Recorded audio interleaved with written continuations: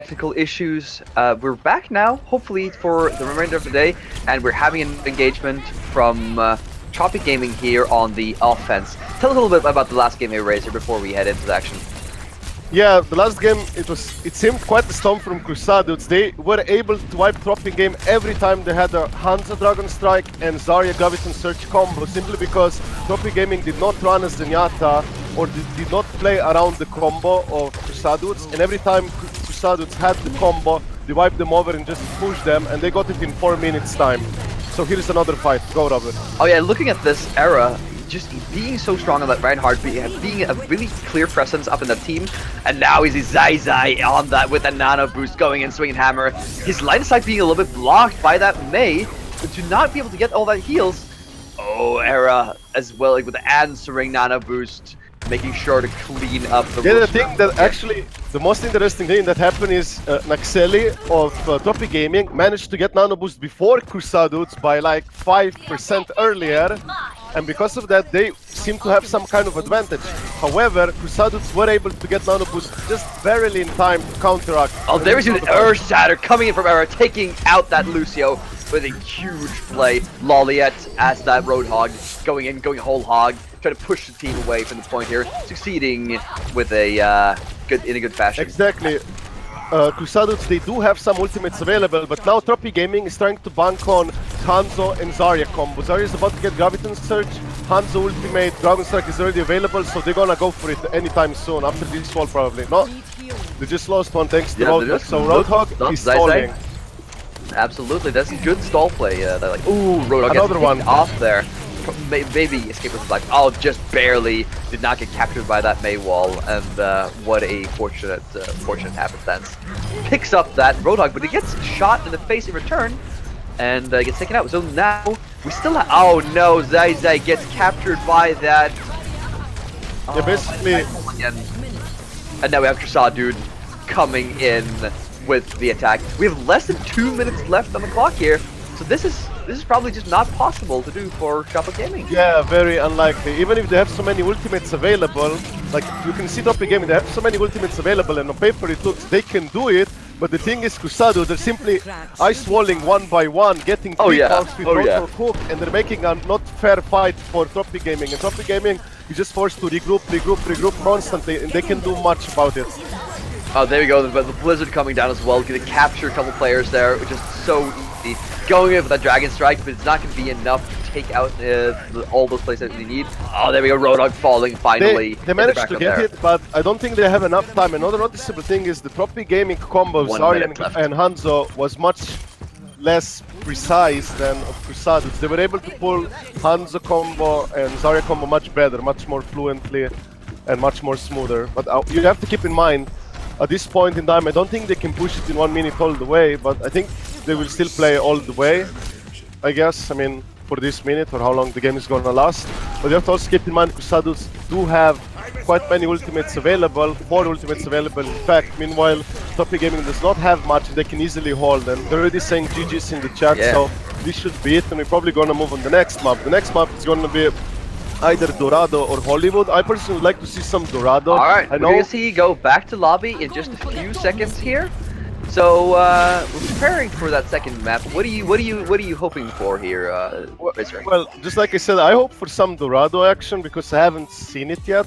I only seen pretty much Hollywood, Kings Row all the time. But one noticeable thing was in this game from CruSuhDude, like even when they were at a disadvantage by ultimates, like Tropic Gaming had more ultimates than them, because of their Roadhog, CruSuhDude were able to zone them, get the picks, and also because of Mei Ice Walls, they were able to get picks and make it always constant, like 6v5, 6v5. And Tropic Gaming was like, okay, we have 5 ultimates, but we're always 5 people, and they couldn't push in. So that was pretty well done by CruSuhDude. And another thing I really liked that play. That was really, that defense was such a... And another thing of note, if some viewers did not see both teams running triple tank, I mean, you can call Roadhog a tank, but in my opinion, Roadhog is more like a DPS with large health pool. But still, it works out well for Ana compositions. You can easily heal him up, get your charge quickly. And that's why you see those quick charges in 20 seconds. If you run up triple tank lineups, it's very easy to do so. So now they decide to go on Hollywood. We'll see how things go. I personally expect might be a closer game than what it was. I think Tropic Gaming can make it. It seems the only problem with Tropic Gaming is like, it seems CruSuhDude are more coordinated and executing They seem like more of a team. More of a team, yes. CruSuhDude are like, especially with the Hans and Zarya combination of their ultimates, Dragon Strike and Graviton Surge from CruSuhDude, it was much more on point, much more precise, and like at the same time used. Unlike Tropic Gaming, where Hanzo was shooting an arrow from quite far away, while Graviton Surge was already about to end, and that was like not good coordination. It kind of shows that CruSuhDudes are a unit that's probably playing around together, stick together for quite some time, and they know what they're doing. So now we see their. I wouldn't be surprised if CruSuhDudes will decide to go for a Widow just for at the start. They usually do so to try to scout, get a pick off, maybe like a jump shot. That's quite popular here in Hollywood. But we'll see what they decide to go for. But also one thing of note, actually now, if I'm correct, yes, they are defending this time. Yeah. Okay. Oh yeah, absolutely. So also another thing of note is they might start with the Hanzo.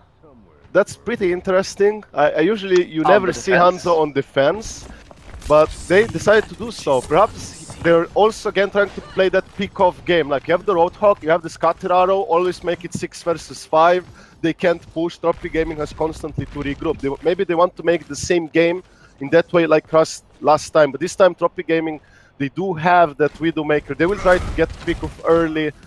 But I think they might swap off Widowmaker. Actually, they do need a healer. Like, they will play double healer of course. Yeah, maybe a triple tank lineup.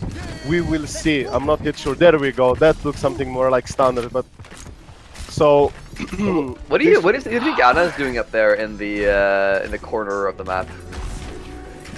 Anna, he's just hiding out on the Pateras there. Do you think he's just gonna go back now? It's probably usually two things: to throw the grenade to put them to low health and get your charge up, or to slip someone to buy time. It's usually one of those two things. She tried both, didn't get much action for either. Yeah. Era on the defense there, so bring it up.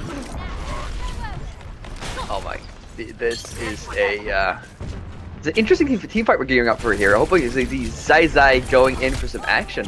That Reinhardt charge is so strong. I think they're waiting for Ana ultimate. Both teams are trying to get Ana ultimate as fast as possible.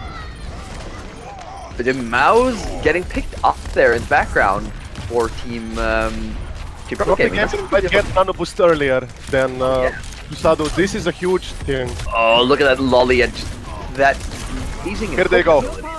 They were both Nano Boosts coming up at almost exactly the same time, getting slept on Zai, but just breaks off immediately. And they're still hammering about, trying to take each other down. Those two huge tanks in armor.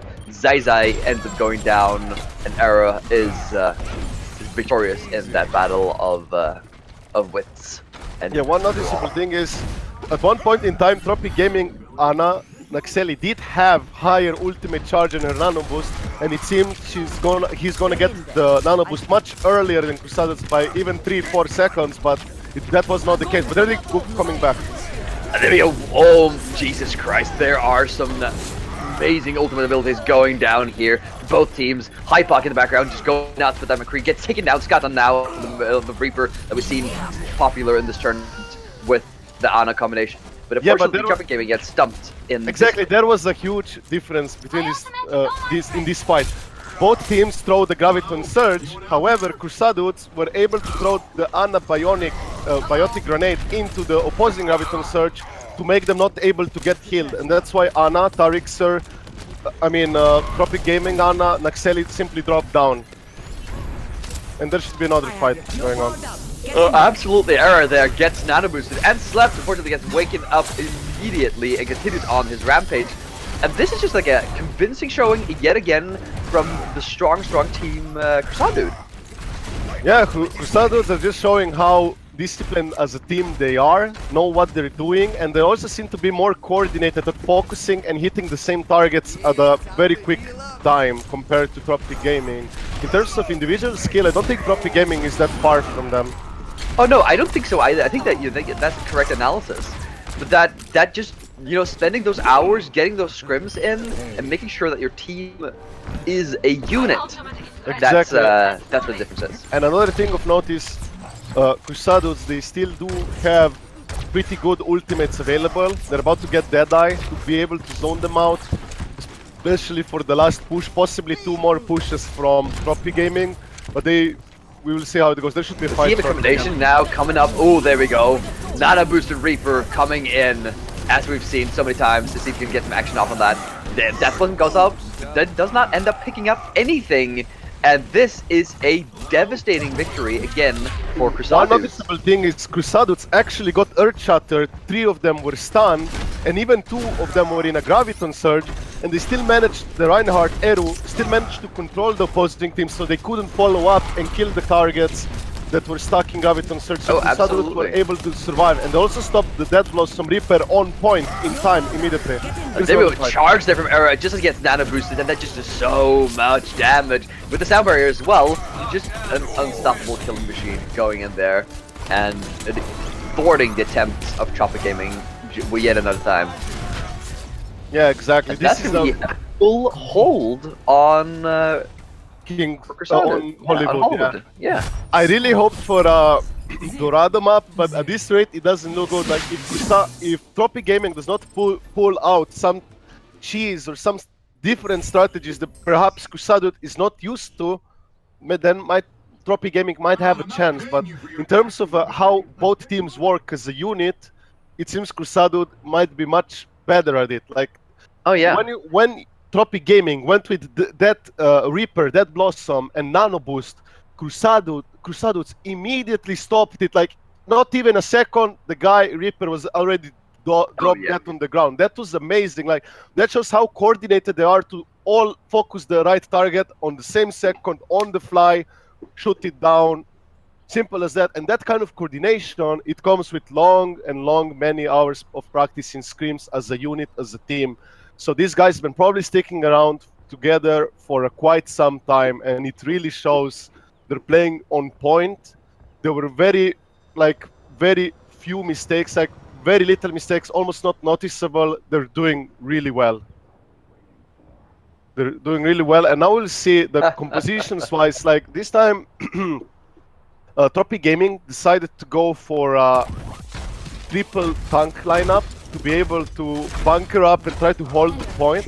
Another thing is, when you have triple tank with Ana will be able to get the nano boost rather quickly, and they're also gonna bunker. Oh yeah, they're so easy to shoot there. Exactly. Another thing about CruSuhDude is, I personally think they're not gonna go with Mercy, unless if they will decide to go Pharah Mercy combo. They will probably try to keep for a Lucio. But I mean, the Pharah Mercy combo could be strong here if Mouse is not on point with it. Or actually, maybe they want Mercy just for... Actually, the Widowmaker might swap off. Yeah, there you go. You have the Lucio because it does not work. You always need that Lucio. That Lucio is so strong. Exactly. The speed is so good. I think with Arrow being hooked in there, managed to get shielded by the Rosaria, and now this is, again, gearing up for the team fight, getting those Ana shots in to make sure the ultimate is ready for your engagement. And, Arrow going in, taking out Zai in the charge there. Oh, Mao's going down as well, and this looks like a convincing engagement just from CruSuhDude right off the bat. Skata goes down. That should be it. That's just gonna be it. Yeah, like the CruSuhDude showing. The thing is, they got the nano boost. Was that the game? Yeah, that should be the game.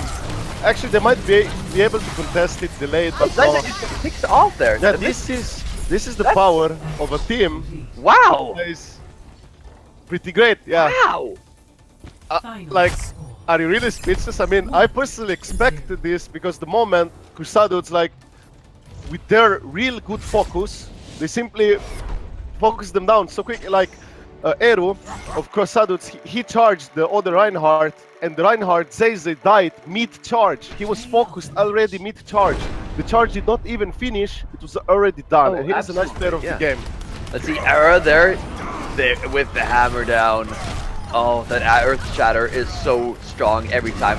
Pursuing Skadan. That Reaper that is normally terrorizing Reinhardt has to fall to the might of the German engineering there. I'm personally kind of sad we did not get to see Dorado, but this game, like, it really shows how good teams can play if you have this kind of focus and this kind of discipline. But like with ultimate usages, and especially like I'm really impressed by CruSuhDude's ability to focus targets down. Like when I saw that Reinhardt die mid-charge, like while he was charged by the Reinhardt, just to drop before the charge finished, that's like super fast reaction time.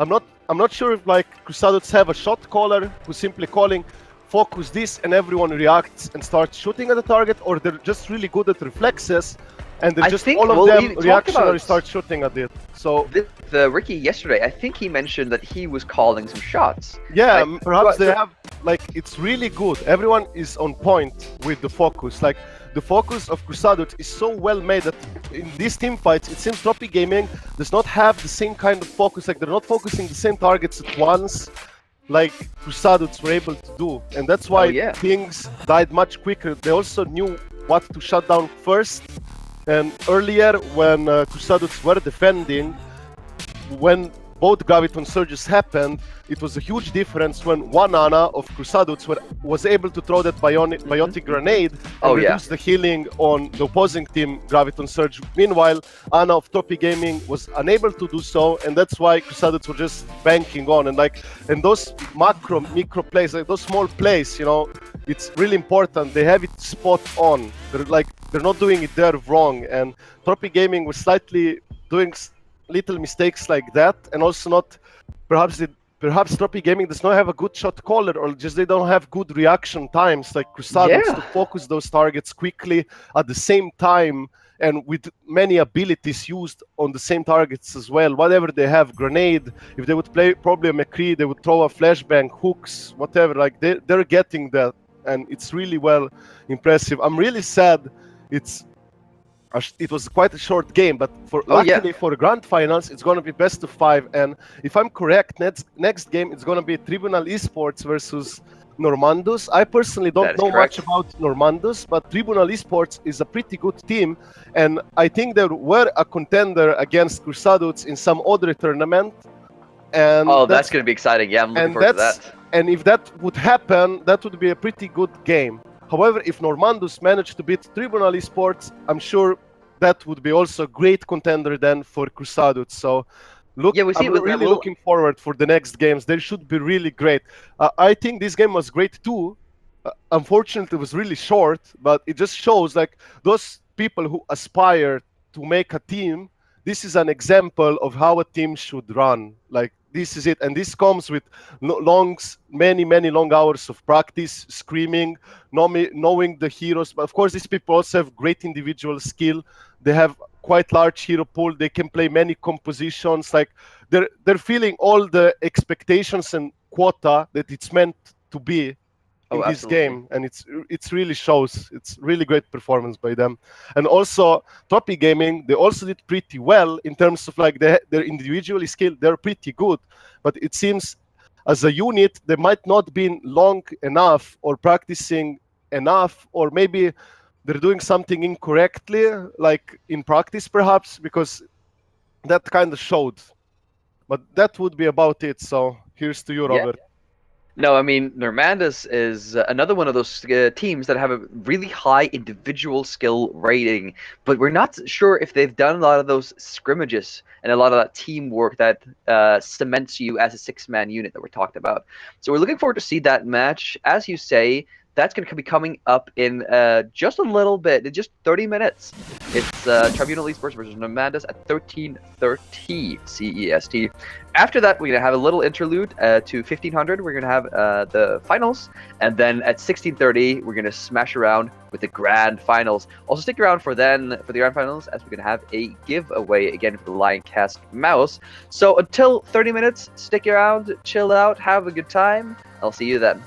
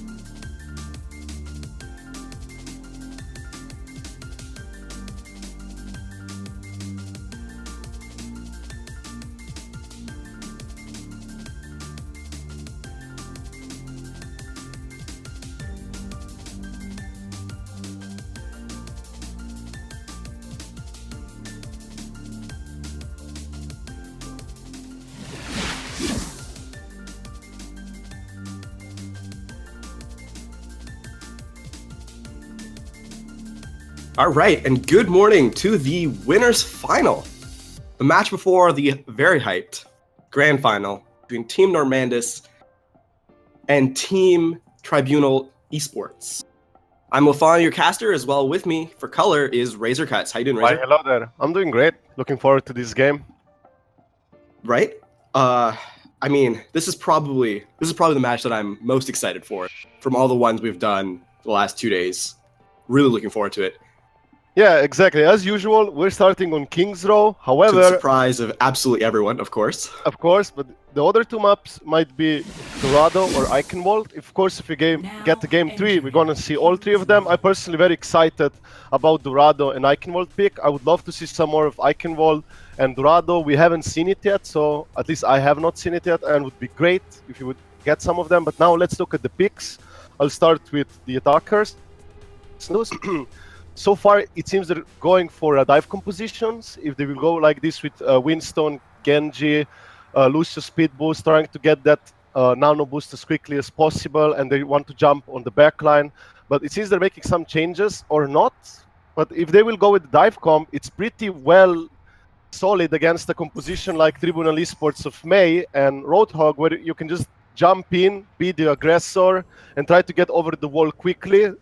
But however, Tribunal eSports tactic pretty much at this point is they want to be around the choke. Not exactly around it, but hold the choke with the ice walls, try to get the pick off that way. Like Roadhog EX will try to hook something, and May will ice wall them, so the target is isolated and killed. That's like the ideal plan for Tribunal eSports with this composition on the defense lineup. However, they do have that Ana on defense, so they will be able to get the nano boost rather quickly when you have like Roadhog and Reinhardt. Very easy to charge very quickly, and also by having Reaper, it's another guarantee to deal with any pesky Winstons, or if Normandus would also play a very tanky lineup. And another thing is of note, when Ana gets a nano boost on Reaper that Blossom nano boost is very fatal, very strong. So we'll see how this goes. It pretty much comes up to whether Normandus will be able to push through this hold. But as we can see, Tribunal eSports is playing more far back, so they maybe want to engage into fight earlier this way. And here we go. It's just a reminder, the winner of this team, or of this match, will indeed go to the grand final. Here we go for that big first team fight. Winston jumping on the point. Just try to get him back on that backline, take out that support, you know, make it as much hassle as possible. And falling first is Reinhardt for Team Tribunal eSports, not good, as well as Reaper goes down pretty quickly. This is a very, very aggressive first push. May contesting as much as she can just to keep that thing going, but it looks like this is a team fight in favor of Team Normandus, going in very, very aggressively on this first fight. They can still hold it. Like, Tribunal eSports still have a shot, I think, to delay it at least. Roadhog going down. They did, what do you call it? Oh goodness. Stall is the word I'm looking for. Bit early to keep it, but it's ending up where the Roadhog going down pretty early, and it's going to be a win for Team Normandus. Actually, Tribunal eSports, they had a shot of defending this when when Ana had nano boost available. Unfortunately, Ana nano boosted the May instead of Reinhardt, was able to nano boost the Reinhardt. I'm sure if Tribunal eSports were able to nano boost the Reinhardt, the situation could be much different than what it is now. And another thing I noted, Tribunal eSports are probably playing far back like that to counteract something like a dive comp, because in that way Winston has a harder time to get behind the backline if everyone is in the backline. Yep, and here's that next team fight. We've got that big Lucio sound boost to protect his team, but the May from Tribunal eSports to stall the cart, doing work. Although we've got the boosted Reinhardt in the back, just doing as much havoc as possible. Then the Zarya ultimate, Reinhardt's gonna fall very quickly. Coupling that with the Genji ultimate from Team Normandus takes down 2. We've got just, this is gonna be an easy push, although May doing work in that there, just taking out 1. She's gonna fall though, and it's gonna be a push to the next choke point. This looks pretty good for Normandus. However, Tribunal eSports can still regroup as a 6-man unit to contest before they reach the checkpoint. So it's still not yet going horrible for Tribunal eSports. They can still stabilize it. They have ultimates available, as you can see, 3 ultimates available against Normandus, which have only 1. Stopwatch is a stopwatch system, so even if you end up losing the point, you can stall and build as much time for your attacking team, which is what Normandus is doing right now. Or Tribunal, rather. And there's the McCree ultimate, doesn't get much of anything. He goes down to Reinhardt for Team Normandus falling. Of course, Ana with that huge grenade which blocks healing and cleans up the team, and Tribunal will keep this first choke. Exactly. One thing of note is Normandus went with Deadeye. and McCree Gunnox got shielded barrier by Zarya. However, perhaps the shield was too early on McCree Deadeye, and afterwards immediately Roadhog was able to hook the McCree from the catwalk down and negate that Deadeye High Noon. So that was very noticeable, and also the Earth Shatter and Dead Blossom combo was very potent from Tribunal eSports. Here's another part. Here we go. There's that Earth Shatter from Reinhardt from Nograk for Team Normandus. Just a huge team fight going down. Roadhog falls pretty quickly, as does May, as does Reaper, and there goes Reinhardt. Now Lucio, the two supports, the last two standing, and they're going to get a pick off, and they're going to push this next point very, very quickly. Exactly. One thing of note is in this team fight, Tribunal eSports were unable to get an Earth Shatter. I mean, Normandus were unable to get an Earth Shatter on Tribunal eSports because Tribunal eSports Reinhardt managed to block it off himself and Ana. So I thought they would have a good shot, but Tribunal eSports still did not manage to hold it. So to this next team fight, keep an eye on that ult economy. We've got both teams coming close up. There's that May ultimate to zone out the card, as I mentioned before. Reinhardt gets blocked up by the May wall, will end up falling, and it's going to be another pushback for Team Tribunal. Yeah, at this point, Tribunal eSports, they did manage to stabilize it, and also by looking at the ultimates, they have a defensive ultimate in form of Sound Barrier. They have the Earth Shatter for control, they have Nano Boost, and about to get the Roadhog, Wild Hog as well, so it's gonna be great. There's that Sound Barrier, and there's Zarya ultimate from Normandus. McCree trying to do what he can to get that Deadeye off, but not much is happening. Roadhog putting up the big whole hog, but he is sorry, the Nano Boost on the Nano Boost on the Reinhardt. He gets slept pretty much immediately, not really doing much. A whole bunch of ults went off, and Tribunal eSports is going to hold again. They hold it again. However, for the next team fight, it seems Normandus will have more ultimates available and the strong ones. And you have to keep in mind now, Tribunal eSports, they don't have that Sound Barrier, which they would probably need for defensive play. However, it's really dependent whether Tribunal eSports will be able to get Nano Boost in time to Nano Boost the Reaper with Dead Blossom or even Reinhardt per se. So I think they will be able to do so. There's that aggressive sound barrier from Lucio just to go in the Earth Shatter, and the Maywall try to protect the team, but won't do much. Reaper trying to get that Death Blossom off. Doesn't really appear that the Reaper here for Team Tribunal is going to do much, as he ends up falling just contesting. That's really unfortunate because he died delayed, and now they will lose a couple of meters because of that. However, now Tribunal eSports, all they have to do is regroup up as a 6-man unit and try to contest it. They do have Nano Boost and Death Blossom. That should be a terrifying combo, especially when Normandus has absolutely nothing. And here's another fight. Absolutely. This is the last fight of the map. If they win this, if Normandus wins this, they will indeed win this first part of the map. And Tribunal, though, splitting up the team rather effectively. May doing work, stalling, freezing. She ends up getting Lucio, and this will be another hold for Team Tribunal. Exactly. It was very expected from Tribunal eSports to be able to hold with Dead Blossom Nano Boost combo, because Normandus had absolutely no ultimates to fend off themselves. So at this point, Normandus just wants to regroup and try to get their Nano Boost of their own and roll with it. However, they should keep in mind that Tribunal eSports at this time probably has more defensive ultimates available in forms of Blizzard and Sound Barrier. So yes, they do. And they're again pushing up to this first choke point, not on the cart. There's that Anubis on top of the Reinhardt, the Earth Shatter, and the Maywall, just pushing up the ultimates. They're pretty much nullified the Reinhardt, although being kept alive by the Ana, that huge heal power. Reaper in the back line, doing as much work as he can to take down the supports, but he will end up failing as Reinhardt pushing very aggressively. Drodo for Team Tribunal will end up falling, even though his team tries to come and support him. There's a Zarya ultimate from Team Normandus. It's going to end up falling, as does most of Tribunal. You've got May and Reaper alive. She backs up, but ends up dying pretty easily, and this will be a push. Ana, the only one left alive, trying to stall. Reinhardt coming out, but it will not matter, as he will be Earth Shattered. And can they contest? It does not look like they will get there in time. Zarya doing what she can, she falls, but the ultimate not far enough away from the cart to get back in time to contest. The time is 6 minutes and 56 seconds. I mean, this is quite a beatable time. It's not impossible, but one thing of note in the last team fight, which was quite a long team fight, is that Tribunal eSports, because the fight staggered so long, Normandus had enough time to get their ultimates rolling in, like Graviton Surge and everything, and that's what made them wipe over Tribunal eSports. If Tribunal eSports were able to clean up the fight much quicker, then Normandus wouldn't be able to get their ultimates available in the same team fight and just roll them over. Another thing of note is at start of the first fight, Tribunal eSports were able to control the nano-boosted Reaper from Normandus by getting a sleep dart on him, and it seemed, at that point, it was really looking good for Tribunal eSports. However, Tribunal eSports were unable to kill them in time, like quicker, but also when you play something like a Mei, you do lose that kind of firepower to kill things quicker, and because of that, Normandus had just prolonged the team fight, got their ultimates rolling, and they just swept over them afterwards. But now let's look at the picks. Both teams deciding for a Mei, like the offensive Mei. It's quite surprising from Tribunal eSports. The one thing Mei does really well though is she sections off tanks from the healers, preventing Ana from being used very effectively. So it can work on offense.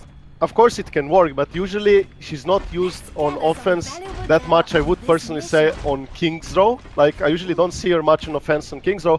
However, it applies for same as in every other kind of control point map. You basically want to zone the opponents, like you said, but you also can open a path for your team to get through the choke. You basically make artificial cover for your team to get past the choke, and at the same time you deny the defensive Mei to get the wall off on your team, so everyone of your team can safely get through. So I'm sure they will pull this tactic, and also they there should be a fight rather shortly. However, and here comes the two teams. Mei sectioning off the two tanks from the rest of the team. Very, very difficult to fight back, but it looks like Ana trying to get that grenade off on the Reinhardt to prevent him from being healed. Not much happening. Ana keeping her team up pretty effectively. Hayes aggressively keeping the team. Reaper pushing that back line. 3 fall for Team Normandus. It's going to be a first win for Team Tribunal.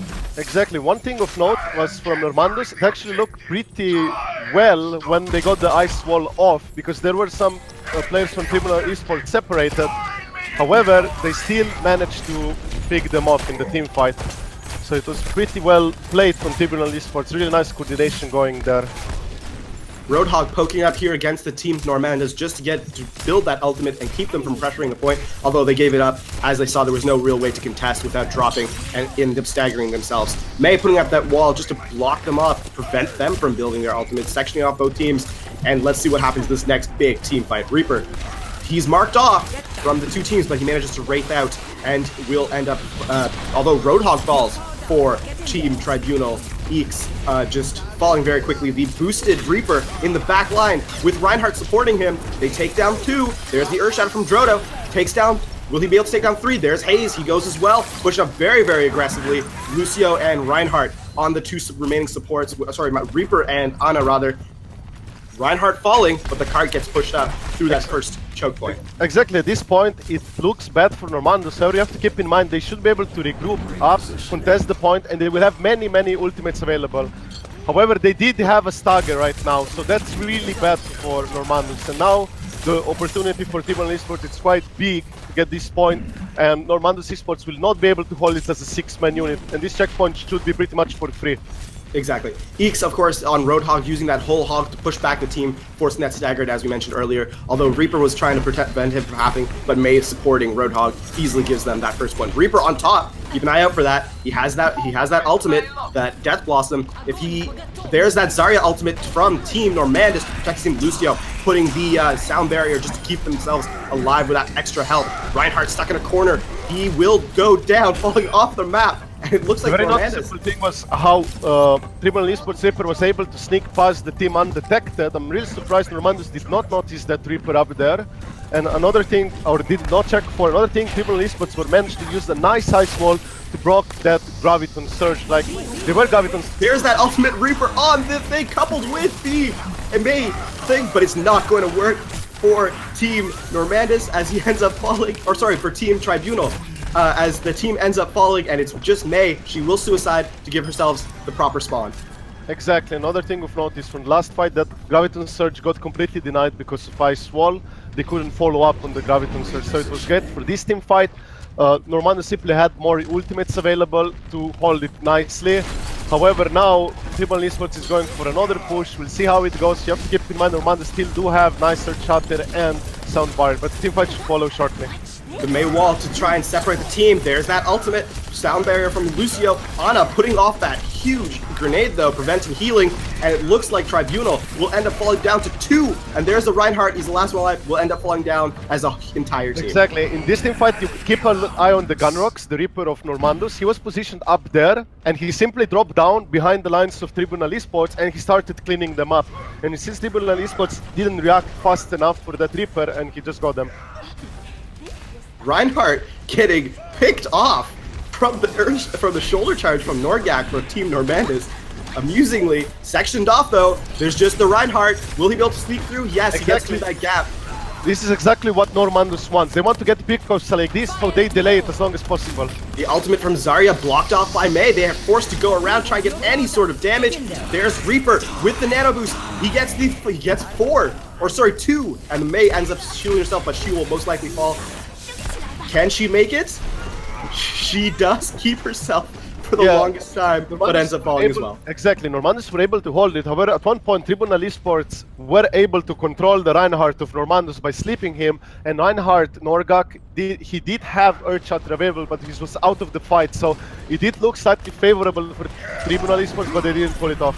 That next huge thing blocked off by the Mei wall is that Earth Shatter, and then coupled inside the Mei ultimate for Normandus, the Reaper ultimate will be pretty ineffective. Droda gets put to sleep, and he will probably end up falling here, as well as EX on Zarya. Again, a staggered spawn, allowing Normandus to build their ultimate. Not looking good for Tribunal. Exactly, and one thing of note is they only do have 2 minutes remaining, so they need really to win the next or the second next fight. If they don't win it, to push it through, to make it through. So it's going to be really difficult for Tribunal eSports at this point in time. Absolutely, there's that sectioned off wall on the ult, coupled with the Zarya ultimate. 3 go down. Ana trying to keep her team up with that grenade, but another ultimate, or sorry, a grenade from Ana on Normandus will block the healing, and they will all end up falling. That was good from, exactly, that was good from Normandus, but one point it seems maybe Gunrock Sleeper did not have to use the Dead Blossom and Dead Graviton. Perhaps it was an overkill, perhaps they wanted to save the next node for the next fight. Reinhardt shoulder charging in on the Drodo, but he has Sound Barrier coupled with Mei. Normandus trying to just block out and block the Reinhardt off with the shield. Does Drodo. Normandus going in, he's boosted. The boosted Reinhardt is very, very dangerous indeed. Mei sleeping here, not adding much to her team fight. Again though, Normandus holding off. Yeah, and one thing of note is Tribunal eSports, they only have 1 minute to actually beat them, Normandus, on time. However, they do not have much ultimates available, but you have to keep in mind Normandus has absolutely nothing at the moment. So this is a window of opportunity for Tribunal eSports to do something about it. Yep. Reaper blocked off. He gets hooked in by the Roadhog out of his thing. There's that first thing. Mei putting up the wall to protect her team as much as possible, sectioning off the tank, as I mentioned earlier. But Tribunal pushing through. Looks like they will win this team fight, getting this next point early. The first push towards that final area. Yeah, like I said, it was very expected for Tribunal eSports to get this one because Normandus didn't have many zero ultimates at all. Like, they didn't have anything. However, now Normandus will challenge them with the Graviton Surge. We'll see how it goes, but there's that Mei ultimate from Tribunal, and then the Zarya ultimate as well. Ana preventing the healing. 2 Anas in the background going toe-to-toe. Time is up, unfortunately, though. Team Normandus unable to push that final point.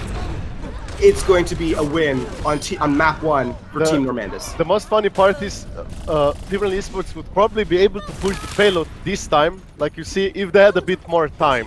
It was really unfortunate, but Normandus' Eterna Mei was spot on. She was getting those ice walls up, those blizzards. She was controlling the Tribunal eSports quite well, and because of that crazy control from her, they were unable to do things what Tribunal eSports wanted to do.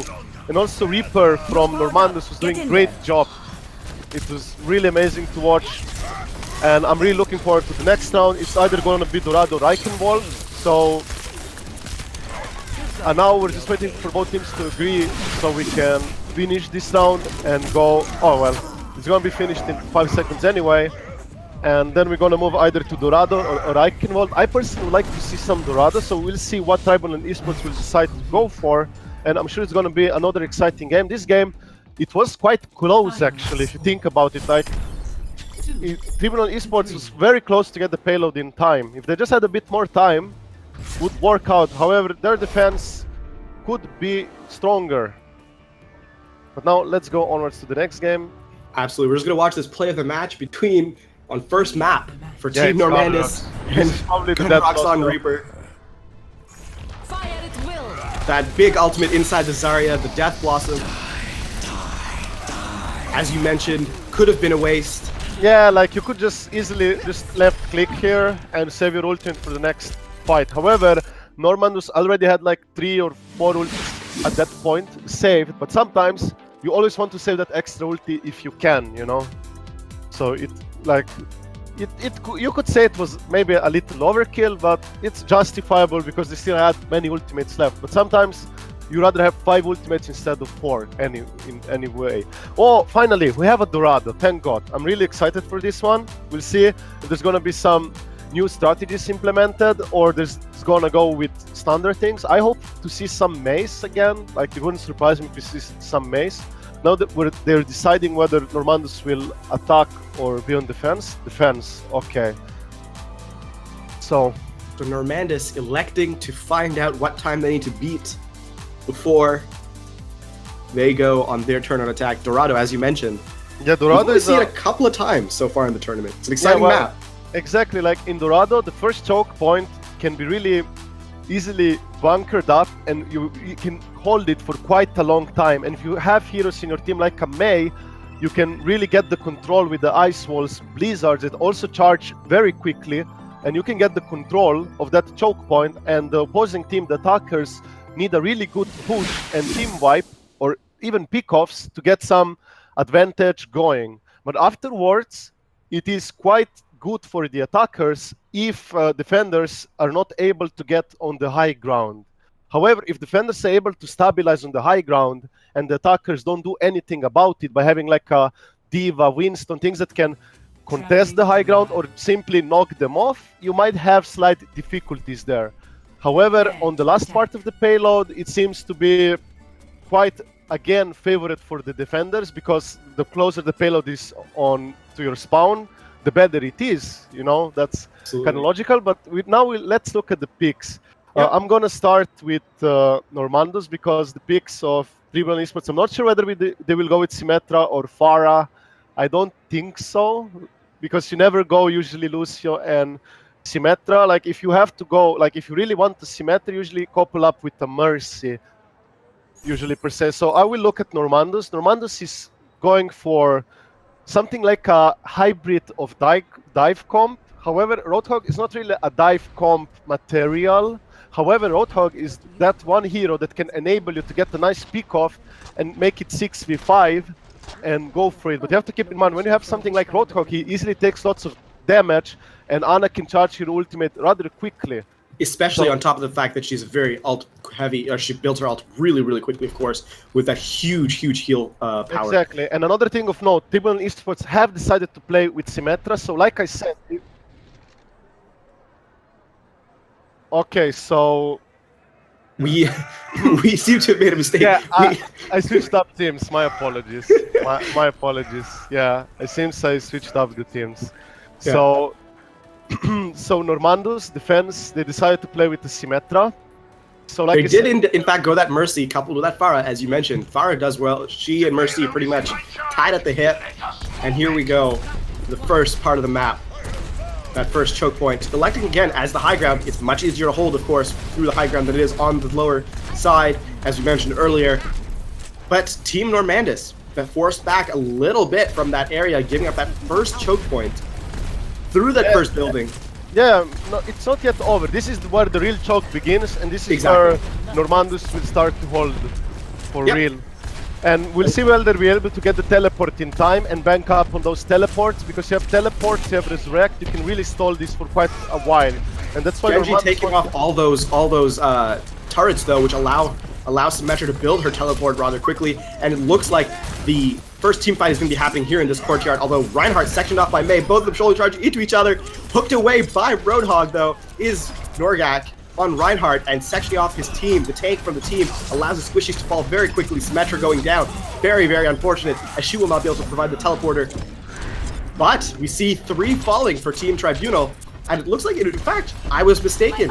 Exactly. Normandus will hold this first One choke. important thing for Tribunal eSports was to win the first team fight, because now the Symmetra, Normandus, they stabilized it. They have the teleport, they have the resurrect, they have those ultimates rolling in, and now they can bunker up this point.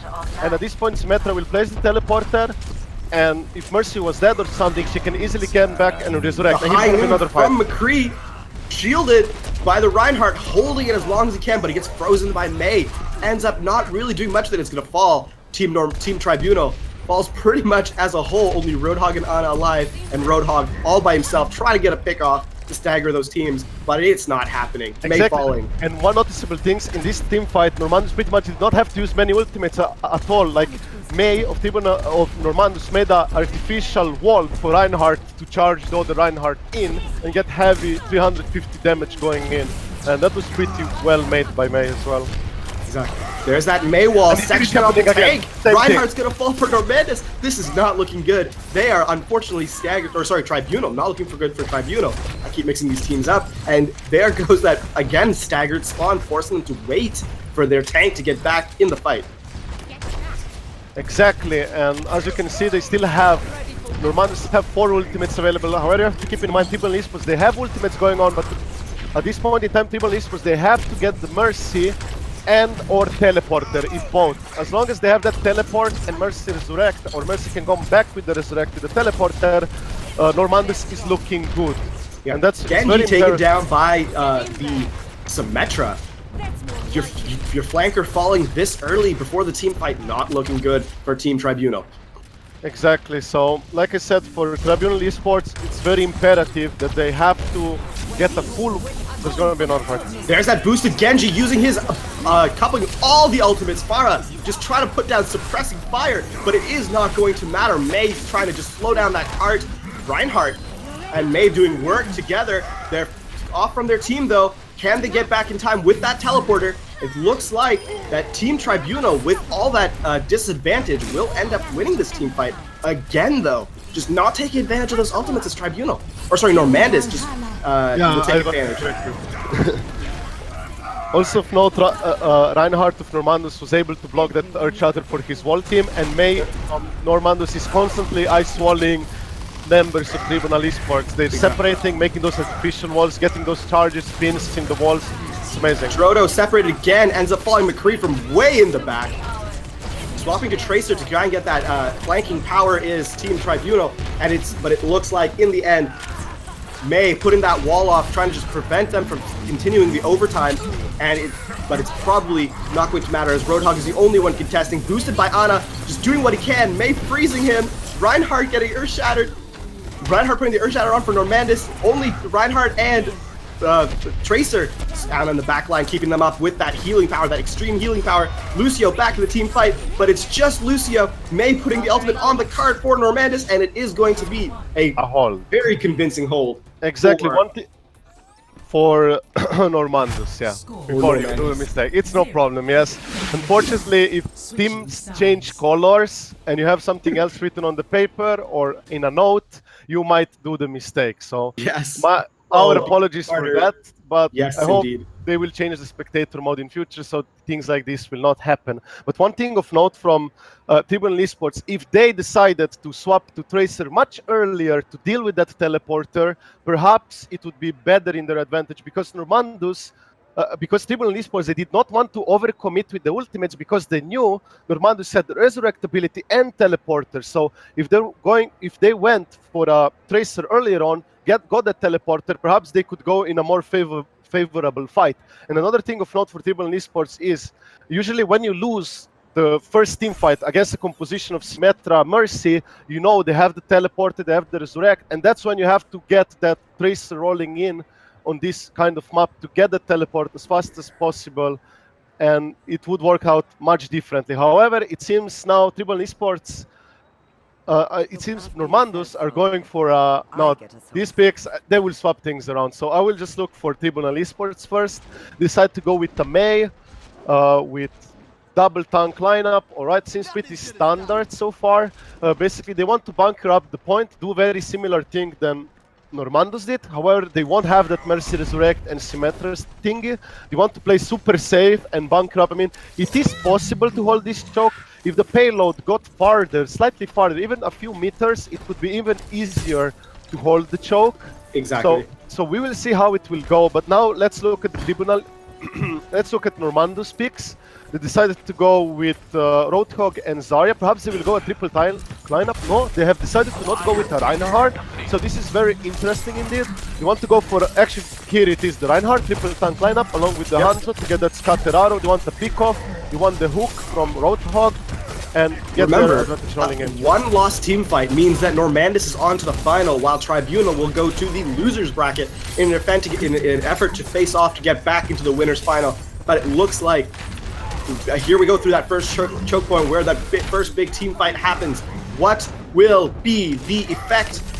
Team Normandus ends up having their Roadhog fall first, and it looks pretty good for this first team fight so far for Team Tribunal, although they're forced back just a little bit. Now that again, skirmishing, just doing that little skirmish on that cart. Normandus decided to go for Bastion, probably to melt the Reinhardt shield of Tribunal eSports and possibly the tank itself. So we'll see how it goes out. The Hanzo ultimate through the cart hits nobody. Boosted Reinhardt, Reaper going in doesn't really do much. He's not gonna be very effective. Just again trying to stall as much as possible. They cannot let them get even like 5 meters closer, as that will be the end of the map for Tribunal. Mei putting down her ultimate, zoning out the card. Haze, the Zarya stuck inside of it. Bastion melting through that Mei wall pretty quickly, trying to just clean up the area around the cart, forcing Tribunal back. Normandus winning this team fight so far, maybe. Lucio falling very quickly though, and it will be another hold rather for Tribunal with the Earth Shatter going up on the Bastion. He falls pretty quickly. Exactly, so far it looks okay for Tribunal eSports. However, Normandus' tactic with Bastion was to pretty much zone them out away from the payload, so Normandus can get the push on the payload, and at the same time they break the shield of Reinhardt very quickly. And if Tribunal eSports loses that shield quickly, they're quite vulnerable to get the pick off by Hanzo Scatteraro. Exactly. Here we go for that next team fight. Getting in position is the Bastion, trying to just, again, as you mentioned, melt that Reinhardt wall down. There's the Zarya ultimate from Team Normandus, zoning them off the cart. All the defensive ults happening here. Lucio's sound barrier for both. Reinhardt put to sleep, not gonna be able to help his team much. Out here, Roadhog doing all he can to push them off the cart. Mei doing that, putting that wall up section. There's the ultimate again from Mei. She is on fire, just keeping the team in as much area as possible. Reinhardt shoulder charging through, pushing the team off, and again Tribunal holds the point. Two of their members have fallen though, and yeah, but you have to closer keep to in the mind, point is they have a long way to go. The defenders have a Exactly. long way to go, so this looks kinda okay for Normandus. They might not, actually they managed to stabilize. Tribunal eSports got in position quickly with speed boost from Lucio, and there's gonna be another decent hold. And also both teams don't have many ultimates available at all, so we'll see how this will turn out. Now, Normandus decided to go for a different tactic, to go flank behind them, to circumvent the Mei walls. Remember, not much time left as the stopwatch system is in effect here for this tournament. So No, this is like a hold. They just have to get the point if it doesn't go all the way. good point. It's not to the end of the map. I made a mistake again. It is very No early problem. here for me. 2 mistakes in one casting match. Again, both teams just skirmishing, building up ultimates. It's tough to send in. Waiting for them to break through this choke point. Switching back to the Genji is Team Normandus. There's that big nano boost on the Reinhardt, shielded by Zarya, goes in, trying to get anyone. Ana missing her sleep. There's that ultimate from Reinhardt on the entire team of Tribunal, but he is going to be sectioned off again by Mei doing work, and she pulls him down as per the usual. A very, very convincing hold here for Team Tribunal. Genji trying to get to the point, and they are in fact going to win this match. And what a success! We're finally going to round 3, Eichenwald. I'm really excited to go to... What a surprise though, as they lose that match by meters, very, very close, not even capturing 1 point, is both teams. Excellent defense here on Dorado from both Normandus and Tribunal, although Tribunal slightly better. Well, one thing of note for Tribunal eSports is in the last team fight they had so many more ultimates available or about to get sooner than Normandus. So in that time, like there was a very little window of time. If Anna from Tribunal eSports died before she could nano boost the Reinhardt, perhaps the situation would be different. Like she was 95, 96%. And if she died there from that nano boosted Reinhardt from Normandus, I think it was like that. If she would die there, then she would not be able to nano boost their own Reinhardt to fight and clean it up and win it. That little thing actually helped a lot. So now I think there's going to be taking a small bio break, as they are called, as both teams have agreed to do so, and it has been vetted by the moderators, by the referees. So we will be taking a 5-minute quick break for both teams to, reset, clean up as you will, and we are waiting to hear back from Tribunal whether they are going to attack or defend here on our third and final map of this winners final, Eichenwald.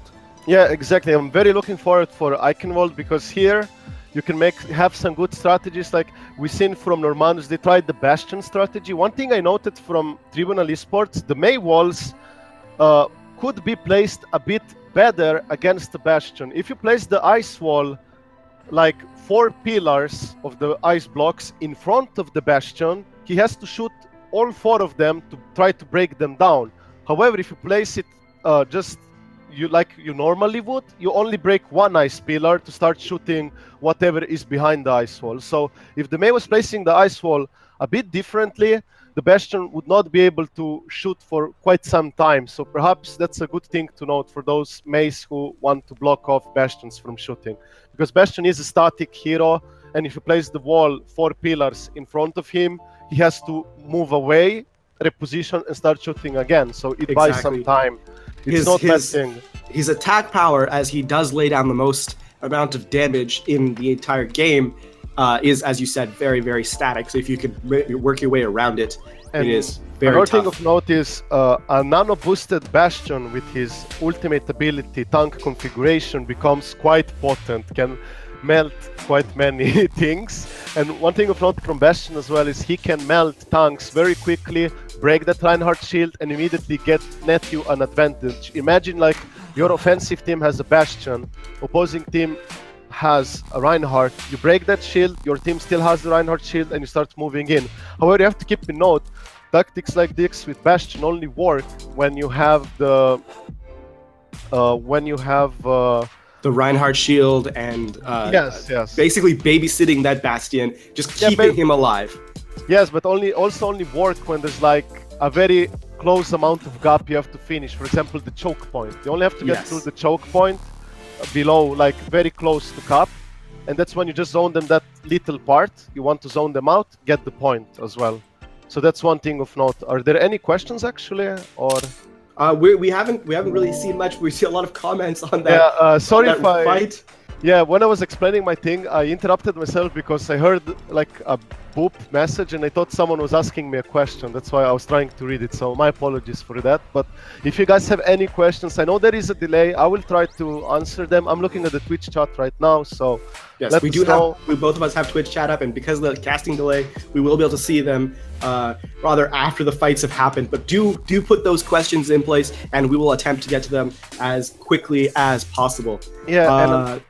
And another thing of note, sorry if I interrupted you, from Normandus is they like to play Symmetra. At least they played it in Dorado, so we could expect to see some Symmetra action on Eichenwald as well. Symmetra is actually much better in Eichenwald, I would say, on defense. Like she can work much better on Eichenwald than Dorado, because there's so many paths or ways where you can place the teleporter and the opposing team might not be able to get it in time, or you can simply bunker up and defend that positioning of your teleporter and get your teleporter rolling in. However, the opposing team, if they get a tracer quickly, they might be able to scout the teleporter and get it. However, if the teleporter is protected properly, it could stand up, and along with the Mercy Res, you can really hold that choke. Sometimes we do also see some Junkrats as well, but in this tournament, I haven't seen that many Junkrats on Eichenwald, at least not at the choke on the first. In fact, we've only seen Junkrat on Hollywood, I believe, and that has really been it. as far as I really can tell. surprised. I thought it would be played a bit more. However, we see quite many Hanzos on offense, like on this kind of payload maps, not payload, but hybrid maps, where people just want to get the first point, but to get a nice pick of kill, they go with that Hanzo, Scatteraro, and also Hanzo Dragon Strike. You can combine it with Graviton Surge and get a clear wipe. The thing of note is also, so many teams are playing Ana now, and you have Lucio, Ana, and there is no Transcendence, there's no that big defensive ultimate, and a Graviton Surge plus Dragon Strike is almost a clear wipe all the time, and it's very especially noticeable. without that transcendence and the sheer heal power. We have the confirmation from both team captains that the teams are ready, and we are ready to head into Eichenwald here for that third and final match of the winners final. Remember, the wing team goes to the grand final, waiting for the winner of the losers bracket later on today. So we will be getting ready shortly, waiting for the picks. What are your thoughts so far? My thoughts so far is the following: like for Tribunal eSports, their lineup, defensive lineup seems pretty solid. I like they decided to go with May again. May is pretty great here at walling off, getting those, making your own artificial chokes, like walls for your Reinhardt to charge in. Like it's pretty nice, always fun to watch. I like watching May. And also by another note by Normandus, they decided to go again with the Hanzo. They want to get that Dragon Strike and Graviton Surge combo because they know there's lots of Anas being played, and the opposing teams don't have those defensive capabilities to withstand and survive the combo. And another thing of note is, if you have Ana yourself, you throw the biotic grenade, bio grenade, if I think it's called correctly. Yeah, biotic grenade is in fact correct. That is the name of her ability. Okay, and you throw the grenade in the Graviton Surge, they cannot get healed, Dragon Strike on top, it's a clear wipe. And attackers, they do want to get the clear wipe so they get the point as easy as possible. Another thing of note is Tribunal eSports, they decided to go for Roadhog on defense. It could work out as well, like usually on this type of chokes, you hook someone in, wall them off, the guy will die because he won't receive any support because there is an ice wall in between. So this is very noticeable. However, if the Normandus will be able to play behind the shield, they should be just fine. Yeah, we'll see how May, of course, provide that wall that we mentioned earlier, which we love so much. That sectioning off ability almost acts like a second Reinhardt shield. You know, just the sheer amount of damage it can soak up. Reinhardt sectioned off his team for Normandus. Will he fall? He stays up. They didn't manage to take advantage of that, though. May forced into her cryo freeze to protect herself. Ana and May falling for team Normandus, with Ana falling for team Tribunal. This first skirmish is going to just build up ultimates a little bit in favor of Tribunal, but very, very dangerous as Normandus spawns closer, of course, in this first part of the map. However, they got in time. They're getting back in time. They slightly pushed backwards. Now they're regrouped and they're going to contest the choke again. Yep. May again stalling, trying to keep her team. They've gone for a Fire Mercy here on this first point, as they notice there's no hit scan for Team Tribunal. Just trying to get that, you know, that effect. Reinhardt falling for Team Tribunal, as well as Reaper and Roadhog falling as well. This is not looking good for Tribunal, as only May and Ana, and May, of course, falling very quickly. Ana will try and kill herself as quickly as possible to just get back to their team in time for the next point. Exactly. Fire Mercy did its job here. Fire was unable, was not contested because they did not have, people on eSports did not have those defensive hit scan heroes to deal with that kind of thing. So, however, now we'll see where they will position, if they will be able to position high ground, but you have to keep in mind Farah Concussive Blast can knock them off high ground. So. Yes, and we see that right there with Winston, although he was going to go in anyway, just knocked off that point at the top. There's that May ultimate from Normandus, and the Reinhardt trying to defend his team, but he will freeze, and then coupled with the the Farah's ultimate just to clean up the point. It looks like a win so far. Although not many people have been falling for Tribunal, but I spoke too soon as Reaper and Lucio fall very quickly, and it's going to be this first part of this choke point captured by Normandus. Yeah, it seems the next fight will be around the bridge or closer to the bridge, and this is pretty equal part for both teams. Like this part of the bridge is not favorite for the attackers and neither for defenders. It's like about equal. It's a balance point. We do see that they're not yet switching to a counter for Farah Mercy, which is very, very interesting. Lucio Sound Barrier, unfortunately most of his team's cut off from that Sound Barrier, will not get access to it. There's the May ultimate from Tribunal, just cleaning up the cart, holding it off, although Reinhardt and Zarya are the only two there. There's that ultimate on the cart from Zarya with the Lucio trying to give the attacking power, and there's the Farah just cleaning up the point. May, Reinhardt, and Winston, the only ones alive. There's that huge rage form from Winston just to clean up the card contest with a huge 1,000 health pool. But he is going to fall as he freezes and jumps off the edge from the fight, and it's another part of the bridge for Normandus here.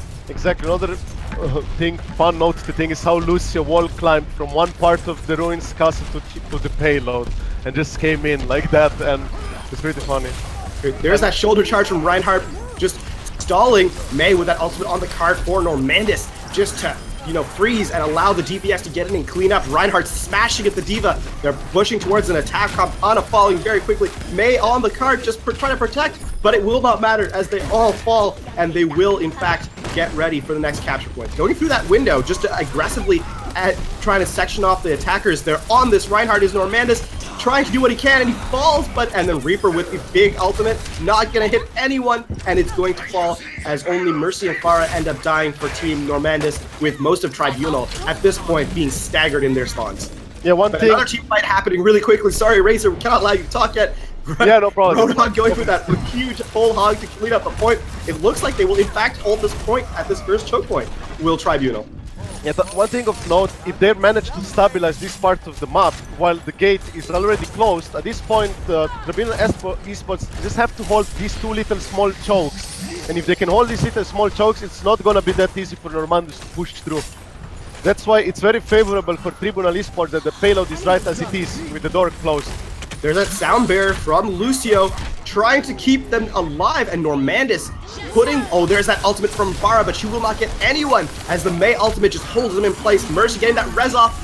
Big problem. She's hiding in the background as a Mercy should to get that res. There's another team fight, but Earthshatter from Reinhardt misses as Drodo for Team Tribunal blocks it off, but he will be frozen by Mei on Normandus as she puts that ultimate down, and she takes down 2 as then Reaper falls for Tribunal. Mei in that cryo freeze as her and Roadhog are the only 2 alive on the point, with the Lucio keeping them alive as much as possible, but Mei doing what she can ends up falling. Ana's the only one left. Ana ends up is the last one to respawn, but Tribunal again holding off. They managed to keep themselves, like even when they're staggered, they managed to keep themselves alive long enough. At this point, Normandus just wants to regroup up as a 6-man unit and go in. But like I said earlier, it is very difficult to get through here because this is the ideal position for the payload to be at this part of the map, because unfortunately the main gate closed down. There are only 2 little chokes, and it's very easy to hold these 2 little chokes, block off people, and it's very difficult for Normandus to get through. And there's that Mei wall, which interestingly blocks the casters off as well, just a small side note. But they were not able to take advantage of the wall to take down those 2 tanks. But then the Zarya ultimate coupled with Biotic Grenade to keep them from being kept alive brings down 2, brings down 3. It's going to be 3-2 so far for Normandus. 4 for Normandus. Reinhardt and Ana, the only 2 left alive. Not looking good for Normandus, although they are still on the point with Reinhardt just keeping that Lucio. They're going at it. Xeon. Yeah, they just want to keep the payload contest. there. It's very beneficial for them. Ana covered by the grenade though. She's going to fall. Normandus will take this first point, but it cost them time. Very significant amounts. You have to keep in mind, Tribunal eSports, at least they have 4 ultimates available, so they should be able to hold the very last few meters of the point. Yep, there's that nano boosted Reaper trying to come in to take as much clean. It takes down Roadhog. There's the ultimate from the Death Blossom, takes down 3. It's 4. Waiting for that Mei to come out of cryo freeze, but she walls herself off. But she's the only one left alive with the Ana, and Ana falls. She puts the ultimate on the cart, just trying to contest and prevent it, but they go into cryo freeze as man. They will push this last point, trying to contest. There's that Lucio sound barrier on the point. This last little bit, but they need to contest. If they get off the point, they will lose this first part of the map, and it's at the time. And there's that Mei ultimate with the Reinhardt setting down. It's trying to clean it up. It's all chaos here. 3 falling, 4 falling for Team Tribunal with all of Normandus left alive. Reaper in Wraith form. Tracer contesting. Reaper falls though. Tracer's the only one left alive, and she will be smashed off the map by Reinhardt. And it will be a set time for Team Normandus here, 6:53 from our referee. Exactly. One fun thing to notice from the last round, in King's Row, I think it was 6 minutes and 55 seconds. And Very now it's close. 6 It was minutes either 53. 65 or 67 or something like that. You are correct. 6 minutes 56, yeah. But now it's 6 minutes 53. Another thing of note is the interesting thing. Why Tribunal eSports were able to hold it for much longer is because when Reaper from Normandus was able to wipe them out near the end, Tribunal eSports pretty much had like still 3 ultimates available. So as soon as they respawned, Tribunal eSports just dropped their ultimates, Sound Barrier, Earth Shatter. I think it was also Nano Boost, and they were just trying to hold it as long as they can, and that's kind of good because they established a decent time. I wouldn't say it's the best time, but it's at least it's beatable, it's doable. It's not crazy, insanely fast. So I think Tribunal eSports, they do have a chance, but to make this a possibility, Tribunal eSports, they do need to get the first point on a first, if not a second try. So they have to get a swift breeze through the first point. And another thing, it will be very tough, especially because that last choke point with that, as you said, those two small areas to come in place. Very, very tough for the attacking team to break through. Takes a very long time. In fact, that's where Team Normandus lost most of their time on this map. And through that small choke point. And another thing of note is Normandus, they have decided to play with the Junkrat. So we're going to finally see some Junkrat action in Eichenwald. We'll see how will they be able to work out with ice walls and Junkrat grenades. But you have to keep in mind, they do not have any hit scan. They might lack some offensive power from a Reaper, McCree, or something that can focus targets down quickly. So they basically just want to bunker up the choke. They won't be thought for a second we would see a Zenyatta, who I play quite a bit of from Team Tribunal, but it looks like they are electing for that Lucio Ana combo. And here we go, getting ready for that first team fight. D.Va as their second D.Va tank counters instead of grenades. Very exactly. Here comes that Mei wall, as we mentioned earlier, just so good sectioning off the two teams. D.Va stuck behind the backline using that jump, the rockets to get out of there, out of danger. Reaper in Wraith form, trying to see what he can find, but finds nothing, so he backs out. Again, that huge team fight, but it's more of a skirmish, even though all the players are here. Reaper doing what he can, but he gets knocked off with that boot from Lucio. That right click, and Reinhardt ends up falling for Normandus. Mei falling as well.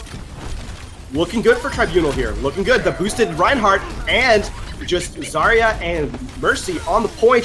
Mercy falls. It's just Zarya, but she'll be knocked off too. In fact, she probably wants to get back with her team as quickly as possible. Looking like a capture here for Tribunal. Exactly the issue. Actually, Reinhardt might be able to try to contest it. Yeah, here they go. He's trying to contest with that shield, but just deleted immediately. Mei inside her cryo freeze on the point to contest, putting the wall up as soon as she gets out to protect herself from the thing. Just stalling for her team. Lucio on the point for that heal power, and there's the ultimate from Mei to contest. It seems that they realize that they have the ultimate up and will be able to hold this point for a little bit longer at least. There's a sound barrier from Lucio for Normandus. It looks like the Mei ultimate from Tribunal comes in place to clean out the point for team, but we end up seeing two falling from Tribunal, two falling from Normandus. The team fight is still going on. Cryo freeze from the Mei for Tribunal to keep herself alive. The mech back for D.Va. There's her ultimate inside the big Zarya ultimate, the Graviton Surge. And it looks like Normandus actually stabilized, doing a really good job. Managed to stabilize it because they had heroes that could, like Junker, just get quickly back to the point with his jump. Reinhardt delayed quite a while. Also, Mei was able to delay quite a while.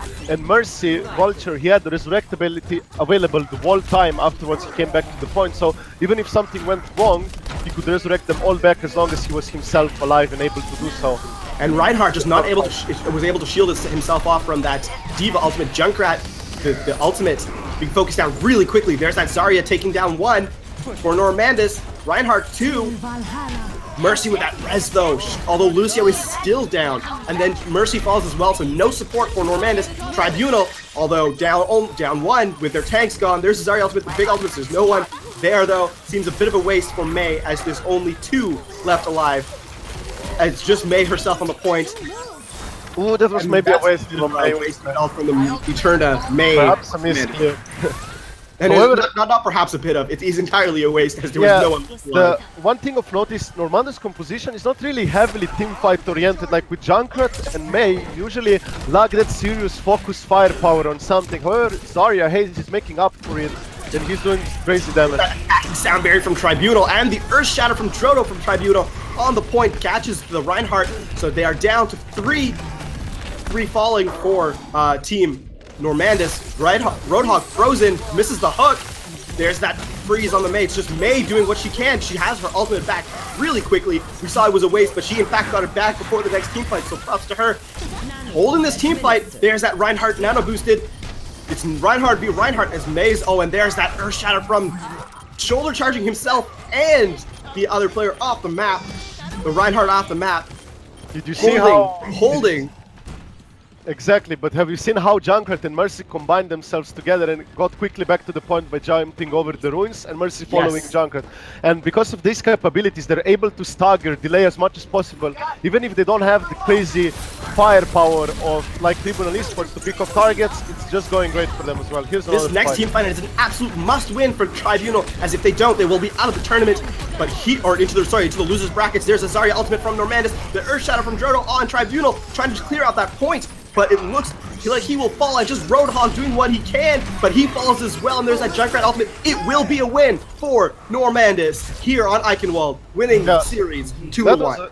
Exactly, that was a great game. I really enjoyed watching it. I personally have not expected that Normandus would be able to delay it for this long with their composition, because Tribunal eSports composition was very heavily offensive with Nano Boost, Reaper, and they were basically like, we want to team fight. Meanwhile, Normandus' composition looked like more, we want to hold the choke. So when those team fights were happening constantly, I really thought personally that Tribunal eSports would have a good time. However, Normandus was able to delaying the capture for very long periods amounts of time because of Junkrat jumping capabilities over the ruins and Mercy following it up, Mei using Blizzard, Mei ice blocking, Cryo Freeze, yes? Cryo Ice Freeze, block, yeah. I would say. I mean, I'm sure people know what Ice block is. Absolutely. Yeah, and just with those delays, even if they would lose this point, or later on, they were holding the first point for so long that it would be nearly impossible for Tribunal eSports to like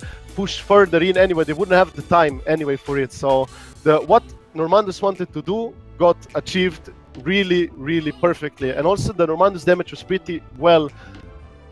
Yes. Insane, like Zarya was doing its job. He was tracking, left clicking, he was charged, doing damage, making up for that damage that you lose by having a Mei. So they're controlling their tempo, their ultimate usages were pretty well done as well, minus the Blizzard. However, like you know, you can get Blizzard rather quickly, like 20-30 seconds, depending how good you are with the right click, with the icicles. So overall, the game was great.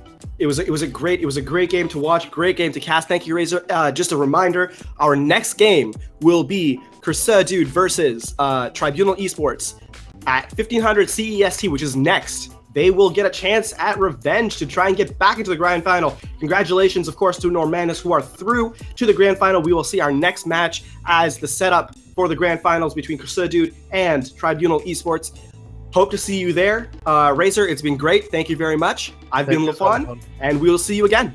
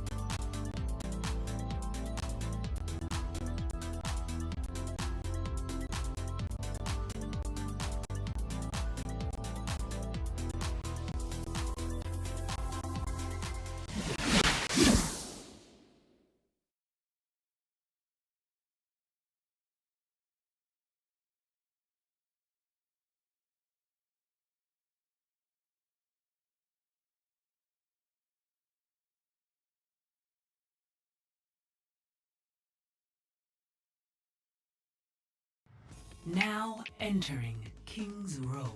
Welcome, ladies and gentlemen, to the lower bracket finals. We're gearing up, getting into the more exciting matches as we go along, and this should hopefully be entertaining to you all. Remember that we're also still partnered with Lioncast for the tournament, and we're going to be giving away one of those premier gaming mice just in a little bit in the grand finals.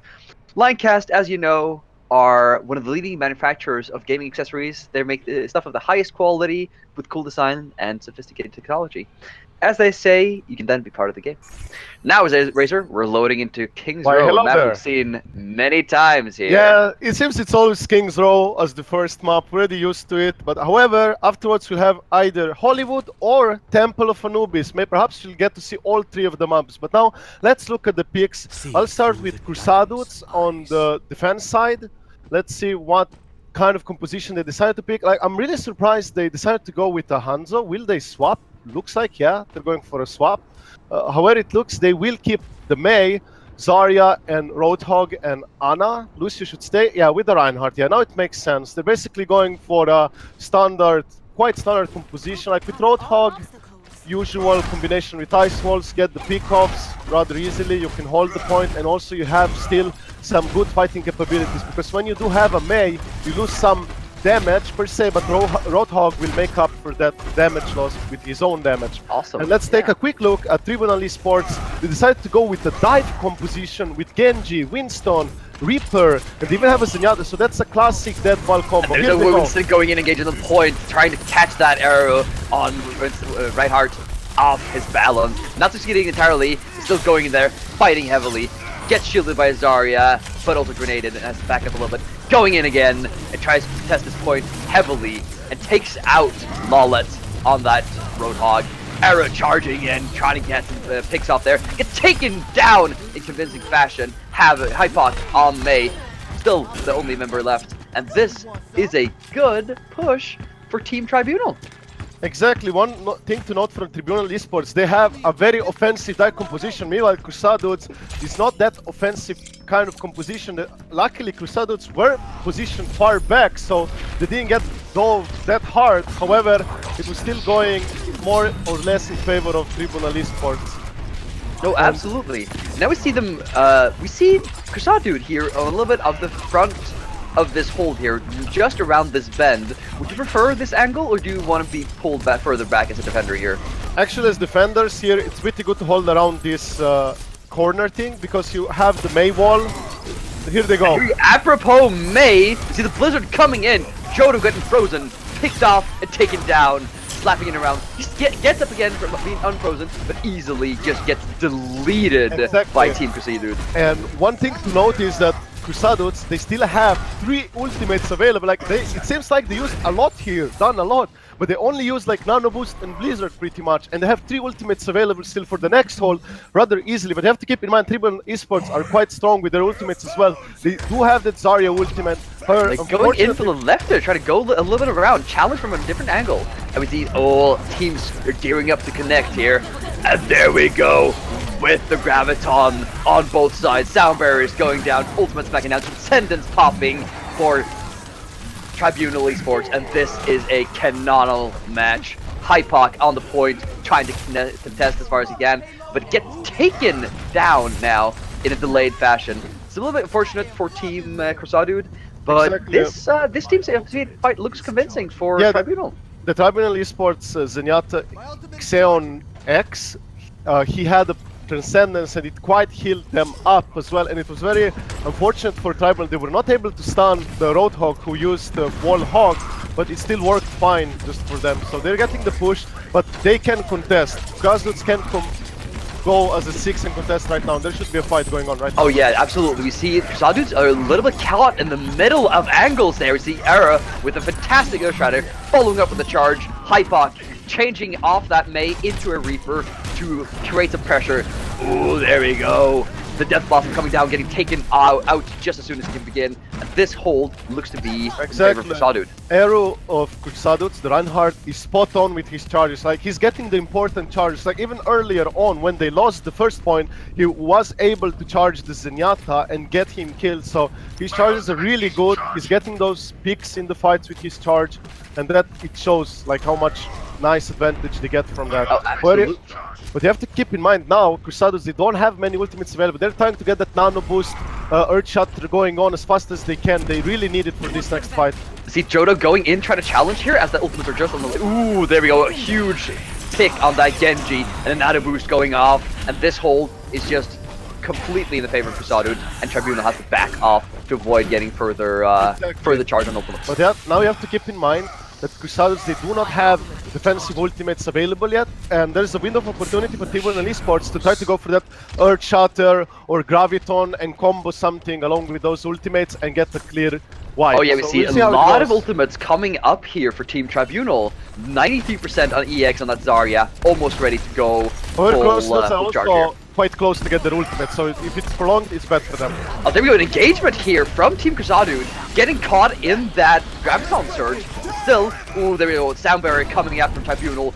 Huge Earth Shatter from Error on that right hard, just hammering down, gets taken out. Lawlet going hold hard, just to keep the pressure on Tribunal there at the end. Exactly, another thing to note from CruSuhDude is because Reinhardt, Eru is always able to get those nice charges. This time they were able to kill the Reinhardt of Tribunal eSports. Droda just died, and because he was dead, they lost their protection, their shield, and Eru from CruSuhDude had the easiest Earth Shatter of his life. He got a nice stun of them, they were able to clear them up, and afterwards also Zarya of Tribunal eSports used her Graviton, tried to swing back in their favor, but they already lost their Reinhardt, so I'm not sure about that, but that was Oh yeah, Jodo going in with a fantastic charge, following up with that Transcendence from Team Tribunal. Maze slapping down the Blizzard. Jodo taking out Era in the background there. Soundbarrier coming up a little bit belatedly, I think. Hypoc in the background on that Reaper, getting shielded, trying to take out the characters of Tribunal eSports. Getting caught in the hammer there, and might just go down soon. Yeah, exactly. One thing to notice from CruSuhDude is how they save the Graviton charge. Many teams here would be tempted to use the Graviton, but they have the discipline. They were like, no, we don't need it. We can finish them now. They blowed all of their ultimates. Tribunal did so, and Zarya just held her Graviton nicely, has it for the next fight. And they're also about to get that Blossom pretty soon. So this looks pretty good for CruSuhDude. They're holding it well. There we go, Graviton now coming down. Maze slapping at the wall, just trying to keep the defense up coming up. And we see Lawlet with that whole hog. Huge plays, so strong. Blizzard coming down now, a little bit belatedly after the team fight. I'm not sure how much I like that. Yes, well, Maze can get the ultimates fast, but this was the last. Basically, they have only one more team fight, so they tried to do their best. Now they can regroup. They might not even have the time to go to the 6-man unit, looks like. So. There we go, not even that. Hyper going out with that Beyblade spin, Death Blossom, and Nano Boost. So strong, keeping the team fragmented there from the Tribunal. And this is looking heavily in favor for Team CruSuhDude just at the end there. Yeah, another thing to note, CruSuhDudes were rotating ultimates properly. They always had some combination of ultimates for every team fight. When Tribunal engaged in, CruSuhDudes had something like Nano Boost, Death Blossom. Earlier fight before that, they had Graviton Surge and another ulti that I don't remember at the moment, I'm sorry about that, but they always had like at least 2 ultimates available for every engagement, and they were always able to turn it in their favor. And it was very noticeable because one push, Tribunal eSports pretty much blew all of their ultimates, and CruSuhDudes had the discipline to even save that Zarya ultimate. Like, they made the right decision, the right call. Like, we don't have to use our Graviton, let's save it for the next fight, and it really paid off for the next fight. So because they didn't blow too many ultimates, always had something for the next fight, they just kept holding the choke, and it was an excellent display of a defense on the street level. So now let's look at the picks. Now we have them on the offense with their famous, or let's say known Widowmaker. They always try to go usually on this type of maps with a Widowmaker to try to get a pick off on some kind of support. So if Tribunal eSports are not playing far back, someone might get picked off, especially like But hey, Razor, look at the picks of Team Tribunal now. I'm not sure whether they're gonna stick with the Bastion or they might swap. I mean, they already moved out of the spawn area. And they don't have a Lucio. I think they will I'm not. Looks like, look at them sneak up. They're crouched. All of them are just crouching over. This is any sounds, sneaky any team. information. Exactly. No emotes, no footsteps, nothing. So they want a surprise Bastion factor. I mean, usually it's like this for this type of surprise Bastions. Like if the Bastion on the fence on the first push can get 2 or 3 kills, he's gonna be close to have his ultimate. So even if the opposing team will swap out to counter Bastion, the Bastion will have his ultimate and will still be relevant somehow. So it's very, very important for Tribunal eSports to get those 2-3 kills at start with the Bastion. If not, it's gonna become less. There we go. effective Coming push. in here, and now we see Era is going to discover what the team is up to here. Exactly. And now they see the Bastion is up there. Do you think they're going to retreat here and switch up a team comp to a more divey composition? And well, another thing to note is Bastion is usually good against heavy tank lineups. They perhaps expected CruSuhDude to play like a triple tank, but they're not. So they are, I mean. So that's also why Bastion is good. Picking up the first point here. Literally discovering they're not challenging on this capture as much. Bastion's laying down fire, taking down the shield of Era, but not necessarily. Ooh, there we go. Era going down. This is from exactly the Bastion fire. They want with the Bastion. Get those early yeah. kills. Because Can Bastion is we pretty. the chat get some hype for Bastion here? Exactly, This is Bastion- what we want. Bastion does work against this type of, like, even in some other tournaments it was proven that Bastion can work against these triple tank compositions and can do heavy damage to them rather easily. But absolutely, we see Bastion here being clever, switching positions up, not being wanting to caught in the same position twice, walking back and forth to those from those windows there. Hanzo, fantastic. For CruSuhDude. And then we have the However, Mercy they got Rest, absolutely fantastic backup there. And now we see the Blizzard coming down from Superb. Now just try to deny that Zarya. And this is just a fantastic hold from Team Tribunal. Yes, it is a fantastic hold. However, one issue for Tribunal is now they perhaps use too many ultimates, and now... Oh yeah, we're gonna have an on-ulter coming up. Exactly, here they come. CruSuhDude's coming with their ultimates. Oh, with the Spirit Wolf following up as well. And now we might just see Team Tribunal falling in. There we go. Ana boosting Drodo. The counter on Lawlet. The Roadhog versus Reinhardt. Earthshatter going down for Drodo, catching that Zarya, taking her out in an efficient manner. Only Hypoc left from Team CruSuhDude. Exactly, on the point here. One important thing for Tribunal eSports that happened here, Roadhog EX was able to hook Lucio, and because Lucio died so early in the fight, CruSuhDudes lost their speed, their healing, and that's when they started to lose their team power, team fighting presence, and that's when it was in favor of Tribunal eSports, because the Roadhog got that hook and managed to kill Lucio. Oh It yeah, changed the whole tide of the game. And now Those they have the hooks are so resurrect exactly, and now Tribunal eSports has resurrectability again, and they can get that press going on. And I Mercy think is so strong in the background there because it's really hard to get to without that hardcore dive comp. And now we see Team CruSuhDude going up on the high ground there, trying to challenge.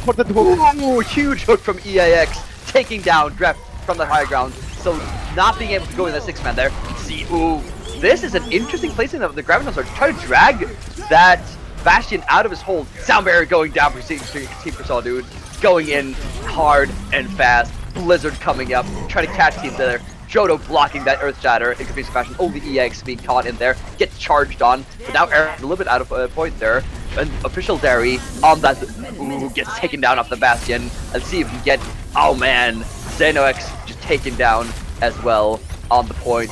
And Era in that nano boost managed to take out this defense. yeah, they should be able to get it now. The moment CruSuhDudes were able to charge and pick off that Roadhog, Tribunal were at a slight disadvantage. They did not have the resurrectability available because now he switched to Lucio as well, so it was going for CruSuhDude's favor, and the moment CruSuhDudes got that nano boost rolling in afterwards Roadhog was killed, then it was already set. This is pretty much gonna be CruSuhDude's point. And now you have to keep in mind Tribunal eSports, they do not have that many ultimates available for the next push that CruSuhDudes are going to There we go, Earth Shatter going down. It Not got blocked getting by the Iceball, target. I think. There we go. Ooh, there we go. The Graviton Surge catching EAX, and only Xenon on that point, getting slept, just hanging out, taking a nap, but obviously going to be picked off in a belated fashion here, which is unfortunate for Team Tribunal. One thing I'm not sure is, did May, Silverdeep, just wall off, ice wall his own Reinhardt Earth Shatter, or is it just me? I think he walled his own. Oh yeah, Earth that I'm Shatter. not quite sure. That it looked like that, didn't it? I think that happened. That's very important. That was the case. Maybe that was, well, hopefully that was a Kappa Kid for Keepo moment, but we don't, do we? Well, Tribunal eSports can still contest the 6-man unit. It's still possible. Oh yeah, and there were Nano Boost coming up on that Fairy as that Reaper taking out Roadhog and going to follow with the Mail and the Beyblade spin. That's a lot of ultimate use. Getting caught in that Earth Shadow, taking out Roadhog with a full hog, going to try to capture and test this point, but he's going to go down soon. And this looks like it's going to be game for CruSuhDude, isn't it? One thing of note is Eru got charged by the opposing Reinhardt, I think. However, he managed to survive and there we go with the confusing little bit of graviton there. Exactly, he made them unable to touch the point. Pretty much a good graviton there. But one thing of note is Eru was able to earth shatter the Reaper who was dead blossoming, simply stopping him in its tracks, and it really like CruSuhDude was much more controlling the flow of the team fights. The only time their control of the team fight broke out is when Roadhog got that hook on Lucio earlier on, and also when Roadhog was able to display Zarya from high ground. Well, let's see, play now in the back plane with Reaper just hiding up on the high ground here and going down to see if we get some spin. Oh, what a headshot! And they were Nano Boost, and oh, he managed to get some solid picks in this spin. This was just a fantastic hold. Exactly, that was a fantastic hold from CruSuhDude. However, we did show Tribunal eSports that do have a chance to fight with this team. They had some strong lineups with the Bastion, which gave some trouble for CruSuhDude at least. Oh, it did, doesn't it? Yes, it did. So perhaps we might see more of this Bastion, like again. I mean, it can work against this type of triple tank composition, but I'm sure teams can adapt and play around it as well. So now that CruSuhDude do expect these kind of things, so we'll see how it goes. And I think the teams switched now, so the colors now are Team 2 should be CruSuhDude now, and Tribunal eSports should be Team 1, or I'm not sure, they're still swapping things around. I would just like to get a confirmation if possible, so I can... Absolutely. Looks like Team 1 is going to be CruSuhDude. So they're blue. Alright. Yes. Thank you for that. So we don't do that mistake. Unfortunately, because the spectator mode, if one team decides to swap the sides, you know, it can get really confused. Because we want to try and keep control of the teams there to make sure that we are calling out the correct ones. Yeah. So I'm glad to have you all with us, all 68 of the viewers now looking up. Make sure to spread the word. If you're enjoying the tournament, make sure to say hi to your friends that enjoy Overwatch. Say hey, come along, watch some really, really good players duke it out on some maps. And the next map looks is going to be Hollywood. Exactly, in Hollywood, we will see if CruSuhDude will also they will start with defense.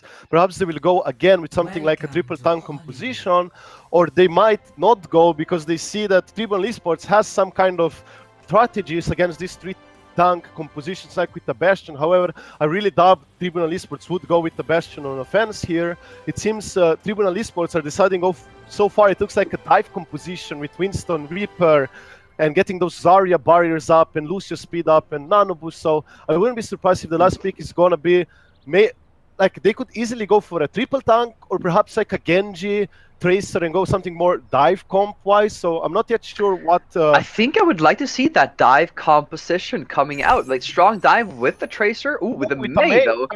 We've seen that more often than Actually, no, they decided to go with the Hanzo. This is okay. It's a bit I think it can work just fine. I think they will swap some picks around because there's not going to be Widow and Hanzo together, one or the other or none. So I'll keep a look on the defensive side. I'll check at CruSuhDude. They are playing, it seems, double tank composition, but I think they will make some changes. No, they're going to play without Reinhardt, it seems to me. That's that's a little strange. That's very interesting, actually, because usually you do want to have a Reinhardt here at these chokes or just to have the shield in general. However, they might be able to pull it off, like the Hanzo combo and Graviton. Like I said earlier, if the teams do not play Zenyatas and things like that, the Graviton Surge combo and Dragon Strike is very devastating, very potent. And also, if you throw that Biotic Grenade Azana, you make them unable to heal, and it's a clear team wipe as long as you coordinate it correctly. And CruSuhDude are really good at coordinating things together, and I'm sure that combination will just work fine. However, they did, Tribunal eSports did decide to play with Tamei, so I'm really interested how this will go. This looks to be, there we go. And they do have the Reinhardt. Hypoc in the background there, have to Wraith form to try to get out. And this ice wall creates a little bit of a choke for Tribunal instead of in the opposite edge there. See Drodo going with the charge. Going on all edges there. Slide taking out Era. Jodo and Xenon are both down by Team Tribunal. And this is a convincing hold. So, well, it looks like it's to be going in the favor of CruSuhDude here. It is. The other thing to note, CruSuhDude did decide to play triple tank, and they do have Reinhardt. It would be very strange not to have Reinhardt here, so, but now they do have it, so. Oh yeah, Era back on that Reinhardt. We've seen him play a little bit of different characters here, but he's really strong on that German machine. Exactly. Another thing of note is both teams are getting close to the Graviton Surge, so the next fight could be very going either way, because both teams should have Nano Boost, Graviton Surge. So we also have the Blizzard coming up from May as well to try and deny on that point. We go Nano Boost on that Reaper going in, trying to create. Oh, there we go with the Beyblade action. With Death Blossom and Nano Boost so potent, so very strong. Graviton coming up to follow up. But that's a lot of ults just to capture this first point Exactly. here. I personally think the Graviton Surge could have been saved. I'm not like there were only 2 alive or 2 in the Graviton Surge, so I think they could save the Graviton Surge for the next fight. You know, they're on attack, so they have a little bit more opportunity to spend those ultimates as current. Exactly, they do. That's the fortunate part, but you have to keep in mind that CruSuhDude now they have Graviton Surge, Earth Shatter, they're about to get Death Blossom. If they establish high ground, unfortunately they were not able to.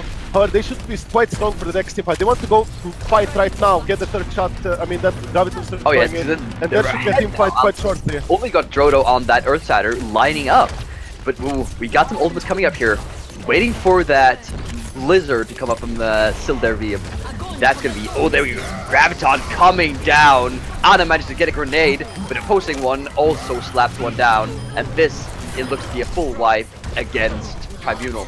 Exactly, one thing to notice, CruSuhDude were probably aware Tribunal used too many ultimates in the last push, in the last attack, in the last team fight, and they knew that Tribunal eSports lacked those ultimates, and meanwhile they had important ultimates like a Graviton Surge, and they wanted to teamfight as fast as possible so they could get a nice clear wipe.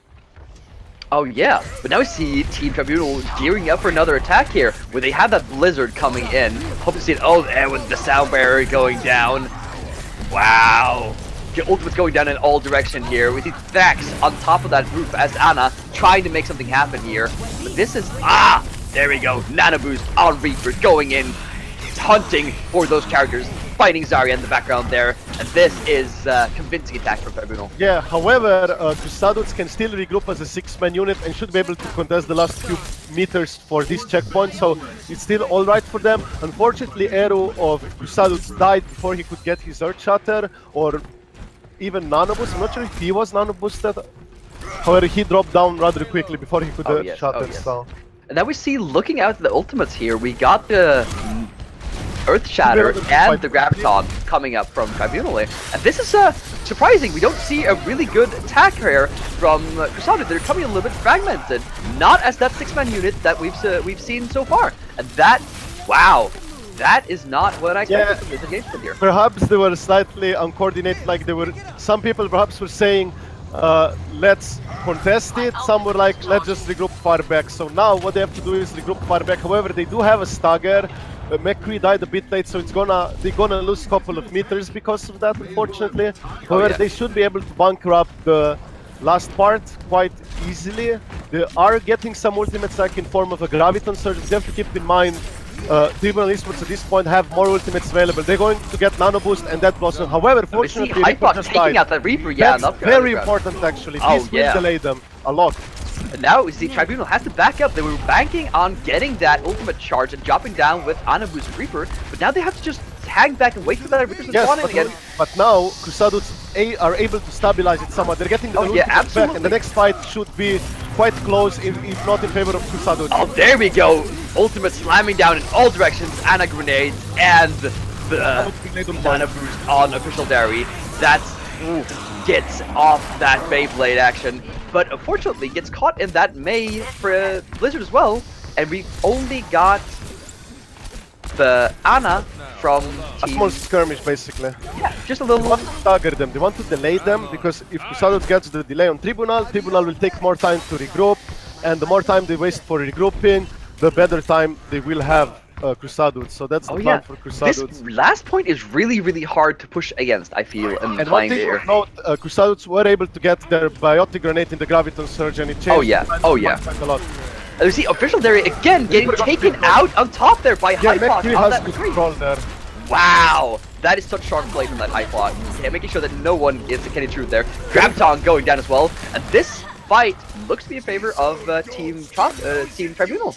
Yeah, they were Even slightly, though the Reaper got taken out. they got slightly fragmented and slightly overpowered by ultimate. It seemed there might be some miscommunication for CruSuhDudes. They didn't use their ultimate. They will Ana Now boost they on will. that Jodo, going in, gonna catch. Oh, Era died before even getting into that charge, and Ana boost going onto Zarya, and that is just a hugely scary opponent. And May coming in gets taken out, and just as we're on the payload, Yeah, on the one final thing of marker note here. here, actually, if Reinhardt lived a bit longer, he probably Reinhardt would get nano boosted by Ana, but because Reinhardt died first, Oh yeah, Ana Era nano got taken boosted out. Zarya, and Zarya is pretty strong with nano boost, so he We was see doing official his Dairy job. still trying to challenge up top against Hypox. Has to back down off of that, can't really contest with that tree as he is so strong. Yeah, they want that flanking Reaper, but this is another fight. And there we go, Blizzard coming down from both sides. Jodo getting caught in it, taken out immediately. Xenon on that Lucio can stay alive and push this payload forward. Very well on that Reaper, taking out Era, and now we've got EAX still alive on the Yeah, point here. basically, at this point, CruSuhDudes managed to stabilize it quite well, because in the last team fight, Rodo from Tribunal eSports was unable to use his Earth Shatter. He just got instantly killed rather quickly. So now, what Tribunal eSports wants to probably do, regroup as a unit. They're about to get their ultimates ready. Nano boost perhaps with a Dead Blossom, but I'm not sure if it's gonna be enough time. It might just go on Reinhardt. Here's another team fight. Gravitos are coming down. Ana thankfully gets a grenade in to try and heal her teammates up. Hypox trying to challenge with that priest, rolling around, slinging bullets as a gunslinger does. And in the background here was the official Dairy on that Reaper trying to Now contest the CruSuhDudes Era. want to delay them. They want to delay them. They Oh want yeah, to oh start yeah. them so they cannot regroup and go for the last push. That's why they're going in like this. Oh yeah, but it's really successful. They're working out. They're taking out the team Tribunal here. Exactly, with because no hurt effort. Because now it's very questionable whether Tribunal, I think Tribunal might be able to group up as a 6-man unit. Oh and yeah, one last push with the They Ana have boost so and many the Earth. ultimates available. This looks Oh, quite yeah. possible for Tribunal. They could do it. It's possible. But they 5 rely. ultimates versus 2. Let's see how this team fight goes. There we Look go, at the sound McKee. barrier Behind going them. down. And Dairy with that Ana boost gets earth shattered. But fortunately, oh man, the boost is just so strong. Spell sent into concert with that Blizzard. And ooh, will Team CruSuhDude have time to get back on the point, save this? It No, does this not should be- look like it. Diva is boosting in here, but it's not going to be enough. Gets charged, and that's going to be time for the first round. Yeah, I Good would like to round. ask 8 minutes and 11 seconds. I mean, this is beatable time by CruSuhDude. Oh yeah, oh yeah. Another thing of note is for Tribunal eSports, it was very obvious they're gonna win this team fight because they had 5 ultimates compared to 2 ultimates of CruSuhDude. So the previous fight, CruSuhDudes were pushing in like that. They were really trying hard to stagger them as much as possible so Tribunal eSports could not regroup up as a 6-man unit and go like this. That's what CruSuhDudes wanted to avoid. But because they were unable to do that, because I'm sure CruSuhDudes knew that Tribunal eSports has to have this many ultimates. That's why they wanted that stagger to happen as much as possible, so they would not be able to group up as a 6-man unit and contest like that. And that's why it went wrong for them, because they were not able to stagger them enough, and they simply did not have the ultimates to withstand against those 5 ultimates in the last push. But now let's look at the picks.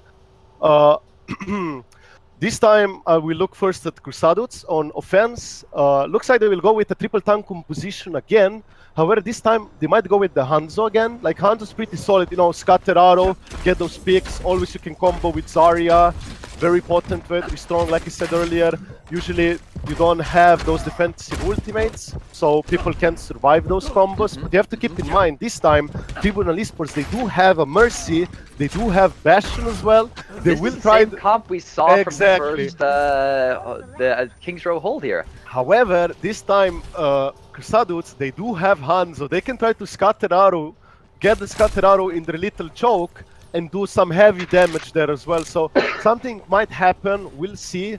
And the Mercy thing is very good against this type of combos. Like if you get Graviton Surged, Dragon Strike, and if your Mercy is somewhere hiding with the Resurrect ability, you can negate everything. So it's very important for CruSuhDude that they kill the Mercy before she can res them, or they save the ultimates for the Mercy res. Like they use some ultimates, but they have another ultimate after the Mercy reses to get another full clear wipe. Look at this, just Derry rolling out the rounds, trying to take out targets from the background there, and this is a hard position to assault. We've got Road Dogg and a bunch of characters now going down. Official Derry now backing up into the back of the map here, trying to get those shots out, not get challenged on. Whoa, wow. And Bastion is such a huge threat, you really want to challenge on him, or else you're just not gonna have a good time. And another thing of note, like I said in King's Row, because Bastion got those pick-offs, like kills, look at his ultimate charge. He almost 86%. Exactly. He almost has time configuration. So even and look at Mercy as well, man. Exactly. And Ana, like if you nano boost Bastion with time configuration, he's very important. Very exactly. And I think CruSuhDude have to change some tactic or composition to deal with this, because at the moment it looks very good for Tribunal eSports. I see they're going in. Oh, nice charge. Oh wow, Derry gets caught in that charge. Huge play by Era there. Jodo gets boosted up with that Ana boost instead, and manages to take out Ana's background before she manages to pick up that. Oh yeah, Mercy Rest coming in and just catches a bunch of people in that location, and that is just going to be so strong for Team Tribunal. And this is again a good hold, but that was a lot of ultimates used. Exactly. All of them, in fact. The problem for Tribunal eSports is they blew way too many ultimates for this fight. I'm not sure if they should use this many. I'm sure they could save that Bastion ultimate perhaps. Another thing that is true. When Mercy from Tribunal eSports was able to use a Resurrect, there was no follow-up from CruSuhDude because Roadhog just died with his ultimate and he couldn't ult to do something after the Resurrect. But here should be another team fight short. What a hook! There is not gonna be team fight. They don't want a team fight right now. They want to pull back.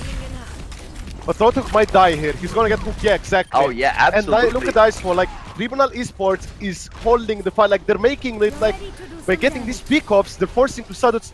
Hey dudes, we're not even gonna have a fight, and they don't even have a team fight. They're like, we're just picking them off. They're forcing them. You have to regroup. You have to regroup. I see Mercy just hiding in the background. Take a look at that. She's just making sure. Exactly. She has the resurrect ability. She's hiding. She's gonna do. But you have to keep in mind, they have Graviton Surge, they have Nanoboost, they will have something. Again, EX with that hook! As long as they keep getting these hooks, there's never gonna be a team fight CruSuhDude want to do. As long as they can keep delaying, this is looking very good for Tribunal eSports at the moment. They really, now we see CruSuhDude really want to get that Zarya and Dragon Strike combination. Exactly. That's not gonna happen here. It seems they don't have a clear answer for this type of composition from Tribunal eSports. That's what it looks like to me. Mercy has to back off now as the entirety of the team is going around on that right flank, around the building, engaging. Now we have the team fight going down. Dragon Strike as promised. But here comes the res. Is just waiting for that resurrect. Yeah, just hanging out, making sure that she can get that off. No problem. They have ultimates to deal with it. There we go. We're getting back up there. Sound barrier, Earth Shatter. Oh yeah, smacking down. Blizzard for May coming in, taking out Era, and this is just. Wow! Exactly, this is what exactly I was talking about earlier on. If you save ultimates after the merge, like if you use the ultimates to wipe them over, and you still have 2-3 ultimates available after her resurrect, you will easily wipe them over again. And that's the important thing that I said. If you can't kill Mercy because she's hiding, always save some offensive ultimates, so you wipe them after they get rest again. And this is exactly what they did, and they got it. However, they had to blow quite many ultimates, but they will get some of them back, and there's gonna be another team fight very shortly. Yeah, absolutely. They're gearing. The teams are feeling each other, seeing positions like seeing. Oh, and that now we see Hypok switched off that Hanzo and into that McCree, which is so strong in the last game. We see Whole Hog coming out from EAX. The EAX has been performing so well this game. Those hooks and those picks. This is like a reverse from the last round. At the same point in time. Like, they want to fight because they know they don't have many defense, like they don't have ultimates. And Razor, half the time has already passed as we head into this fight. We've only got 4 minutes left. As Era is nano boosted and goes in there, fights his little heart out. But now they managed to do it, and you have to keep in mind, like, Tribunal eSports can still group up as a unit and contest it at least like And halfway. look at those ultimates. And they have ultimates available, but you have to keep in mind, CruSuhDudes have so many ultimates available, and they can just play around. And now, Tribunal eSports don't have that threat anymore. They're playing with the Lucio, which makes sense at this point in time. Ooh, See how this things action will from go. Jodo in the background here, and the Earth Shatter, huge, gets taken Got out. 3 of them. Ow, wow. Ray ult coming up as well, the Blizzard. Era was gets a taken side down. Derry, this is that Reaper coming in hunting for that Lucio in the background here. And this is a good hold. 3 minutes left on the clock. Now for CruSuhDude. Like- This is looking really good for Tribunal. But now it's good, looking good again for CruSuhDude. The reason is CruSuhDude, Eru was able to use Earth Shatter and stun 3 members of Tribunal eSports. Meanwhile, Drodo, when he tried to Earth Shatter, Eru of CruSuhDude simply blocked it off with his shield, and nothing got stunned. So because CruSuhDudes were able to stun them and Tribunal not, the flow of the fight changed quite And then we got another drastically. team fight going in. There we go. The Bruce coming up. And with the good Drabadon starts to counter EAX with that full whole hog. Trying to Hypoc coming up in from above with that revolver. Slamming down. Jodo gets taken out in a delayed action here. And ooh, this point goes to Team Dude as the clock is ticking down closer and closer to I'm not sure 0. how many minutes are remaining. 2 minutes maybe, or Oh, getting close to 2 minutes now, yeah. Exactly. You have to keep in mind now that Reinhardt of CruSuhDude's Eru is getting his Earth Shatter shortly. They're getting the Wall Hog. They have Nano Boost. They have some ultimates. They have more ultimates than Tribunal eSports, so they should be able to make the next push through. Oh, absolutely. So they Team got the Tribunal pick-off. needs to This is make really this good last for them. hold They here. want to fight right now. They got the pick off. They want to force the fight if possible. Oh, absolutely. We see But Jodo now and Tribunal EX is eSports hiding in the is background backing here. off. Exactly. They're backing off because they lost the man. So they get 3 meters. This is very important for CruSuhDudes. They're getting those See 3 a meters. lot of ultimates on Team CruSuhDude here, just gearing up for this last fight here. If they manage to hold it, never see Derry going in with a nano boost, and that Beyblade spin, Death Blossom, so incredibly strong. Exactly. One thing of note is very important. I'm not sure how much time they have remaining, but if they have enough time to get another push, this should be it for CruSuhDude. CruSuhDudes have 5 ultimates So available. many ultimates, Meanwhile, yeah. Tribunal eSports use so many ultimates. They don't have them available enough, and they should simply Oh overpower wow, them that just by hook as ultimates. well. EAX gets picked up. Oh, by another 1 start. minute left. Jodo just trying to counter and stall for as long as possible. Grabs up, catching so many people. Hypoc. Ooh, nice slice. Wow, Maywall just blocking off that Deadeye, but managed to unfortunately But catch they the still got member it. there. They still have an Earth Shatter. They can do this. This should be it. This should be for CruSuhDudes. If they have enough time, I'm positive they're gonna push it through. Oh, the EX coming in here, trying to challenge them. Can CruSuhDudes manage to get this point to the last year? Oh, it looks like it. Xenon just trying to go in the challenge. Mail coming down. Oh my god! What a Crazy hold! stun. Era is getting first. 30 seconds up the clock. A very official Derry going in with that shotgun, and the time is ticking closer This is gonna and be very closer to close. 0. Oh my god, lovely it with that Roadhog, so strong, and we just barely contest here.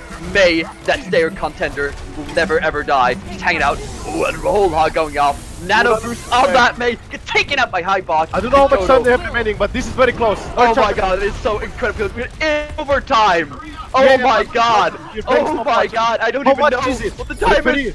Oh my Did god! they get it? Is it 1 second or not? Oh my god! I don't know if I got it! Judge! Referee! What? 1 second? Are you kidding me? 1 second! By 1 second! They were late by 1 That is second! insane! What? 1 second! That I don't know if it's tied. Lucio delay. We're waiting. Wait, Oh it's my god, tied. we gotta I wait don't for the know, judge. we We were gotta waiting for wait the for judge, the but oh my fucking god! I'm sorry for the word, guys, but wait, is it 8-11? Like we need the. Okay, judge says 8-11 versus 8-12. Oh my god! Wow. I don't know. Like I'm still waiting for. Oh my god. Like judge, can you write the confirmation to me in a whisper or anywhere Yeah, so we need we get. confirmation of which we team won here. Was it Yeah, because Tribunal? there's so much spam in the text. Like. Ladies and gentlemen, this is the closest fight we have seen Yeah. in a long time. Oh my god! One thing I want to add is because, like, if it's really 8 minutes and 11 seconds against 8 minutes and 12 seconds, the difference is only because that Lucio was able to delay for that one precious second. Like, if that's the case, it's oh my god, the delay of Tribunal eSports that really, like, they really pulled it off. Like, when it was, I was very certain this is gonna be for CruSuhDudes. So if you just for a second, this is crazy. So I'm not sure, like. Okay, we're gonna People- go back. Well, the judge is gonna get the confirmation here. We're gonna Yeah, hang out and wait and there see seem- which team has got the victory here. 'Cause Exactly. This is completely astonishingly close. Exactly. There seems to be some dispute between both of the teams. One team is saying different time, and another one like so. I'm not sure. Like the judge is claiming so, but I'm sure we will review these things and see. Oh, But absolutely, yeah. If it is like the judge says at the moment, the referee, it was pretty amazing because CruSuhDude had the advantage, and at that point in time, Tribunal eSports were just staggering one by one, and it just paid off. Like a second counts in stopwatch, and that was amazing.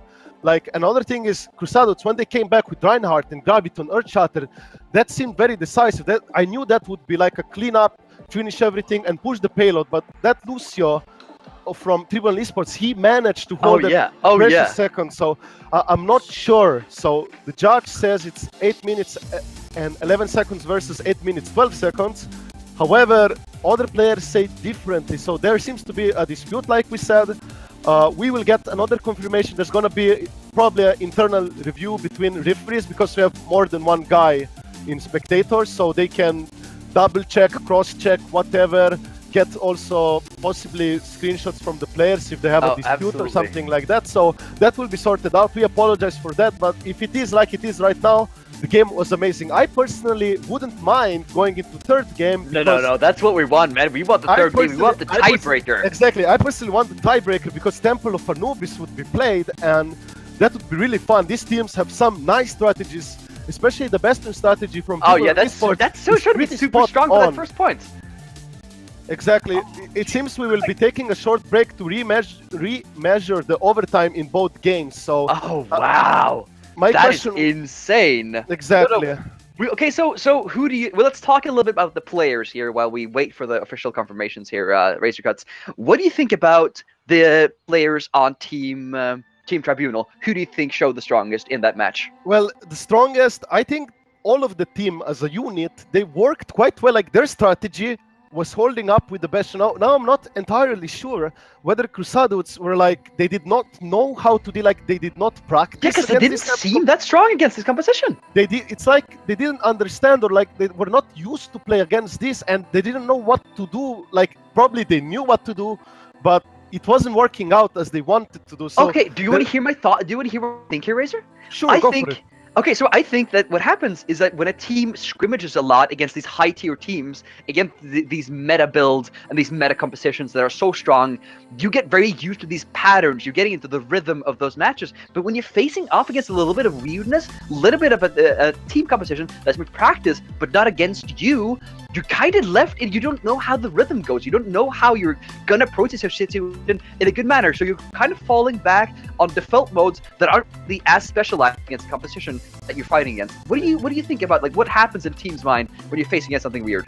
Well, I wouldn't say exactly Bastion composition is weird because it was played in some high-end tournaments, like I think in Overwatch Open Americas or whatever. Oh yeah, absolutely. There was a Bastion play. Yeah, Team NRG with that seagull on Numbani with Bastion. So things like that do exist. Bastion can counter or stop in the trucks or buy you even time for this kind of tank lineups, but I'm sure it's possible to play around. But maybe people are have not yet found the proper or the best strategy against it, or like perhaps you simply CruSuhDudes did not practice enough for this kind of strategy and they could not play around it like they wanted to. However, EX from Tribunal eSports, he was getting pretty insane hooks on that Hanzo. Like those hooks were basically forcing CruSuhDudes to constantly, we have to regroup. They couldn't push in as a 6-man unit because EX from Tribunal eSports, he was just getting the hook on Hanzo, making it a 6v5. Of course, at that time, Tribunal eSports, they wanted to fight 6v5, but at the same moment, CruSuhDudes had to pull back. However, there was a Mei wall, so Mei stopped them in the trucks, and EX at one point got after the Hanzo hook. They also got a Roadhog, ice walled them off, got nice 2 picks like that. You know, they were holding very, very great. However, some plays were even mirror matched. Like, for example, on Hollywood, after the first checkpoint on the payload, when the door opens of the payload, that's where both teams rushed the other team because they knew the attackers used all of their ultimates. They had almost nothing, and they just wanted to team fight immediately with some of their ultimates. So that was one mirror play, and another mirror play that happened was in the end when both teams on attack had like 5 ultimates, while the other team had very little ultimates, and they just overpowered them through. The only difference was that they Tribunal eSports were able to delay it a bit longer. And now I'm not yet sure. Like, I'm trying to read the chat. I'm trying to figure out what the judges, what the referees said, what will happen, what is going. But this is a very tight and close match, just like you said, Robert. Yes. Oof, this is pretty intense. We're waiting for a judge to just go back and review the times as we're gonna head into what's be going in here. Oh wow, it's as we say, it's a little bit tricky with those stopwatch rules. They are the round. Okay, so we're waiting. We're having a little bit of a debate behind the scenes here of like what actually happens with the times as those things, as those animations play, as those over time actions play. What are the actual timings? But we're having a person going back and look at the actual timing windows of that recording, so we'll see what it stacks up to be. Now, looking at Team Tribunal here, I enjoyed watching EIX, and he's also been ranked, I think he's ranked Grandmaster as well. He, on that Roadhog, was just super strong, especially against Hypoc on that Hanzo. I just loved seeing that little jump and the hook slinging up, taking out of a decision, denying him that pick. But another noticeable thing is the CruSuhDude Eru, it seems he's the team captain. He was on his Reinhardt, he was getting good charges, like charge kills or important charges on good targets, and able to get nice Earth Charters on the opposing team. Meanwhile, at the same time, he was blocking off the Earth Charters from Tribunal eSports and gaining a massive advantage for CruSuhDude with his awesome plays. And not to forget Loliet with his Roadhog, he was also doing great job with his hooks and wall hog ultimates as well, so he was a threat as well. I'm sure like both teams had exceptional plays, decent strategies. Like, I really enjoyed the Tribunal eSports strategy, especially when it worked. When that Bastion got his ultimate, basically almost close to his ultimate, like 86% from the first push of CruSuhDude, that looked really strong for Tribunal eSports. It makes them, you get that tank configuration, nano boost, or even without it, like even if CruSuhDude would swap picks to fight the Bastion, Bastion would still have ultimate and be somehow relevant for the next team fight, and that's the important part. Even for people who play with the Bastion in competitive solo queue or whatever, if your Bastion can get those first 4 kills, like win the first push when you're defending, your Bastion will have the ultimate for next fight and will be somewhat useful when the opposing team swaps composition around, at least. However, in the long run, it might get overpowered, of course, but it can buy you precious time.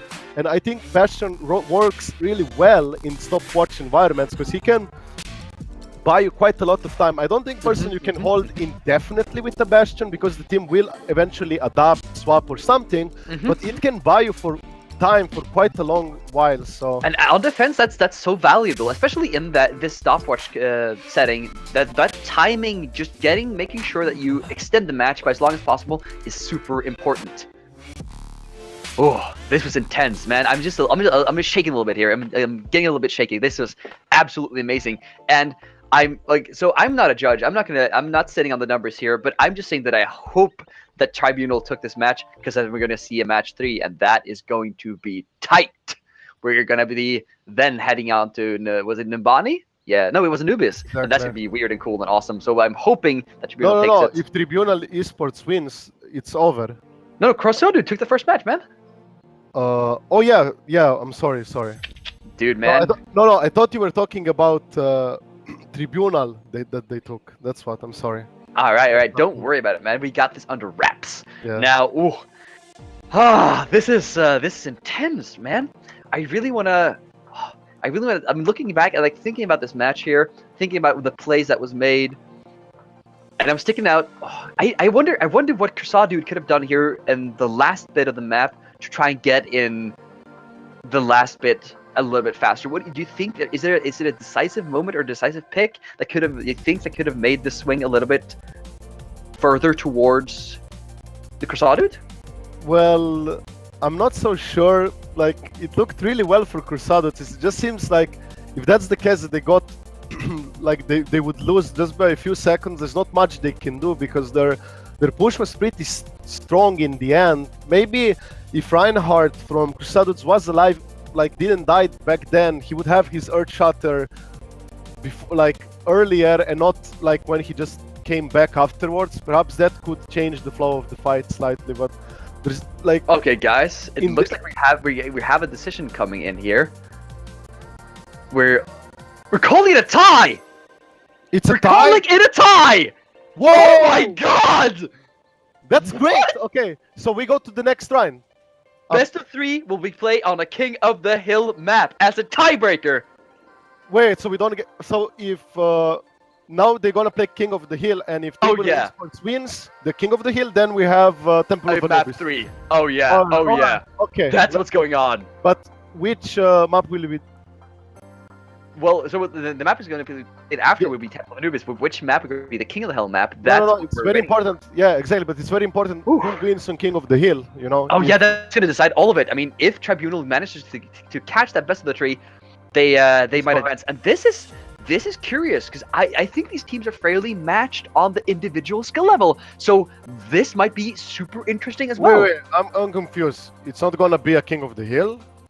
The referee said best of 3 will be played in a King of the Hill map as a tiebreaker. Or... That's... Okay, we might just have to go... yeah, last map. King of the Hill. That seems to be Ilios. Ilios. Looks like Ilios to me. It's the last ban from CruSuhDude. Ilios. Oh my god, this is intense. We've never been in a tie situation here, so we're not figuring it out as we go, but we're making sure that we're completely and honestly solid on the... Well, if it is the last map banned, it has to be Ilios from what I see on the map draft. Oh yeah. Actually, wait. What they banned first or last? It's different. If they banned first, it's Lijiang Tower. If they banned last... I think it's a map that is the closest to being so picked. It's Ilios. So it's gonna be Ilios, Yeah. and now we'll see what it's gonna go. This is gonna be good. Like, we actually never get Ilios map, but because of a stopwatch, we're lucky enough to get an Ilios. Everybody seems to ban Ilios. Nobody wants to play on Ilios. Now we're gonna see Ilios, and the most fun, exciting thing is exactly the most fun and exciting thing is EX is a good Roadhog, Loliet is a good Roadhog, and then Ilios that Roadhog can work pretty damn good. So we might see some crazy composition, probably something like, maybe we'll even see like a triple tank composition with Ana, a Roadhog, Winston, or even a Reinhardt. Like, we will see what kind of composition, or they will go for a standard Deadball, Lucio, Zenyatta, Winston, Zarya. Okay, guys, we'll see. Listen, viewers, please. You've seen this match. You knew how intense this is. You know the quality of the players. Please get the word out there. Get your friends. Get your mother. For God's sake, get everyone in here to watch. Get your dog. Get your goat. Get them in here to watch the stream. Now, Razor, talk about what exciting nonsense we're going to see on this map. Well, I would like to get in the game so I can start to see what picks they're going to be, because there's so many options for each team. Like, these teams have a variety of compositions they can play. And like I said, they could go for a tank composition with Ana, Reinhardt, and things like that. Or they could just go for a standard 2-2-2 and roll over. So we will see what they will decide, because there also you have Ilios, you have Ruins map part, where snipers like Widowmaker can work. So perhaps if some team has a good Widowmaker, then we might see some of it. However, I'm not entirely sure. I wouldn't bank on that. However, I personally think we will definitely see some Roadhogs going on. So we're just waiting for a confirmation from Team CruSuhDude, so we start. And yeah, that's what we're basically. I hope you are enjoying. So, what do you think about like the Ilios map in and of itself? What do you think about that? I think Ilios map can go both ways for each team, and I think the reason why people try to avoid this map is also some people say it's the least liked King of the Hill map, because you have lots of pitfalls and things like that you can just get booped off, hooked in. And also, that's part of the charm of the game, man. Just making sure that you play with the environment. Another thing is, like, once you hold the point, you can hold certain parts of the chokes of the map, and the other team has a difficult time to push through if they don't have ultimates, quite many ultimates to overpower the other team or get some kind of pick-off. So it's very imperative who gets the first point and be able to hold it for quite some time, I think, until the people who want to regain the point back have some kind of ultimates or get some kind of pick-off. So in that regard, I think Helios can be difficult, and it can go easily into one way, and that team can just bunker up the point, the chokes, and just have their ultimates for every team fight and try not to get picked off, and they can hold it for quite a while. Another thing of note is if you play a Roadhog in this type of maps, it's usually if you get the point on the first try, then as a Roadhog, you can just control the chokes, and when they try to come in, you can get some nice hooks going in. However, if you don't get the point first and you have a Roadhog, then you lose. You don't have diving capabilities if you don't play like a triple tank composition with a Winston or Reinhardt, and you won't be able to retake that point that easily with a Roadhog. So Roadhog is usually, in my opinion at least, much better once you already control the point from the first fight. That's when he's much better at controlling the pacing, the zoning them with the hook and everything. So in that regard, we'll see what both teams will decide to play. And I was seeing that we got some raffles going on in the chat here as well, giving away some Steam keys and some T-shirts. Make sure to enter those as they come up. We've got there's some exciting little prizes, and also, dude, be sure to be hyped for the grand finals when we're giving away that premier gaming mouse from Lioncast that we're still partnered with. So if you like gaming equipment that is just solid, make sure to enter into that raffle, as we're soon going to, we're heading into the map just now. We're going to be loading in and seeing what these teams will pick for their battle royale. I'm looking forward. Okay, so I'm looking forward to see EAX on that Roadhog. I think that's going to be. I hope that's going to happen. I'm also looking forward to see Official Derry playing that Reaper. I think that would be also amazing. He's been so strong with those positionings and challenging Hypok. That would be fantastic. Hypok be playing that McCree in the last game map on Hollywood, so strong, and just picking him off when he tried to get into position to use that ultimate. But now we're loading into the map. And what do you think what are your feelings here, Razor? Who would you bet on? What do your gut say? Who do you think can take this? Or not, Razor? I hope you didn't lose you, Razor. I hope you didn't lose me. I hope I'm still talking. Fantastic. All right, so let's go with there you go. He's back in track. Yeah, I'm back. Apologies for that, people. I had to get some water. My throat is getting dry. So it seems CruSuhDude decided to go with a triple tank composition along with Ana and everything. So we'll see how that will work out. I kind of like these kind of compositions. They do work quite well in Kingdom of the Hill. So now we will look at Tribunal eSports, what they will decide to play. I'm not sure if they will go with the Bastion. Yeah, probably not. Here we go.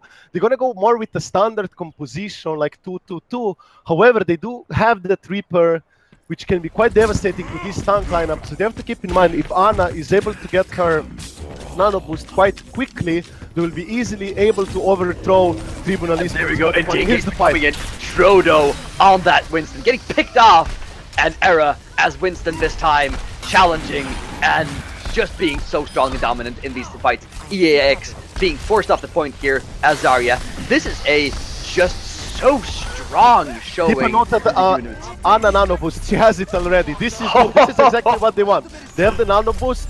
They want to fight again right away. Like if Tribunal eSports push in just a little bit, they're gonna just push in back with nano boost, clear them up again, easy. And this is the favorable time for CruSuhDude. However, Tribunal eSports, they are getting some ultimates in form. And there we go, nano boost coming up, and just what a fight! Oh my god, the grenade from Ana, as well as the follow-up on the nano boost of Hypok. So incredibly strong. Exactly, and this is why CruSuhDude wanted to fight right away, because they had that nano boost ready, and also that blossom. Look at that, it seems like we're going to have some, no, not some switches, but just a pickup. Lucio being so strong, going back and picking up his Ana with the speed boost, and that's just quality play all around. Exactly, the taxi play. Another thing of note is Tribunal eSports decided to go for a Pharah now. Let's see how that will work out. Oh, I like that play, making sure that you see that no strong hitscan heroes are around, and then with Primal Rage coming out from Era, getting caught in that grab-down surge, but no major injuries being done. Oh, the Primal Rage coming out from Jodo as well. The monkeys are fighting off in a strong showing. Jodo has to back off though to avoid being picked off. And this is, again, just like a solid showing from CruSuhDude. This is what we've been used to seeing. And you also from have them. to keep in mind, CruSuhDudes are getting those ultimates back. The Nano Boost is ready. Graviton Surge is ready. Dead Blossom is about to be ready. So they're going for some combos with at least 2 ultimates. Meanwhile, Tribunal eSports are not getting their ultimates. And here's And another the fight. Sandberg is going down as well. Ooh, a huge Graviton Surge. Just cleaning up Tribunal eSports again with Hypoc and that Death Blossom. Beyblade spinning, rip it, as they say on those commercials. I probably think that that's what they said. Exactly, but now we have to keep in mind, we have to keep in mind now that CruSuhDudes used quite many ultimates. They have the Roadhog, Wallhog to zone them out a bit, but at this point in time, Tribunal eSports are getting the rules, so they're going for in because it's the last fight. Oh, look at that! Winston just jumping in, being countered, being pushed off so far, still alive, but oh, there he goes down. And this fight is just so convincing in favor of Team CruSuhDude. Just no doubt in my heart. The triple tank composition really worked well for CruSuhDudes.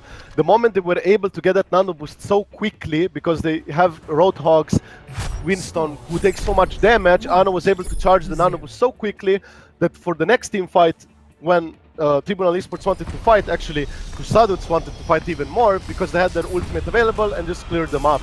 And from there, they just held the point, and they always rotated some kind of ultimates. Only for the last push, they were lacking some ultimates. However, they still had that Roadhog, Wallhog, so Wallhog could just zone them out a bit for those last 5%.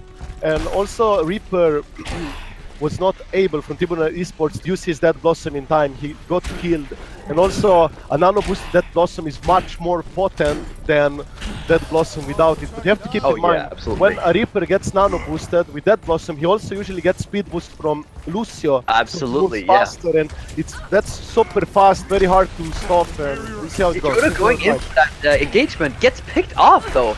And that's unfortunate every time. It seems like Jodo's having a little bit of a rough time just getting those engagements in favor of his team. That's what you, I mean, Winston here is an engagement machine. He's just an initiator trying to get a team fight going. But Official Dairy now going and trying to back up. And Team CruSuhDude is backed up a little bit, but they've got the numbers coming up. And now we see Siler is coming up as a traitor. Exactly, the Tracer was doing work. She was in the back line, doing the damage, doing the pressure, and it seems they picked off Lucio that way. And because CruSuhDudes lost Lucio, they lost their quite team fighting capabilities. Here's another team. Oh, Graviton coming down already from both sides here. Transcendence coming up, and no Ana grenade to deny that healing, which means it's going to be just completely denied. Because Ana died in the Graviton Surge, she was unable to throw the grenade, and because of that, Tribunal eSports simply were able to survive with Transcendence. And that's oh my god, look at that whole... So how often does this happen? How often does it happen in King of the Hill maps that those who cap it first just hold it for the entire map? It actually can happen quite often, but it's usually on Nepal. Certain maps of Nepal where there's less choke points to go through, it's even easier to hold them. There are more choke points in this part of the map, the lighthouse. Let me see. Oh, Primal Rage coming out from Jodo, trying to slap Team CruSuhDude around. And there we go, Official Dairy dropping down with the Death Blossom, taking out multiple members of Team CruSuhDude. And this is just like a convincing showing for Tribunal again. And I love this! We see such incredibly strong teams showing off their skills. Exactly, but now you have to keep in mind, sorry for interrupting that. Oh, go ahead. They're having their ultimates available. They should probably get nano boost quite quickly soon, and they should be able to team fight. Meanwhile, Tribunal eSports don't have that many ults, and here there they go. We go. Sound barrier going out, and the Graviton Surge. Wow! With the grenade coming out. But again, this looks like this is getting a little bit more even, but it looks like CruSuhDude are being thwarted in this attack yet again. Exactly. It seems Tribunal eSports figured out what to do against this composition. Basically, when they get the Graviton Surge, they want to make sure they kill the supports quickly. They want Ana dead, because when Ana dies, they lose so much healing. Because when Ana throws Bionic Grenade on friendlies, they get more healed by Lucio. If she dies, that doesn't happen. Hypoc cleaning up shot there and going for the capture. Here they go. They can get it back. They managed it. They're getting it back. Yeah, they're getting it back just as the overtime starts. The most funny thing is, people in the esports, maybe they got a bit overconfident and overstepped because they had so many ultimates. They could easily handle it. But you have to keep in mind. Look at that, so many ultimates. Yeah, but you have to keep in mind. They didn't want to waste the ultimates. They want to save it for the last fight, because they only need one team fight anyway. Look at the percentage. There with Only Jodo one team going fight. in. And this should Still be it for going in. Tribunal eSports. Transcendence being popped. And oh my god, the grenade from Ana going in. That just denies that distance. But this is just incredible. Look at Jodo fighting against EX on there. Holy crap. This is actually very Tracer close. is trying to use her work there. This is just so incredibly close. Only got Winston left, and he's probably gonna go down just now. He goes down. It doesn't matter. Do they manage though? Can CruSuhDude come back in time? I don't think time starts. I don't think they can. Just barely. Just barely. Look at that. He's trying to get. No, my God! A mere meter from the point.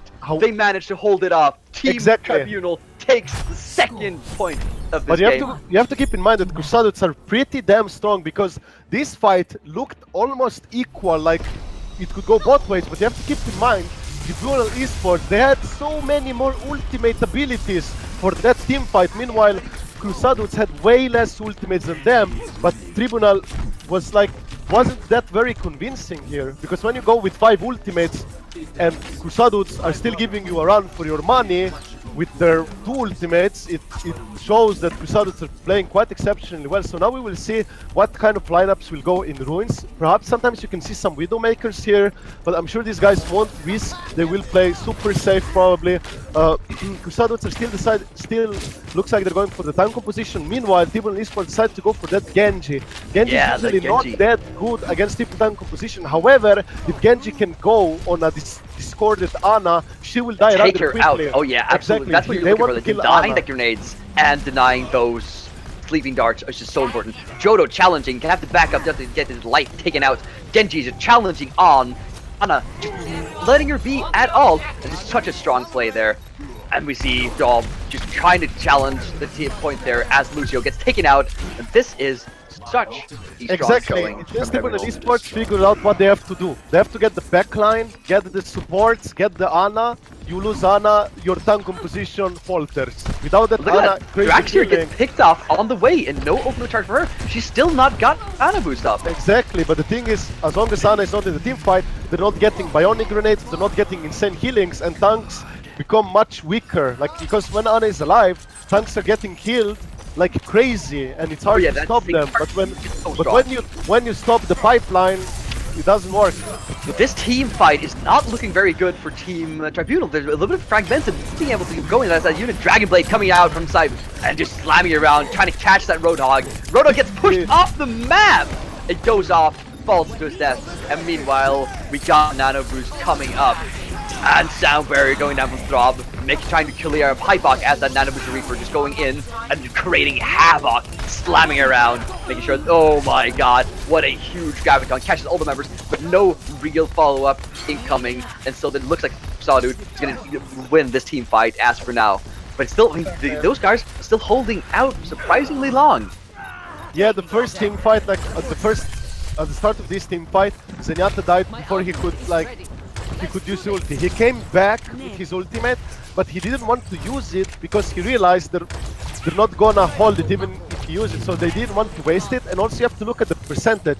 It's 65%, so they can afford to lose the point here because they will probably get the point on the next. Yeah, look at it. The Transcendence going in, and well, wow, look at no grenades coming in, forthcoming, and we just see the entire team just staying up forever. Even, oh man, the Nano boosted Roadhog keeps it picking up that Sonata, and then, my god, these fights are just so intense. Looking at their primal rage from Winston, going in, trying to clear up the point, going after Era, and takes him out, and he recaptures the point in just just barely, and now we have both times scrambling to get the right point. The thing of note is, Tribunal eSports, they have better time, like percentage, and that's what, and they're also banking better on their ultimates, it seems. They're getting their using ultimates when they need it for the fight. If they have the ultimate and they know the fight is not going in the favor, just let them get the point and retake it on the next try, especially when they have such high percentage anyway. So this is Jodo going in there. Oh my god, with the Graviton Surge coming up, and grenade from Ana slapping down Official Derry, getting caught in that. Another unfortunate part, Lucio was not able to use his ultimate ability, Sound Barrier. Oh my god, unable this to looks use it convincingly in favor of Team Tribunal. Just obviously getting this point, and that's gonna be game for this round. We're gonna go into Temple of Anubis. Looks like yes. Would you know? And there was your EAX, so strong as I'm a Zarya. personally very, very, very excited for Temple of Novice. But yeah, let's see this player of the game at first. Like, Looking at that, going in, dropping that, just as 100 energy Zarya is just so incredibly stupidly scary. exactly, this was in the end, if I'm correct. And Oh, yes. Lisa was unable to get his sound barrier in time, and that's another thing. Look at He that died high before he could pull it off. CruSuhDude, 78% kill participation is just insane as well. Exactly, like CruSuhDude, they were still doing great. It just seems because Tribunal eSports were able to get higher percentage, like they had 60-70% of the point, and they had like many ultimates available, and the fight was not going their way. They just let themselves get killed, wiped, so they can retake it next time with their own ultimates, the safe way, retake the point, and then just wait those last 30% and hold the point. Because some teams in that situations might just blow their ultimates and try to keep the point, but these guys realized, okay, the opposing CruSuhDudes have 0% or low percentage, we have 60%. We have so many ultimates available, let them have it, we'll get it the next try, and we'll still have higher percentage than they do. So it also comes down to this percentage, who has more percentage of the point, and how many ultimates you have for this fight and for the next fights, of course. So now we're gonna see Temple of Anubis. It's gonna be stopwatch on Temple of Anubis, so it's not gonna be time bank, I see. I would like to ask referee for confirmation. Referee? That is confirmed. We're gonna He said have stopwatch. Alright. I just want to make 100% sure. Okay, stopwatch. So we're looking at Team CruSuhDude as the attackers for the first round here. That's quite interesting because they have to establish a very quick time. It seems they know that Tribunal eSports might run with a composition like Bastion again, and they probably want to attack. Actually, I'm not even sure. Why do you think they're gonna go with that? Do you think Tribunal is gonna set up as that? They might Bastion do play? it. Like I'm really. Oh, Tribunal won the last round and they got to pick. Okay, so yeah, that makes sense. Tribunal basically wanted to be Now on entering defense, Temple of Anubis. so they can get the Bastion probably or some composition like that and buy so much time that it will be very hard for CruSuhDudes to hold if they don't run something similar, perhaps. So we will see what Tribunal eSports will decide to play. Ah man, I'm looking forward to this match. If this gets us close as the last one, we're just gonna have an insane time because these teams have been showing And that the most they're funny just so part evenly is, matched. this is not even grand finals, like, and we're getting crazy good games like this. This Oh, is absolutely. amazing. Team Tribunal has already been knocked out once by convincing showing from Normandus earlier Sorry today. to interrupt, Robert. Sorry to interrupt, but here we go. Tribunal Oh, eSports yeah. Bastion tactic all over again. That's why they wanted to defend first. That's what I'm looking for. Like I said, they want to defend first, buy so much time with this strategy that when they have to attack, they have so much time to do it. And if CruSuhDudes are not playing something similar, they won't be able to hold it for this long like this can do. However, CruSuhDudes are going with the Genji, so they will, and Tracer, they will try to play around the Bastion That play. is just So so this- interesting. Exactly, now we will see how Bastion will hold. Actually, it's not entirely anymore sure if Bastion team will hold out now because they have a Tracer Genji that can flank, get That is behind, a get the really shot. strong composition. Yes, I mean, even just like picking up the Winston and Zarya instead of that those tanks, which would be completely diving in on the position and just destroying it. But I'm liking. Actually, I'm they liking- don't want. I'm sure that. I'm sure CruSuhDudes don't want a Winston when they know the opposing team is running a Bastion. They Oh want right, a- you are they completely want- right. That would be a sad experience. Exactly, they want light things like Genji Tracer that can jump behind the line.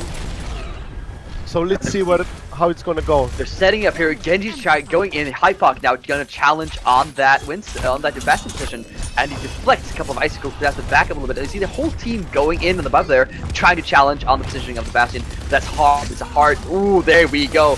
Both Tracer and Genji going in and just wipes out that defensive position. And EAX is the only one alive there, on the ground with his Mei on the background there, taking out Ana before she gets to make any moves with her nano boost.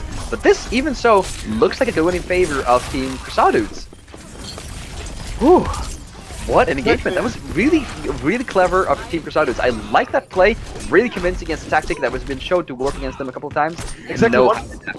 Exactly. One thing of note from Tribunal eSports, Anna was on high ground, quite unattended, getting healed. She was healing like crazy, quite a lot. She was about to get her nano boost. If she could get her nano boost a bit earlier, it might change the tide of the game. However, Mercy died quite early here, and she wasn't able to pull off the rest as well. So. Yeah, so now we're gonna see if Mercy is able to stay back and make sure that her team can be rested. By the way, now they have. Oh, absolutely they did.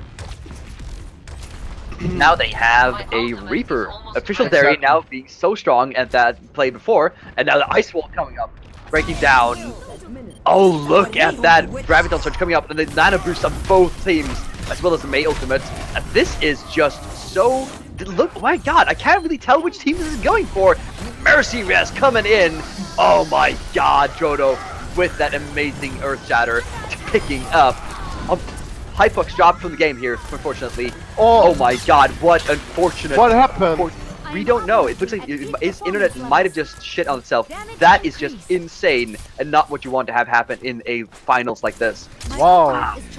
That's that crazy. Oh my god, I hope you get it back really soon. Can hear it connected back, like they really need to, because it's gonna be a very hard time for them to win 5 versus 6. That is just insane. But if he comes too late and they win later on, they will have such a bad time that it will be very near impossible for CruSuhDude to hold it. So this is really unfortunate and really anticlimactic that it happened. Yeah, this is not what we want happening from finals like this, but we're still going to see a strong push here showing from Era going in, being ice walled off and not being able to go in there as a team, which is just unfortunate. That ice wall, that May on the fence, fragmenting up the team is just continuing to be so strong. Lawlet as that Reaper going in, trying to take down that Jodo. Official Dairy with a fantastic Death Blossom for Team Tribunal. Well, just at this point, as long as CruSuhDude's a 5-man team, they will never ever get to the point like Tribunal eSports will just rotate off their ultimates. The Nano Boost one team fight, they always have the rest as the security. So the only way for CruSuhDude to win is if they blow all 5 ultimates. However, they still need something after the resurrect, but this is going to be very hard. They really need the 6th player, or this is pretty much felt defeat for CruSuhDude. Oh my god, it's really that is just incredibly unfortunate for Team CruSuhDude and not what we want to. There we go, Official Dairy going in as that Nanomus Reaper, just so strong, pushing the team away there and not denying them an entrance to the point completely, not even a still chance. Drax going down there, and oh my god. One thing that I can add, I noticed that the player who disconnected is also disconnected from Discord. So I assume at least that he disconnected overall from the internet or computer shutdown or something, because it's not just in game, it's not even on Discord at this very moment, so there's a high chance he might not be able to get back in time. There's gonna be a pause feature for the next patch. Oof, I think. Hopefully, and that's just so incredibly unfortunate. We see Era just charging in there. Oh, wow, Jodo getting caught in that Earth Shatter, and Era just challenging as hard as he can. He's a little more, slamming a little harder. He gets taken down, unfortunately, and that huge Earth Shatter from Jodo just picking off the remnants of Team CruSuhDudes. Exactly. This is just, oh man, I'm not hyped about this, man. Exactly, me neither. Like at this point, there's not much for me to analyze, because my analyzation from this can come as follows. 6 versus 5 constantly. Defense will never falter. They will always have that extra ultimate to survive, persevere, and hold the point. So there's not much else to say. Like I'm really sorry for the viewers. Yeah, unless issues happen. Unless look at that. Oh my god, the May wall is so strong, and Official Dairy going in as that Reaper just completely demolishing that team. And, oh my god. Okay, let's talk about Dairy for a second here, because he's been showing off this entire game, this entire series, as a Reaper and as the Bastion play. Man, he has been just so strong every time. Oof, what a player! Yeah, that's pretty good play by him. But I would like to talk about earlier. He warned us. He's not getting back, so this is it, looks like. That is just unfortunate for Hypoc, man. He's been showing off so strongly. Yeah, it's like from what the members said from his teammates that he's not gonna be able to make it back. So it's really unfortunate. So Graviton going down here, catching. Oh my God, catching the entirety of team. Wow, they're actually. What? Oh my God! Then comes the res, as we expected. Like you said, EX just jumping back up, and then just not a problem. That Mercy is just wow, wow, what a res. And still, then you're just trying to struggle in the background here. Thrax with amazing shots that, you know, playing so strongly as an Ana, but still not going to be enough to capture that point. Oh my God!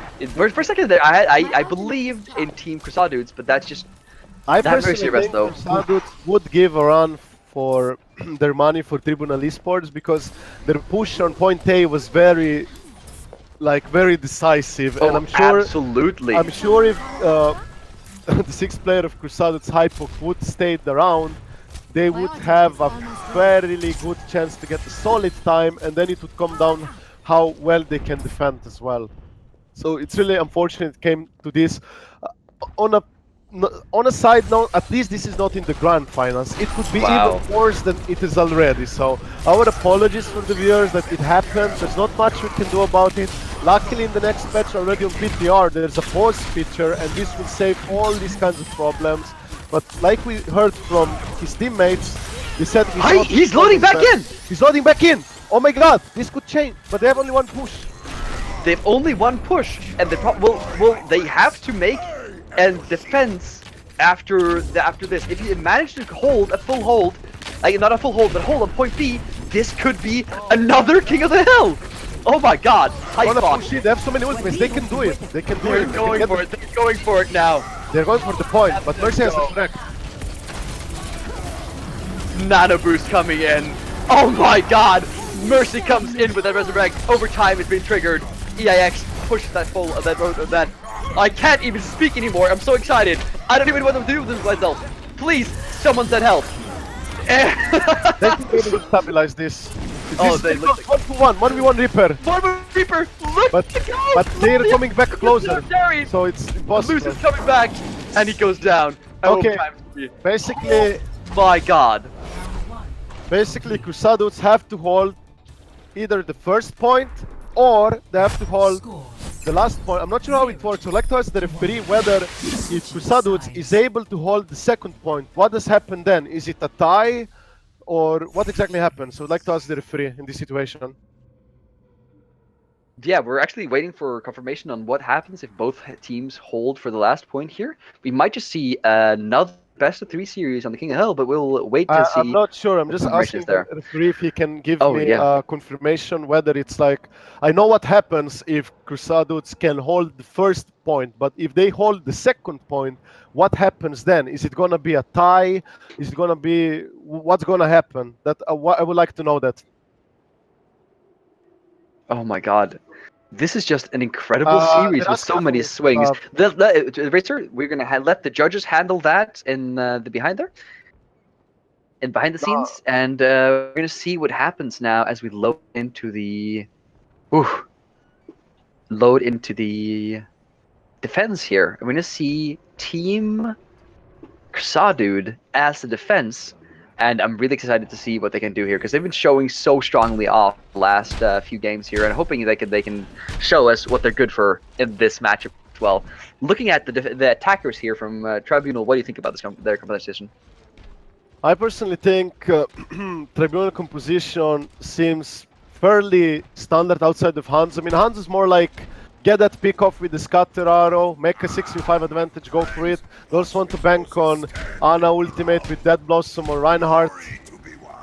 So, also would like to take a note that CruSuhDude's defensive lineup seems very safe in a way with triple town composition. They want to bunker up. They might just hold the first point with this composition. It is quite possible. But Tribunal eSports decided to go with the Mei now, so we will see how this will turn out. Looking at this engagement here, we see Drodo going in, really strong. Managed to catch Drodo, but not taking him out finally. Lawley as that goes down in the Commission era, as that Reinhardt swinging the hammer, but gets caught in a disadvantageous position here. And this looks like it's going to be over and good for the first point here. Tribunal just so strong in this attack. Exactly, maybe CruSuhDude's got a bit demoralized from that disconnect and they're playing slightly poorly. I'm not sure whether he disconnected again. No, he was here, right? Oh yeah, Hypok is still here. He's still here. Okay, just making sure that wasn't the case. So yeah, I mean, in ultimates wise, Tribunal eSports looks quite strong. They're getting those ultimates they need, but and look at this push now. It's going to be hard. They're going in so strongly. Jodo gets slammed down in that. Oh my God! Look at that Mei though. Boosting that Mei with the Ana. Wow. Exactly, but one noticeable thing is CruSuhDude, Reinhardt, Eru, his Earthshatter managed to stabilize the wall King because he was able to stun in that blizzard of the offensive Mei. They were able to stop their push, and now they managed to stabilize, and now they're gonna get that Graviton Surge, Wall Hog rolling, Dead Blossom combo, Graviton Surge coming in critical. So this looks quite okay for CruSuhDude. They can hold this. It is possible to hold this for 6 minutes. 6 minutes is a long time. We're waiting to see how strong they can show, because there's gonna be a lot of team fights here. We see the teams are feeling themselves out, trying to get those ultimates up, seeing which angle is gonna be the best for this attack, and making sure that their ultimates are well and ready. And we see the team Jodo going in there with the completely fantastic sound barrier. Graviton Surge is going down in all directions, and wow, Official Dairy going in with a Reaper so strongly, and Era being knocked down even though he's nano boosted, and manages to hit a completely amazing Earth Shatter. Jodo gets boosted and takes out that their Era.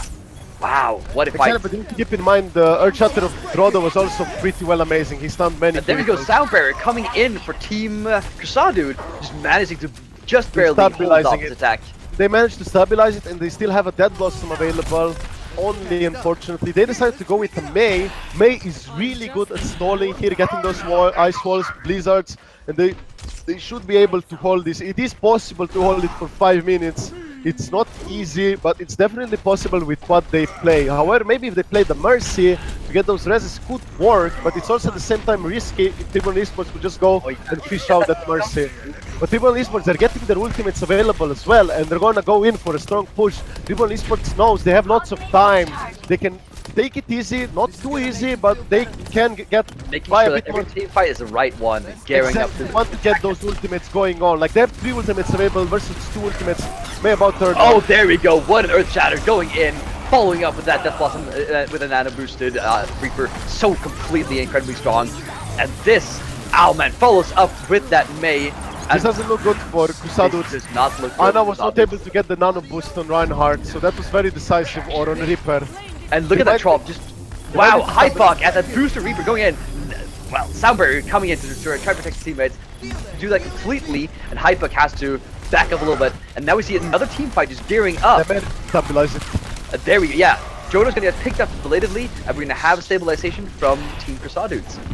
Exactly, and at this point in time, CruSuhDudes, they are getting their ultimates available. They have that Graviton Surge, they're about to get the Dead Blossom, Nano Boost should be shortly, Mei ultimate, Blizzard comes fairly quickly.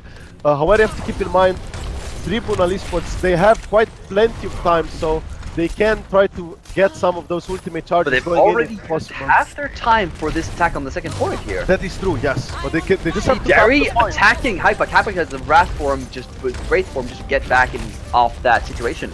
Yeah, but now Ana is very close with her Nano Boost, and Dead Blossom and Hypok with Nano Boosts can be very potent. It's so scary, 80%, 90%, so fast that gears up. There they go. Oh yeah, Ana Boost is ready. CruSuhDudes are ready for the team fight at this moment in time. They can take the fight easily if they want to. When they push in, now it's gonna happen. Oh, there we go. Graviton going in, a charge following up with the Nano Boost and Reaper going in. No, Nano Boost. No. Never mind me. Never mind me. They never waste ultimates. Like I said. Oh, no. The moment CruSuhDudes got enough ultimates, then they knew this is our favorable moment to fight. This is when we can fight. and that's when they wanted to engage and fight and went to the Graviton Surge. They found, like, they knew it, that was the right opportunity, and at the same time, they saved so many ultimates that now even when Tribunal eSports, they have 3 ultimates available, about to get the 4th one, they still have so many ultimates available for defense, they can easily hold it. Now, Tribunal eSports are going by the flank, and there's going to be another team fight in the They're following going seconds. in. Let's see if Drodo gearing up for that charge. Let's see if he got an EAX. Oh my god, doesn't get barely walled off. That would be so huge. Jodo going in with his team, trying to create a moment. There we go. Earth Shatter coming in. Sound Barrier, and my god. Holy crap, look at that. Era taking the charge on Official Dairy. Even though he's Nano Boost, he has to back off and gets picked off. And that Nano Boost for Team Tribunal, no, Team CruSuhDude gets completely applied. Well, after the Earth Shatter, when Tarixer stood up, he realized the situation. I don't need to use the Nano Boost because we're already stabilizing the fight. You never want to waste ultis excessively, and CruSuhDude's are very good, very disciplined at saving the ultimates for always having something for the next fight. Almost always, and that's what makes them very strong defenders here. However, you have to keep in mind this time they have slightly less ultimates. However, Zarya and Reaper are close to get their ultimates. So next fight, I would expect from CruSuhDude to go with a Dead Blossom, Nano Boost, and Gravity Surge. See, Ibuck hiding there. He's gonna go down now and let it rip. And Gravity Surge coming in, but no matter. Jodo gets caught in it, and that just, I mean, come on. That sneaky Reaper, that's something that just is completely amazing. Exactly like I said, they used those 3 ultimates. That Blossom, Nano Boost, and Gravity. That's all what they needed for the next fight, and now they're rotating to the new set of ultimates, Earth Shatter, and about Blizzard as well. So for the next team fight, they want to use probably Earth Shatter, Blizzard, and maybe Sound Barrier if they have to. They want to use at least 2 of those 3 ultimates. Maybe only 1 would be even better for them. And they only have 1 real team fight coming up for Team Tribunal here. They maybe need to be able to get this. They gotta be fast and efficient, but they want to get 2 in here because the team fight takes a little bit of time. Let's see what happens now. They're gearing up. Hypik is hiding in the background here. They're going above. That's also Nano Boost expected. And there we go, Nano Boost coming in. Arrow gets that Earth Shatter, being picked off. Official Dairy slamming his shotguns around, gets frozen and picked off by Hypok. And this looks like a complete and fantastic hold from Team CruSuhDude again. And I'd say it doesn't look like they have time for another push here. Basically, what CruSuhDude want to do now is just push them out, make them not able to get into the going out point, there. like with the May wall. They have Sound Barrier. Like I said, they always have something for every team fight, and now they have the Sound Barrier for the last team fight, and they hold this. But they have to be careful of Drodo Earth Shatter. If Drodo Earth Shatter can get something stunned, they might get screwed over. But now we will see what it goes. Oh, the May and look at the ultimates. They have Gravity. Oh my god, going in! That's good. Oh my god, that's gonna be it! It's a tie. It's a tie. It's a tie. Now I'm asking the referee, like, when it's a tie, it's gonna be a King of the Hill decider again, or what? Leads. Okay, King of the Hill tiebreaker. Oh my god, the hype was the hype. Oh my god, this is insane. This is great. Oh, look at it. I want to see. Okay, what? Like, there's gonna be a Beyblade spin. I'm calling it. No, it's a no. Of course it's a res. After they got killed by that. Oh yeah. This is great. Like, this ties, boys. Like, it's going Woohoo! great. That is such. This was an amazing hold by CruSuhDude. It's like they shown how they can hold the point, like with their ultimates. They were rotating their ultimates. Every team fight, we have up to 1 to 3 ultimates. Like, every team fight as a defender, they had something. They never wasted too many ultimates. Like, they always held something, for the last fight. Every fight, even for the last fight, they had something. Like, that was exceptionally well. And I'm really happy they were able to hold it. I always wanted to go all the way through, especially when they had a disconnect. It was really unfortunate. Maybe the game would be much more different if Hypok was playing from all the time, and it might not even came to a tie. However, this is amazing. We're looking forward, and you're gonna swap 1 player. There's gonna be a swap from Loliet to Jonah. Loliet is not a King of the Hill, Valeron.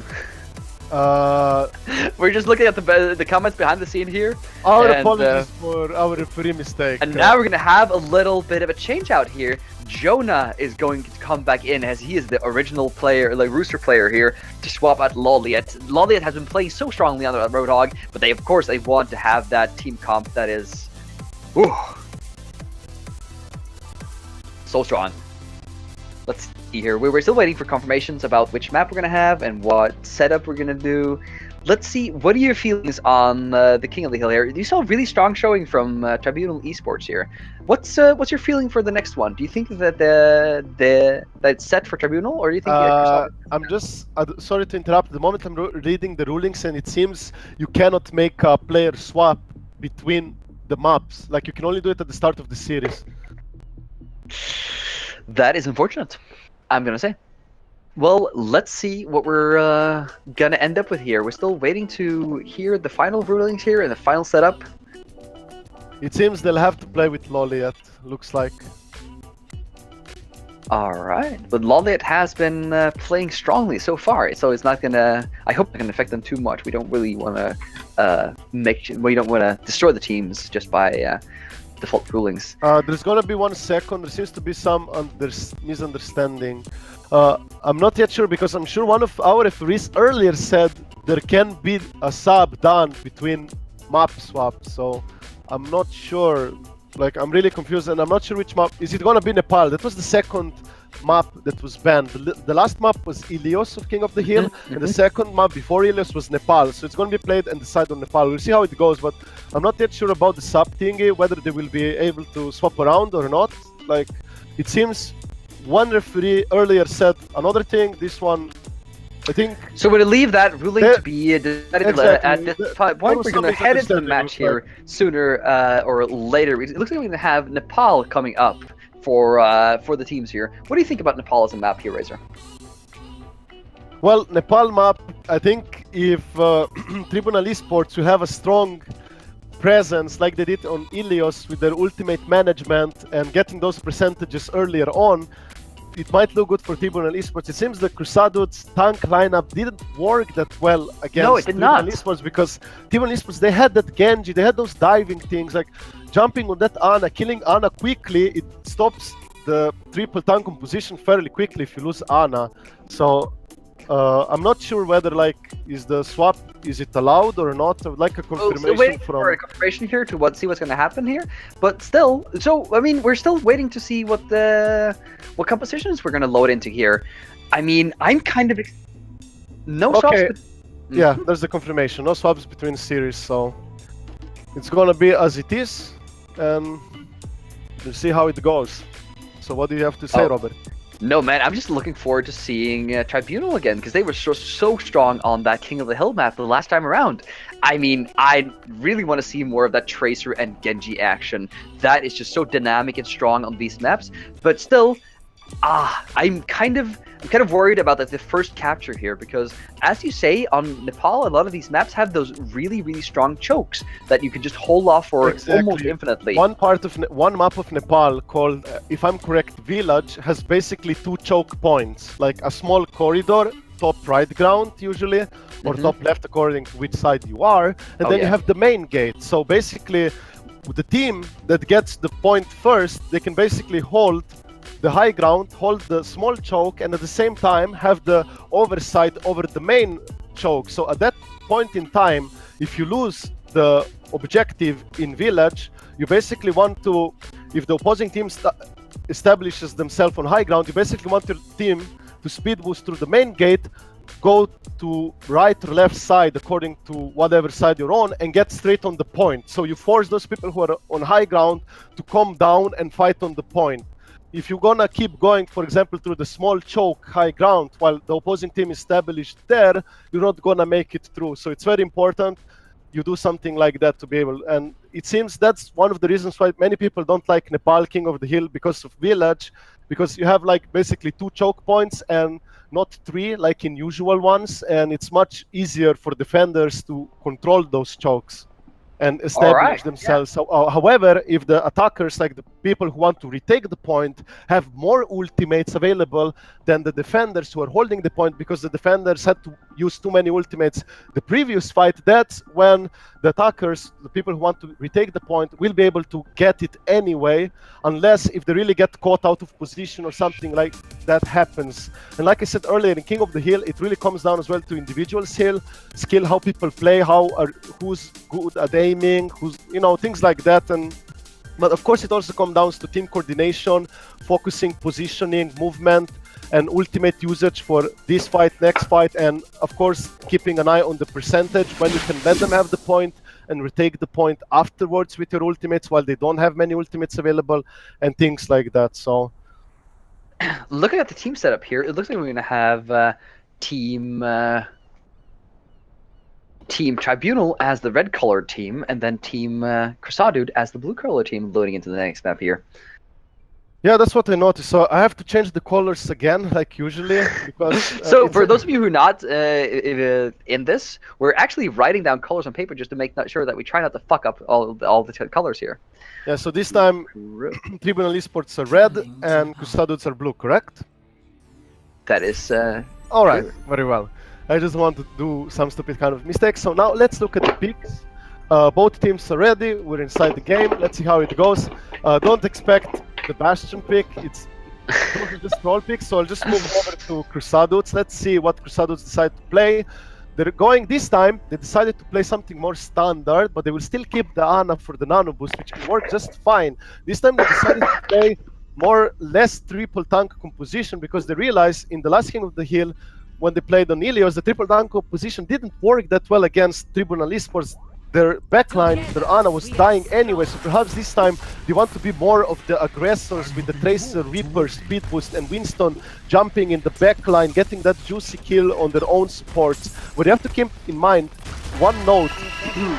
If CruSuhDudes decide to keep Ana and Lucio, and they do not have a Zenyatta like Tribunal eSports looks like they will have, the Transcendences might save them from absolutely from gravitons and etc. But you have to keep in mind, if Ana is able to get that bionic grenade in the graviton surge, Transcendence won't help much at all. So it's very imperative and important for Tribunal eSports to kill Ana quickly and fast. So then that Transcendence is safe usage and nothing like that will happen. And here goes the fight. Drodo jumping into the midst of the team there, going off, trying to get the picks. Unfortunately, ends up being taken down himself.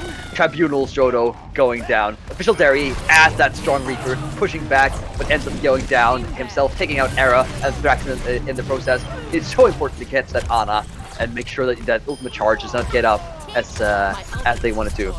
So CruSuhDude just taking the first point here, no trouble, and that's going to be important. Exactly, this is very important for them, but at this point you have to keep in mind, they're not running a Zenyatta, they don't have that Transcendence, so well-placed Graviton could wipe them over. Completely destroy them, yeah. Yes, I mean, Ana can throw the grenade on her friendlies, and Lucio can use his boost amplifier to get as much healing as possible, but there we go. He's going into this team fight here. Jodo just jumping in, trying to create something, get some action here, and just what a melee going on. Lolly as the Tracer trying to create, taking down Thrax on that Ana, but just wow, look at that. Tribunal just getting absolutely wiped out. Exactly, and another thing to note is CruSuhDudes have now more ultimates available. Actually, all of them will have the ultimates available. Meanwhile, Tribunal eSports are not getting there yet, and this is quite good for CruSuhDudes because they already have 50% on the point, and they have so many ultimates that can just bank on them and like, okay, we're gonna hold with 2, 3 or this and that ultimate. The Era challenging on that high ground, Jodo going down on the team, trying to challenge on that. There we go, Graviton with the primal rate going up. So many grenades slapping down from both Anas. Pulse bump going off. And oh my god, looks like we're gonna have a melee slapping around here. And this looks pretty balanced so far, but oh my god, CruSuhDude is coming out on top. Exactly, I mean, it was very expected for CruSuhDudes to get out of top because they had so way many more ultimates, but the surprising part is Tribunal eSports were still giving them some trouble even when CruSuhDudes had so many much more powerful ultimates and in numbers available. However, they don't want to use all of their ultimates, they're saving them. Look, they have 3 ultimates available. Jodo's going in the point here, trying again to make sure that the team can capture it. Soundberry going down from Thrall, such an amazing play. It shuts down that Reaper, make sure nothing can come out of him. And again, just a complete wipeout of and Team. And it should be it. Like you notice right now, CruSuhDudes used all of their ultimates, and the only reason for that is because they know this is the last team fight. In the last team fight, you can easily use all of your ultimates. Never save ultimates if you know this is gonna be overtime, last fight. Always use everything. Even if it's like even if it might not look favorable, you should still use the ultimates when it's like this. So it was a pretty loading well into village now. Yeah, this is the part that I'm talking about. As you can see, you have this small choke, and then you have another big choke, the main gate. So the first team that establishes the point, gets the point, it makes it quite difficult for you to retake it if you don't have a major ultimate advantage, or just speed through the main gate to the main point and try to force them from the high ground to jump on the point. So we'll see what they will decide to play. Both teams are playing pretty much same things, looks like. Nothing different, no mace or anything, or any cheese like that, I would say. Some teams might go for it, like... Oh, absolutely, yeah. Like, you can easily wall off people here. But and like going in, like standing conversation, they're both like flashing on the top ground here. And oh my god, Melee going off here. Hypok on that repush, slapping shotguns around, trying to catch the team members of Team Tribunal. And this looks like barely going in favor of Tribunal here. Yeah, this is in favor of Tribunal.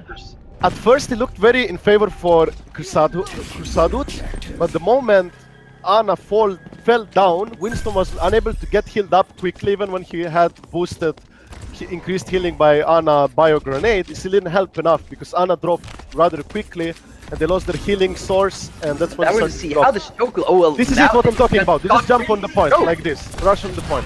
Oh yeah, getting down here, and there's Team CruSuhDude just trying to challenge the point, and a little bit too fragmented throwing from Tribunal here, not managing to connect the team in a proper way. EAX on that Zarya, trying to get in there and make it charge his energy, take this point, but it's going to fall belatedly on the point. So for the viewers, this is exactly how you do on this part of the map if you lost the point. Rush through the main gate, around, get on the point, force the fight on the point. So the high ground of the defenders becomes useless per se.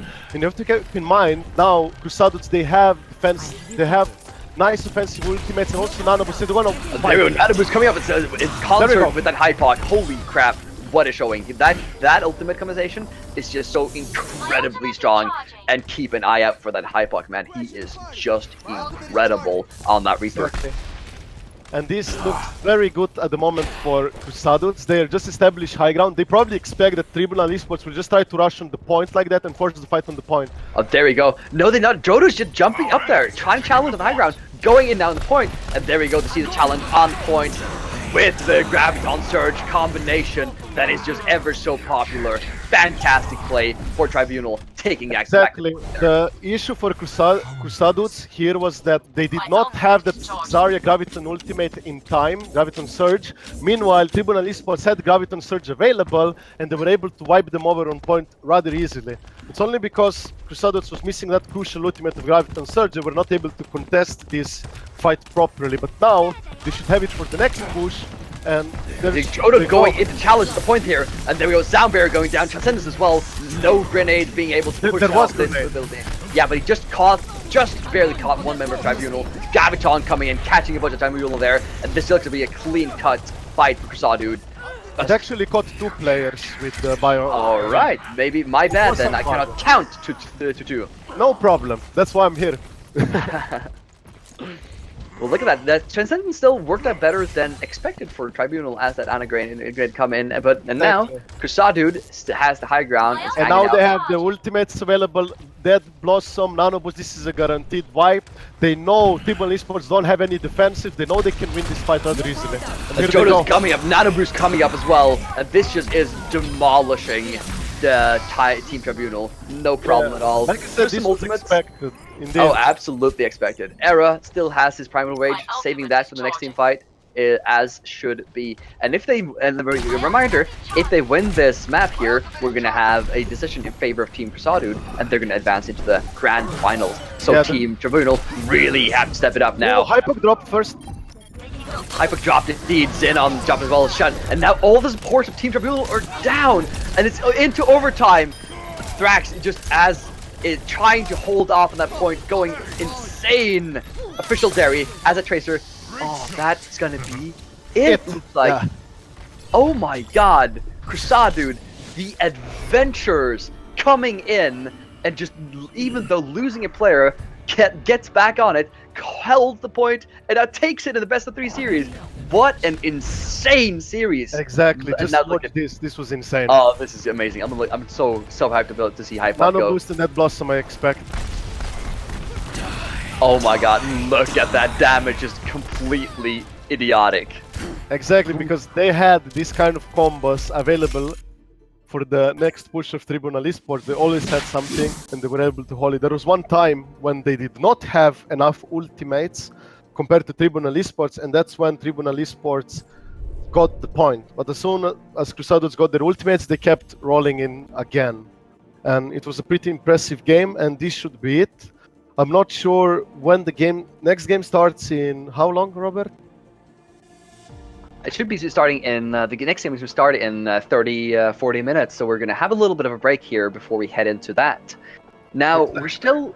Oh God, that game was just so fantastic. That series, Amazing. fantastic. I hope Normandus was watching closely to see what kind of opponents they're up against, because that's going to be a challenge. Exactly, it's gonna be Normandus versus CruSuhDude, and Normandus, they did show themselves quite strong against Tribunal eSports, and you have to keep in mind, CruSuhDude did play against Tribunal eSports right now, and they had some struggling problems here and there, not by much, but just a little. So it's I think the finals, the grand finals, CruSuhDude versus Normandus is gonna be a good game to watch. So I recommend everyone that's here, call your friends. Whoever plays Overwatch, check that next game out. It's going to be amazing. I don't know. Even if you don't play Overwatch, just look at the pretty colors. We have gold. Like in this game, we have golden guns, spinning Beyblades, and crazy grandmothers with snipers. So this is truly an experience for everyone. And now, until the grand finals comes up in a little bit of around 40 minutes, I'm gonna say peace out. My name has been Robert. I'm here with Razor. See you in 30.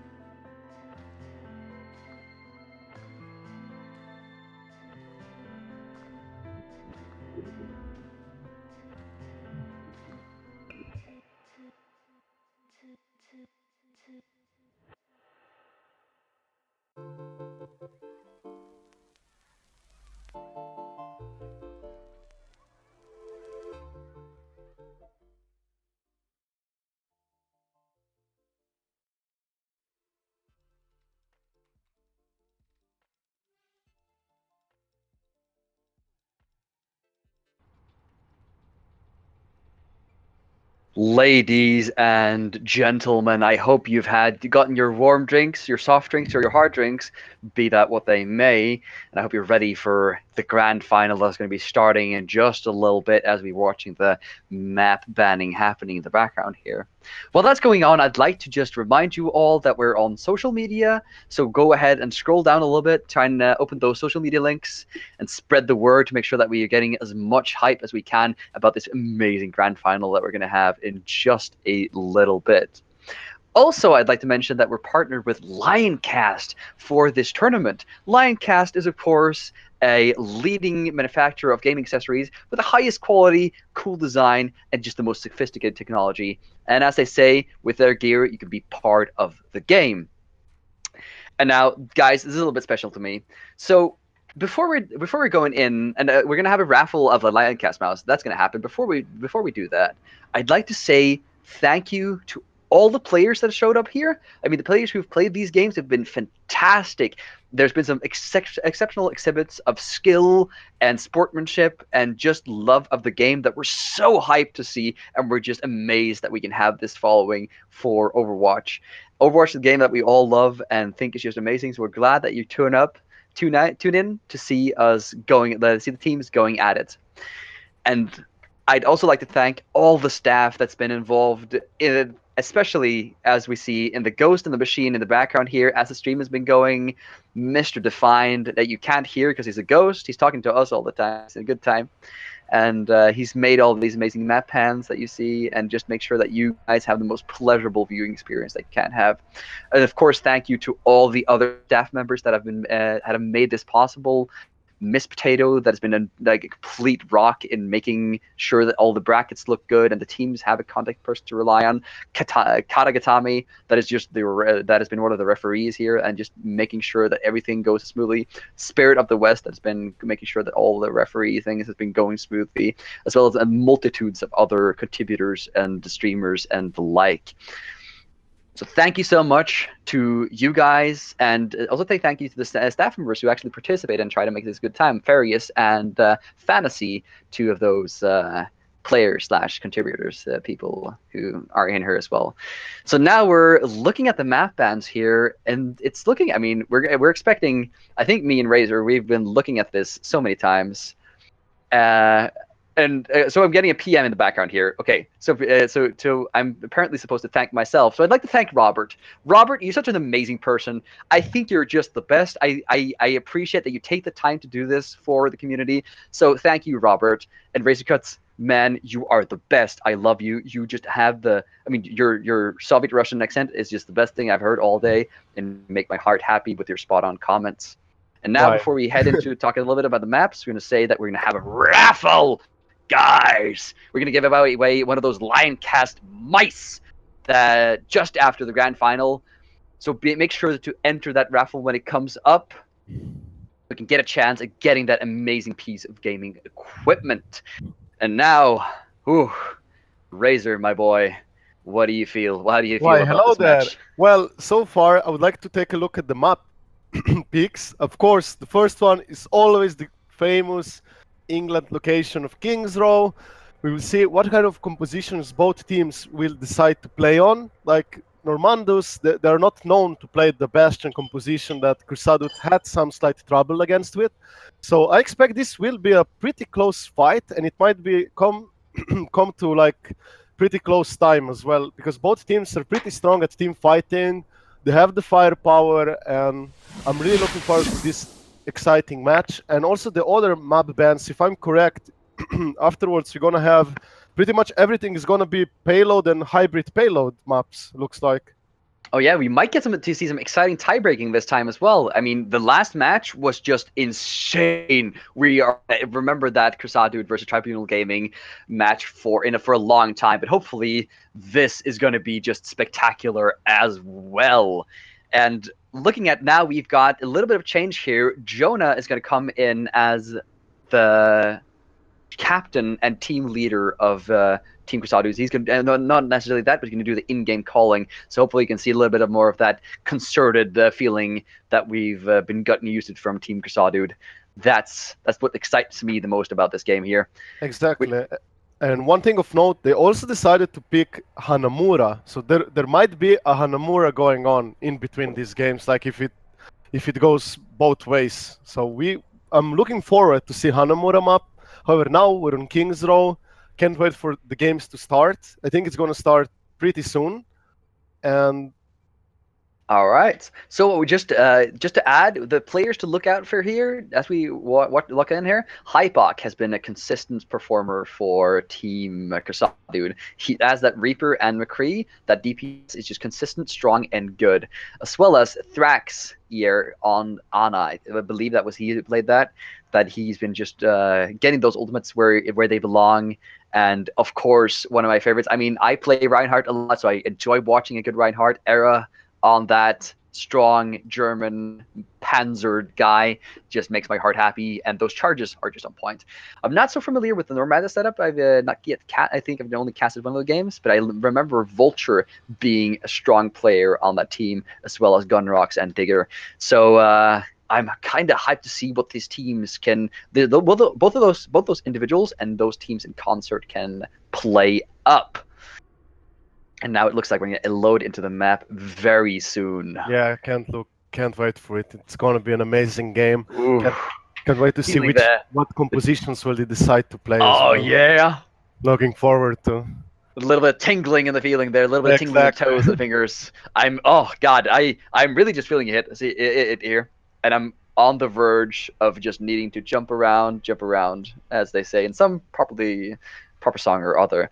We're still waiting for one player to get ready here, so a little bit of a delay. We apologize for that, but we want to make sure that these players are on top, have got their every need covered, and making sure that they're ready to play at their utmost capability.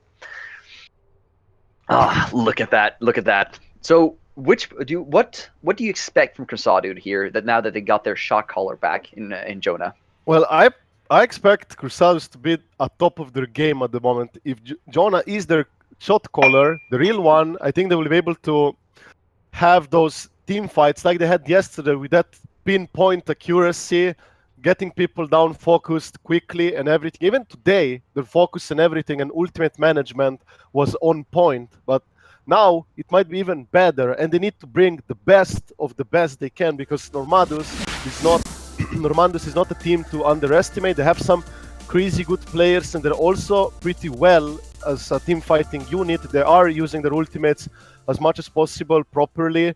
And also one player I would like to look out for is Eterna.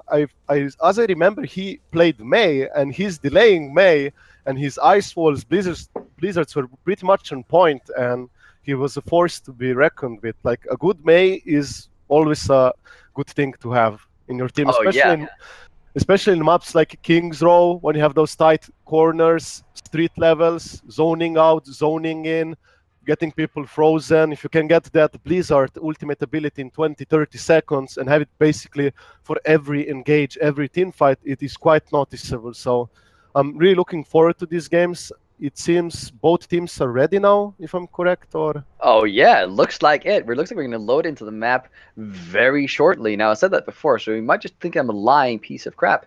That is ostensibly now true. We are entering the game. But I wasn't this time. Exactly. In, guys. Ooh, do you feel it, Razor? Do you feel the excitement building? I do, yes. This is going to be a great game. Now, let's look at the picks. We have CruSuhDudes on the offense first, and then we have the defenders, Normandus, as blue team. And let's see their picks. I will look first on the defense. They decided to go with a pretty standard lineup. However, they will not play triple tank, it seems. They will go as double tank. However, they will still keep the Ana for the nano boosted Reaper, Dead Blossom, or just nano boosting Reinhardt for the first engage that will happen from the offense.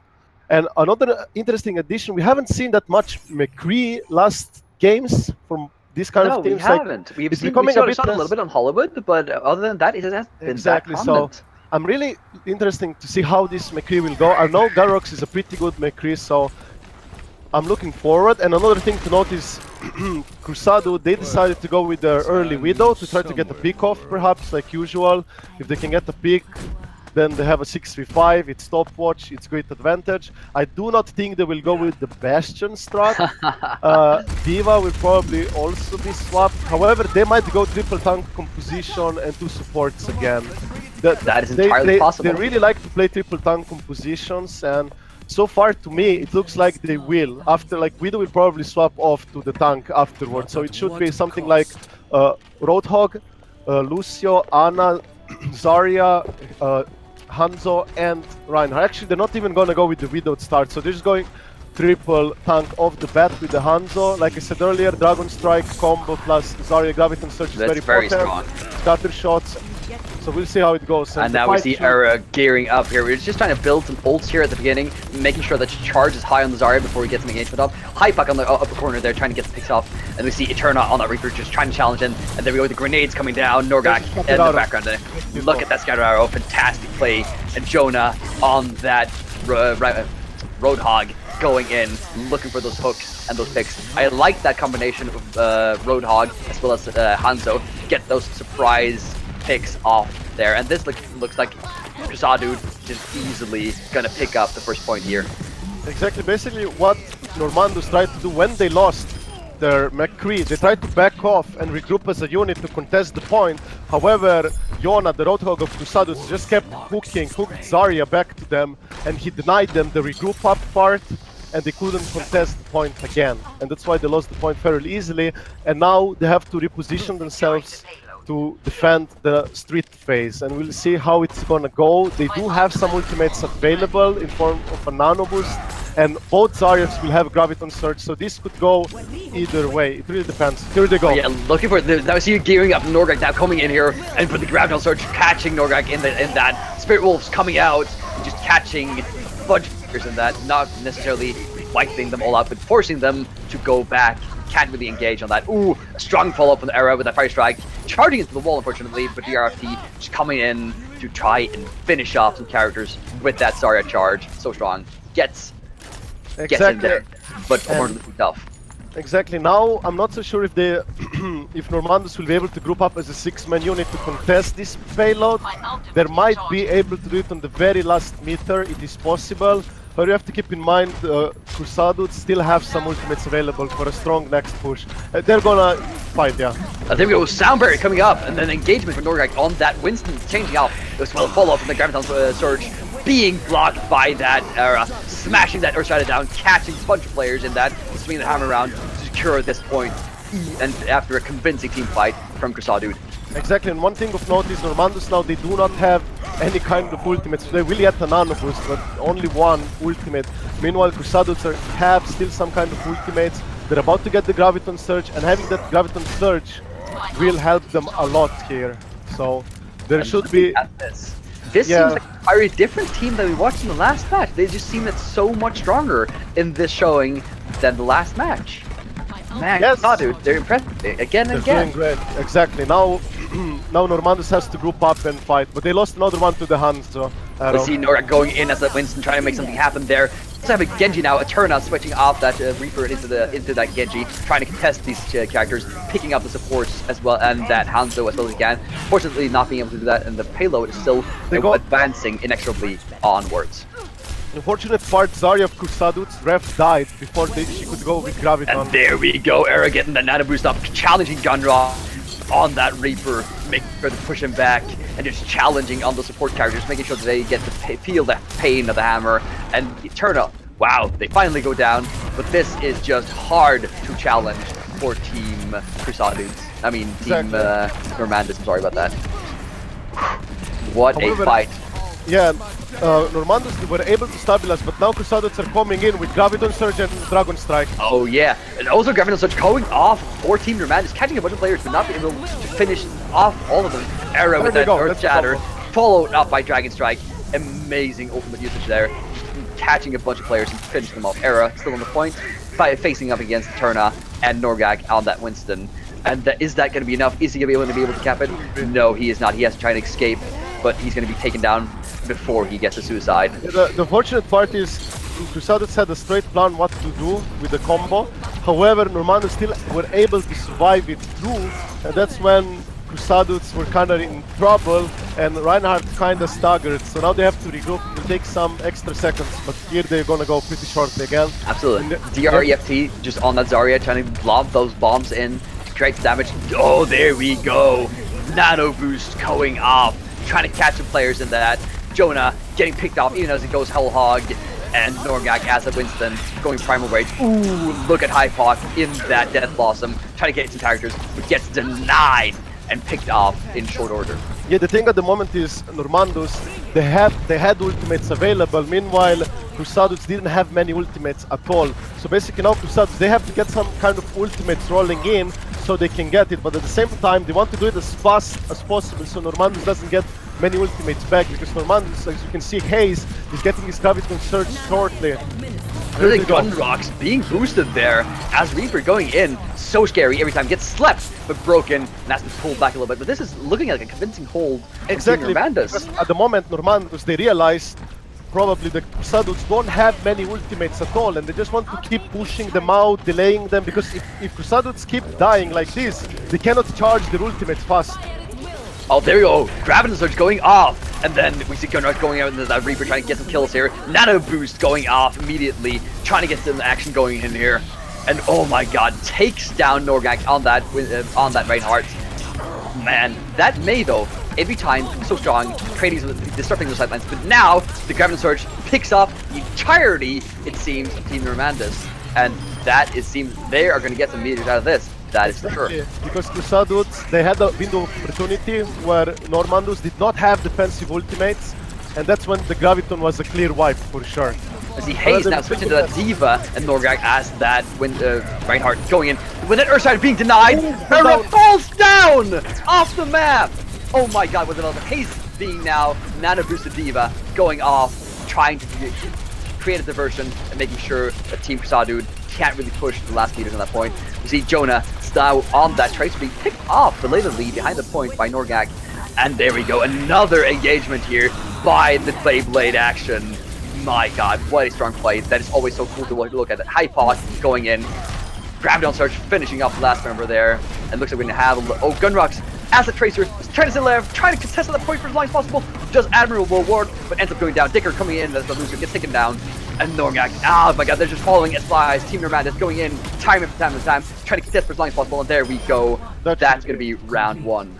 I would like to ask for the time as well, and it seems like CruSuhDude, it wasn't looking in their favor when Reinhardt, I'm not sure if either he fell down by accident, but he might got booped off. Yeah. He got booped off or knocked down by Diva charge ability, like she charged him off perhaps. I'm not entirely sure, but the time is 7 minutes and 1 second. And another thing of note is the CruSuhDudes were still lingering around the point, even when there were less of them, but they realized that also Normandus were lacking players, and also CruSuhDudes, they were in communication. They knew that their teammates would be very shortly back behind them to assist them. So that's why they were lingering around the payload, and then they managed to group up and just retake the point. So that was pretty well, because many teams at that point, when you lose some players, they perhaps wouldn't linger around and just try to, let's retreat, regroup. However, if you do that, of course, the opposing team can also regroup up, and they didn't want the opposing team to be able to regroup up, so they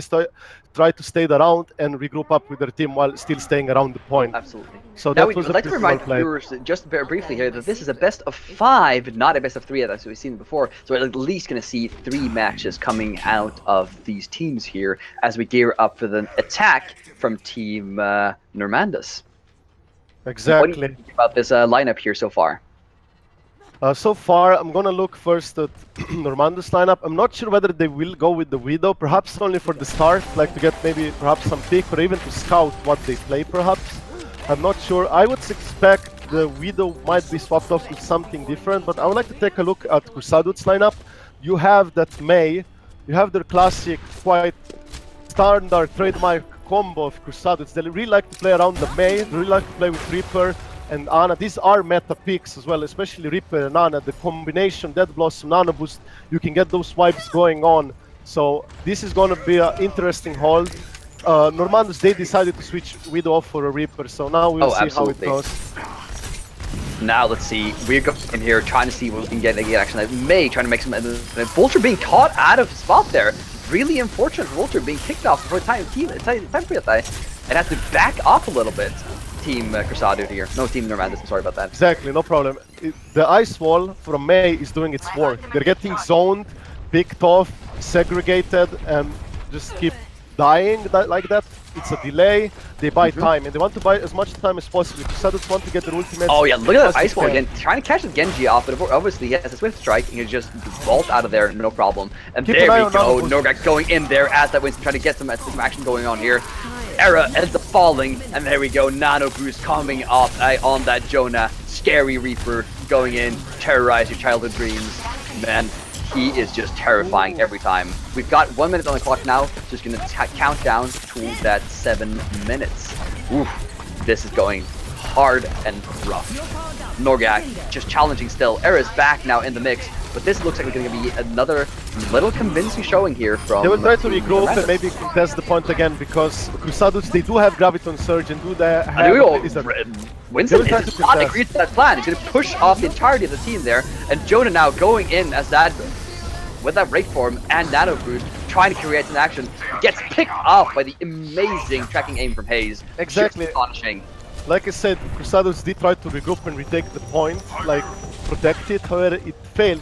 But the reasoning why they lost it in the first place, to me it seems that Reaper, Jonah, when he got nano boosted and he went into the team of Normandus, he didn't get as many pickoffs or kills as he hoped for, and he died himself.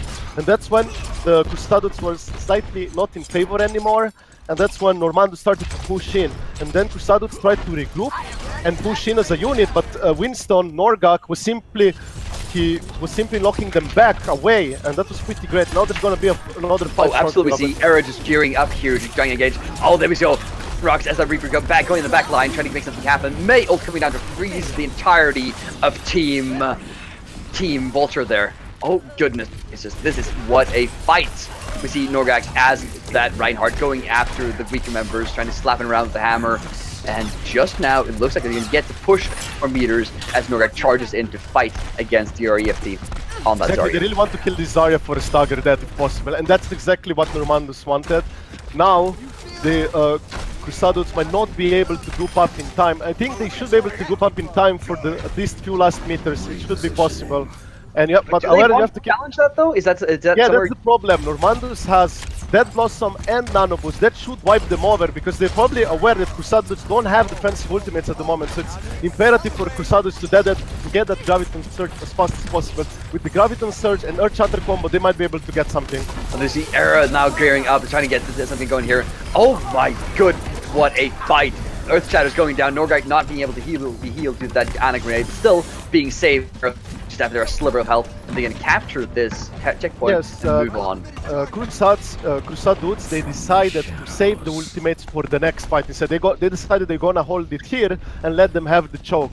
I mean the checkpoint, because they did not use any ultimates. As you can see, they have them available, and they will go for it next fight. They now know they have the ultimate advantage, and they will press on. Oh, absolutely. There we see CruSuhDude's going in with that Animus Reaper and the Beyblade spinning, going off. Death Blossom so strong every time, and that's become a real staple of, if anything, staple of the tournament. That Death Blossom on the Nano Boost is just so incredibly strong. Eterna with a Dragon Blade trying to get something to happen, and with the sound barrier coming in, Gunrocks trying to make his team push forward, gets picked off. Unfortunately, Hypoc on that May so strong every time.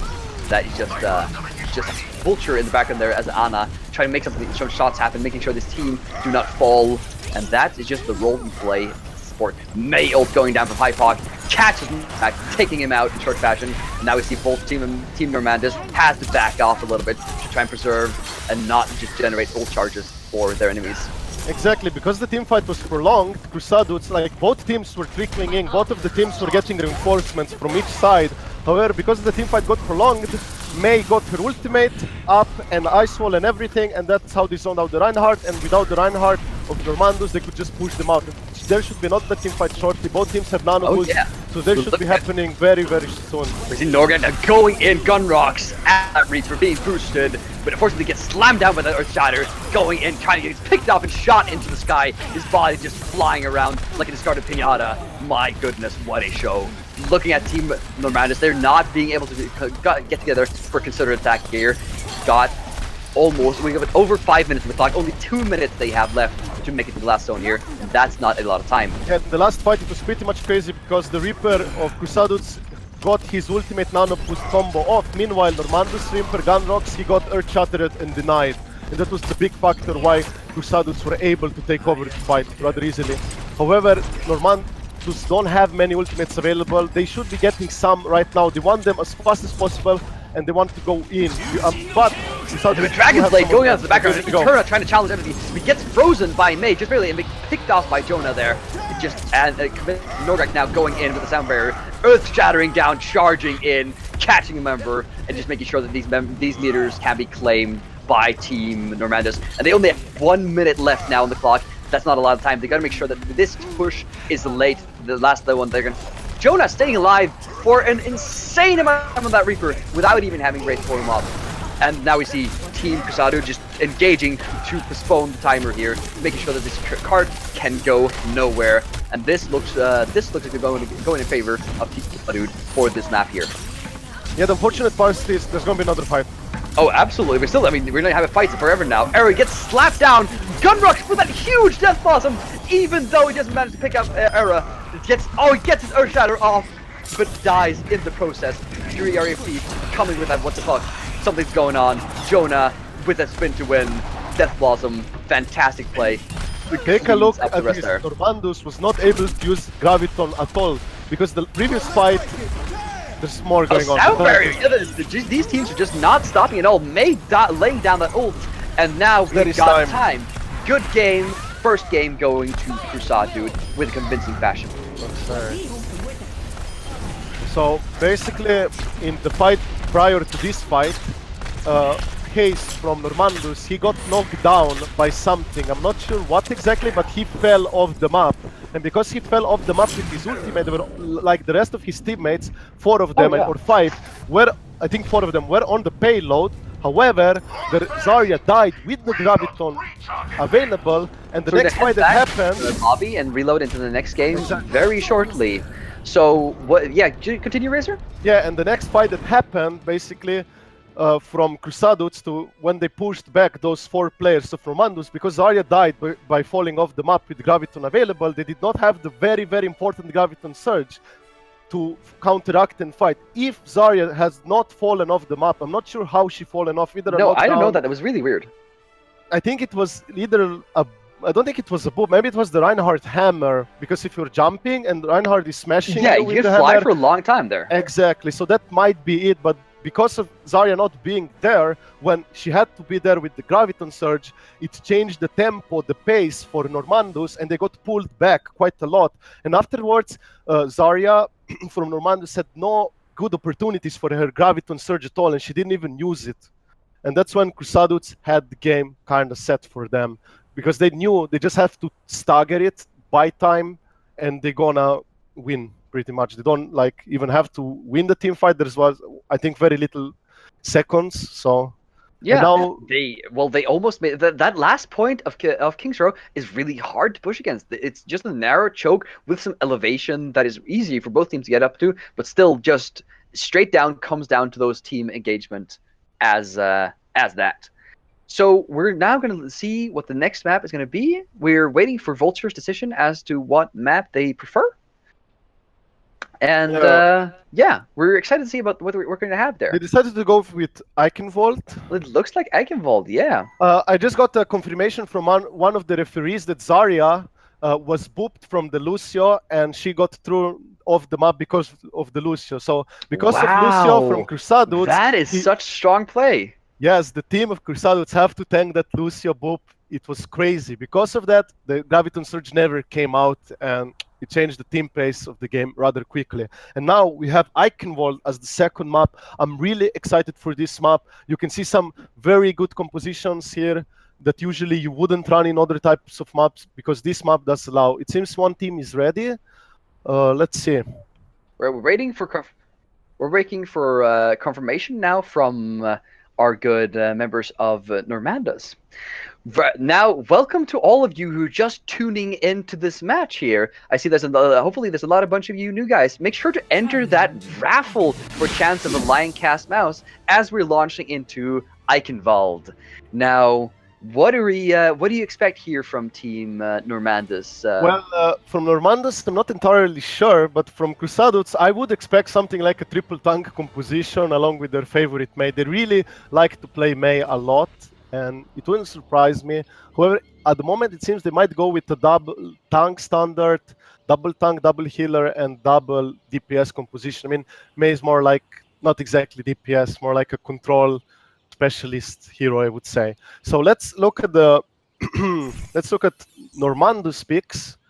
Their picks, let's see, they have, well, they also want to go with the Mei, probably to make their own ice wall and get nice safe cover to push through the choke and also to deny the defensive Mei ice wall, so they cannot get blocked off and they will all get through safely. So we will see whether Normandus will decide to stick with this or not. I think they will. Also, one interesting note is that Normandus decided not to run Ana, because usually Ana is now very popular. You want to nano boost Reapers with Dead Blossom, Reinhardts, and etc. So I really want to see how Zenyatta will work out in this type of composition they're running. However, Zenyatta Transcendence is still very valuable. Discord is still very strong, and I wouldn't be surprised if it could work out for them. It really depends how the Mei walls will play. Now, here is Ana. They want to play it safe, I would say. Oh yeah, play it the safe. nano boosted Reaper is very hard to stop. Like, very hard. You need a really good timed Earth Shatter. Or the Sleep Dart there, maybe, if you're really strong. Maybe a McCree flashbang could work, but usually McCree does before. And there we go, with the ice ball there, the standard. We've seen this play on Reddit before, and this just, oh man, they got thwarted a little bit by the opposing Mei wall. They're getting into the point here. Era a little bit out of position there. Eterna trying to heal up with the ice block, but gets grenadier first. It gets easily picked off as she gets out of that Mei wall, that Cry block. And it was the Era just swinging his hammer around there, getting really deep into the defense, catching Norgak in that charge and bringing it back to the point. Hayes supercharged now, high charge on that target, getting around, making sure, but he gets picked off in short fashion. And now we got some ultimates coming for Team CruSuhDude here. Exactly, and one noticeable thing is Normandus now decided to go for a Mercy combo, even when CruSuhDude have the McCree and so on. They just want to power through, get over the choke rather easily with Genji as well, and try to win the team fight. So now we'll see how it's gonna go. Furry Marsa, I can almost speak names, combination coming out of Team Normandus, and that's something I really like, seeing that Jonah on that McCree is gonna be a scary threat to that combination, but hopefully this is gonna pull through here. There we go, Graviton Surge coming down, catching Era and the guys, but still not even gonna have to follow up them there. Vulture in the skies here, trying to protect his teammates. Era gets nano boosted, going in that nano. Wow! What strong play, just hammering around, catching team members of Normandus off guard and bringing them down, putting him in the ground. Exactly. One noticeable thing from Normandus was they were able to get Graviton Surge much faster than CruSuhDude. Rep only got his Graviton Surge right now, so that's why it looked pretty good for Normandus at one point when they got the Graviton Surge in. However, CruSuhDude were able to counteract with Nano Boost, and also Norgak from Normandus died before he could get the Arc Shatter. But now next fight, we'll see how it goes. Normandus, they are getting some ultimates available, but you have to keep in mind... Oh, there we go. Gurnox gets picked off out of the sky, probably by Jonah. Yeah, there we go. Yeah, there we go. Getting taken down. That is such strong... I mean, that's why you're so scared of picking Pharah in these competitions, where you just got this McCree that is so strong with those headshots. He's just going to take you down every time. Exactly. Another thing to keep in note is CruSuhDude, they are getting their ultimates, the Dead Blossom, the Nano Boost. Now there's there we go. Hyper coming into the background there. Gonna spin to win and just clean up that team. No problem.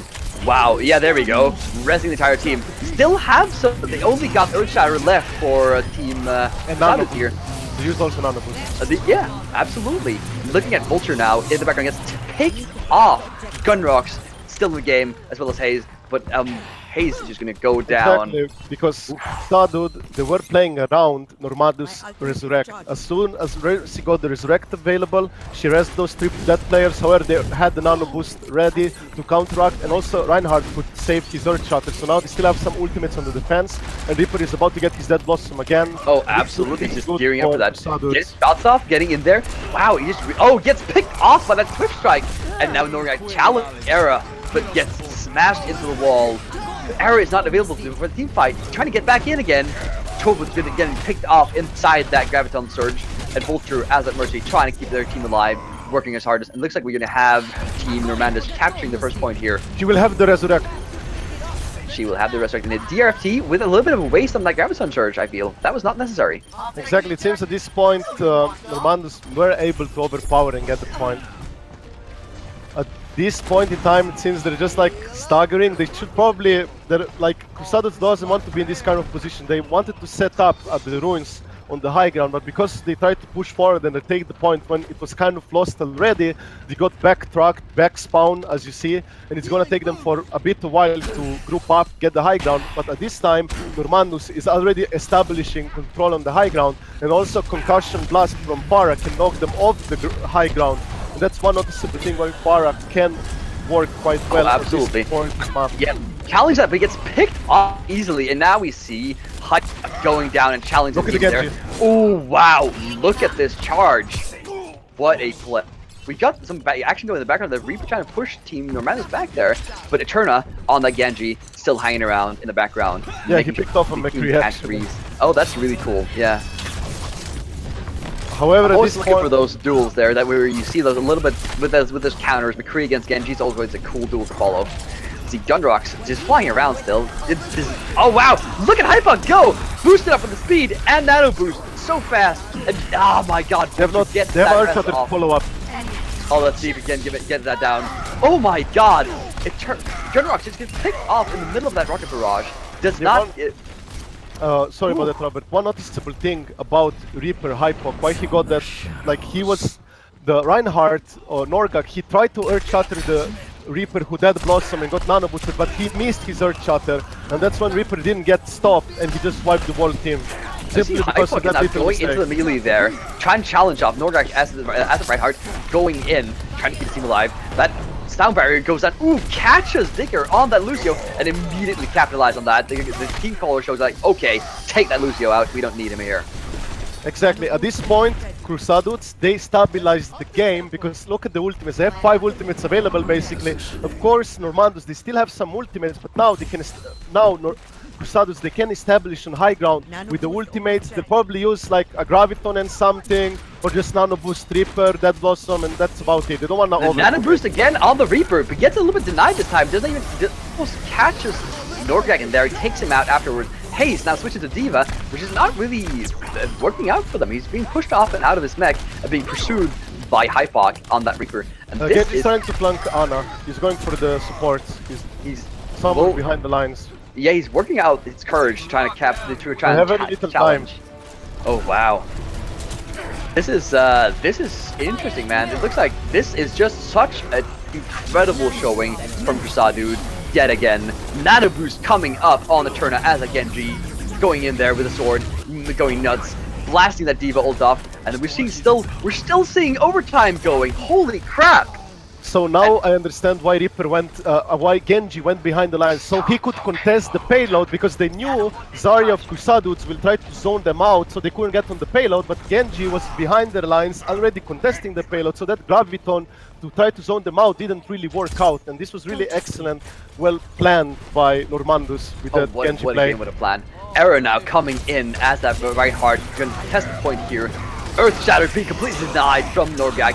Wow, Gunrox going in to clear things up. Only Cobb and Draft left here to try and challenge the point here. We might actually see them pushing them all the way. The payload pushed all the way from the start here on overtime. Oh, only left on that Diva. Can he do it? Can he get the point in time? Nano boosted Reinhardt. He's going in. Oh, he's coming! He's gonna go in there. He's just trying to stay alive for as long as possible, making sure that overtime stays on. Oh my god, it's not gonna be enough. He's trying to stay alive for as long as he can and get taken out. Oh my god, that is a long ass overtime. That's true. The thing that really helped them in the end is that Hypok, with his Dead Blossom, he was able to kill quite many players from Normandus, and that's when they kinda made it good for themselves, because if it was only Haze, Diva pushing the payload, and because only one player is pushing the payload, they had enough time, like a nano-boosted Reinhardt with 30% increased movement speed. He was able to go there and contest it, so they couldn't get the checkpoint. And now it's distance, because they did not finish the payload. And absolutely. Now we're going to see Team CruSuhDude on the attack here, aren't we? Exactly. This time we will see them on the attack. It seems they also might try to go a Pharah Mercy combo. I'm not sure whether they will play with that Pharah. I'll look at them a bit later. At first, I'm gonna focus on Normandus because of the defense. Let's see what they decide to pick. I think they're still choosing whether to go perhaps with the Junkrat. It seems, yeah, they're going out of the base. So this is gonna be for Normandus. They decided to go with double tank, double DPS, and double healer. But you have to keep in mind, when you have a Junkrat in May, like, you don't have the strong firepower in a team fight. Like, you can't exactly pinpoint focus one target like a Reaper, McCree, or Genji and assassinate it quickly in a team fight. So, and that's why I'm sure Normandus, they more or less want to hold the choke point, and if it comes to a fight, they want to rely on blizzards and zoning power from ice walls. There from CruSuhDude, that is a divey combination. They want to get in on that point really fast. Exactly, they want a team fight. Basically, both compositions are quite opposite of each other. One composition is like, we want to hold the choke and possibly not avoid the team fight until we get some kind of ultimates like a blizzard. And CruSuhDude is like, we want to just fight right now. And that's why CruSuhDudes are going to go really aggressive with what they have. So, and also D.Va will block those grenades, so they maybe every time the Junkrat, so that's why they go for the D.Va. Let's see that Jonah on that Pharah, getting in the sky, trying to get the picks off. Well, and then we don't really have a challenge to Pharah here in this combination, do we? That is another point. Yeah, that's going over the roof there with 3 characters, as well as Winston challenging on the point, and this is going to be a devastating attack. Just as you say, the team of Normandus are not geared for team fight like this, but look at that! In the background here, we have Hypok and Thax here falling, as well as Drift on the backline there, and this attack does not go just as CruSuhDude planned. Exactly, as long as May from Normandus can wall them off, get the space them out, they can win the team fights. And when the Normandus will get their ultimates, then that's when they will feel the safe at most. Oh, absolutely. So, looking at Norgard now at the front of the lines, he's just trying to hold this team back. But unfortunately, they just fly by through. They don't care about the shield. They can fly. The Earth Shatter going down. Ooh, Riptire. Wow, Riptire taking out people in the back line there as well. Now we're looking at Era on that Winston, making sure to disrupt that May, as you say, can't leave her be. Those shields are just too dangerous. And Blizzard now coming in for Team Normandus, catching D.Va. Oh, that Graviton Surge though, not so sure about that. Yeah, not so sure either, but one noticeable thing earlier was that they were able to stun, Normandus were able to Earth Shatter a Mercy, followed up by a Junkrat Riptire ultimate combo, so Mercy got killed while she was stunned and she was unable to use her Look at the ultimate count on Team CruSuhDude now. Exactly, now they have quite many ultimates and they should be able to overpower it through now. We see Dragon Blade coming in now on the point, as well as Mercy and Pharah falling in there, and Winston following up, trying to go after these squishy characters. Oh, there we absolutely rest coming up, and now we're gonna see some sound barrier coming up from that Lucio standing on point there. Oh my God, Primal Rage, little Rocket Rage coming up. Throb just hanging around, and the opposing Mercy res, and this is just like a contest of wills at the moment, who can stay in this game longer, and Norgak as that Reinhardt, just working as hard as he can, try and keep this point balanced for Normandus. And there we go, Riptire coming in now from the background, trying to take out the character. Winston gets catapulted into the sky by Winston. We'll see you in the next slide. Exactly, and at this point, CruSuhDudes, they had to use quite many ultimates to try to get the point, and still they haven't got it. And you have to keep in mind now, Normandus, they do have the Graviton Surge available, and they will be able to try possibly win the next fight with it, because they are aware CruSuhDudes probably do not have those defensive ultimates going on, and they look at this advantage. But now CruSuhDudes, they have decided to go a triple tank composition and force it through with an Nano boost, and let's see how that will go. There should be a team fight shortly. Oh, absolutely. Gearing up for that, Norgard now hiding it, trying to hold this team out there. Eterna, as it may, blocking off team members. D.Va sending that ult, and that's in a really good position for them. Taking out a couple members there, if I'm not mistaken. And Norg falls off with Eterna and Good Rocks. And Lucio, with that sound barrier, trying to keep his team alive. Mercy ends up falling in the background there. And this looks like it's going to be it for the first point. Yeah, it looks like a full hold. It's very unlikely. Like, they could speed up, try to contest the point, perhaps. I mean, they are. My apologies. They are getting the point. Absolutely, they are. What I wanted to say, now they have the opportunity because it's by distance, it's not time-based, and all they have to do is get it up to where the Normandus got it. However, you have to keep in mind... Not a long time.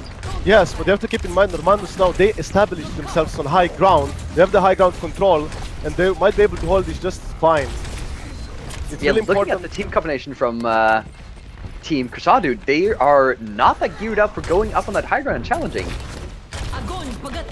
Oh, there we go. Graviton coming up with a challenge coming down here. Catching Thrax and Hypox, getting down the boosted.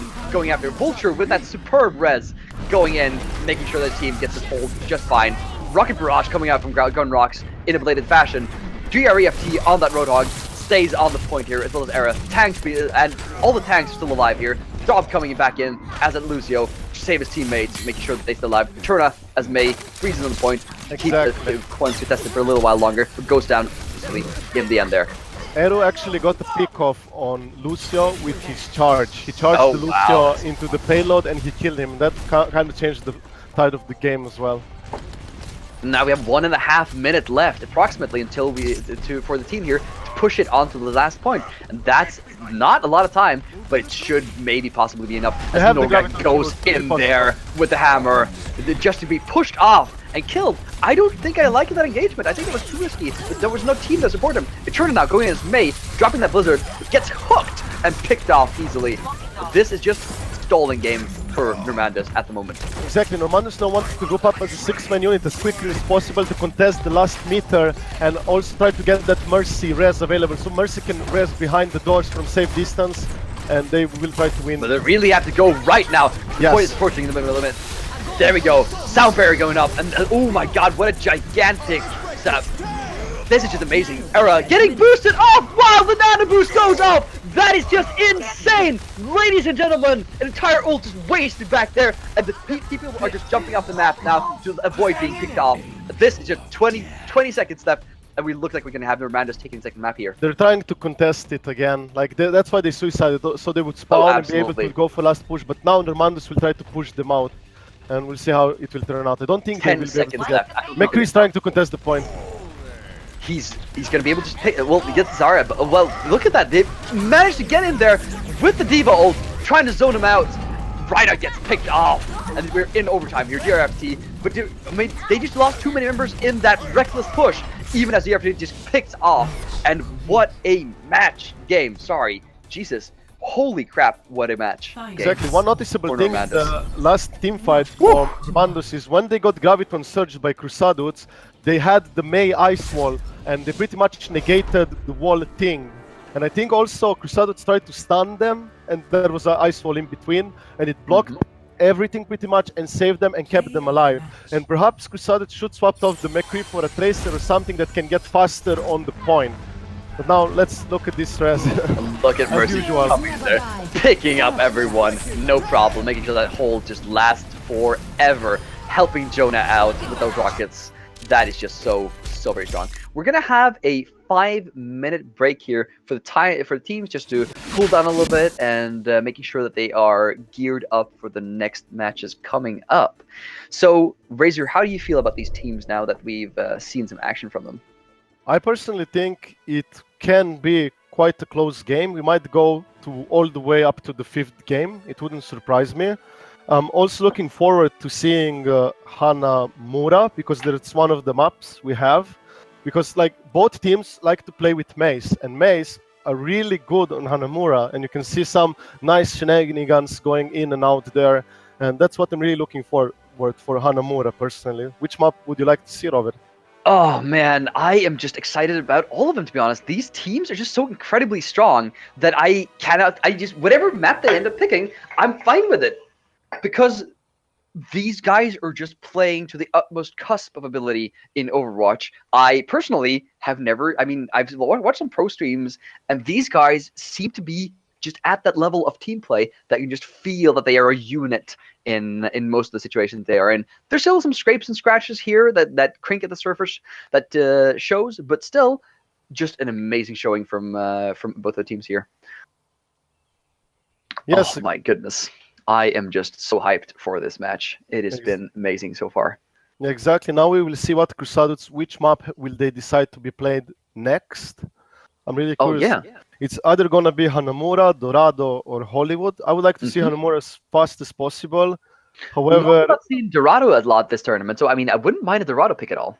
yeah, I mean Dorado, like you can get a pretty nice full hold here, so there might be like a full hold scenario for both teams, you know. So that could be pretty much interesting. And both teams have very nice picks. Like they like to play around with Mace. Some Normandus also likes to play with Junkrat. So we might be able to see some fun picks again, or like not. I would say exactly fun picks, but defense heroes Oh that can yeah. actually work somewhat on certain parts of the map. So I'm looking forward to that. I personally like to see a bit more of McCree, but it seems it's falling a bit out of favor because of Reaper, Nano Boost. It's simply so strong and it's very hard to deal with. Like to stop that kind of thing, like you said earlier, you need a sleep dart or possibly an earth shatter just for the ultimate of Reaper Oh, and absolutely. for that Blossom and Nano Boost to be able to hold it. And We apologize for the score being up there. I believe that Normandus took that last game,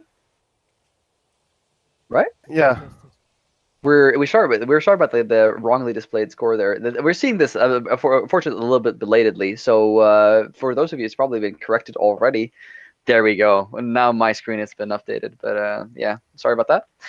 Now, last we're just having this little break here, I'd like to just mention again for all of you just tuning in that we have a giveaway from Lioncast. Lioncast being our partner for this tournament.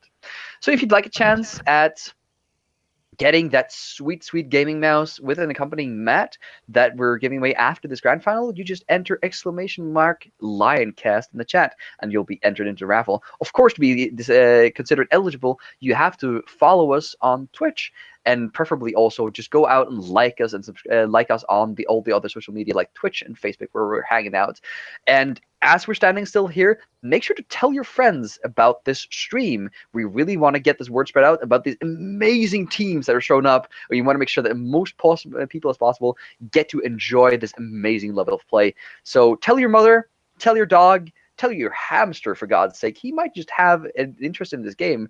And, you know, you would never know that he has an inner life.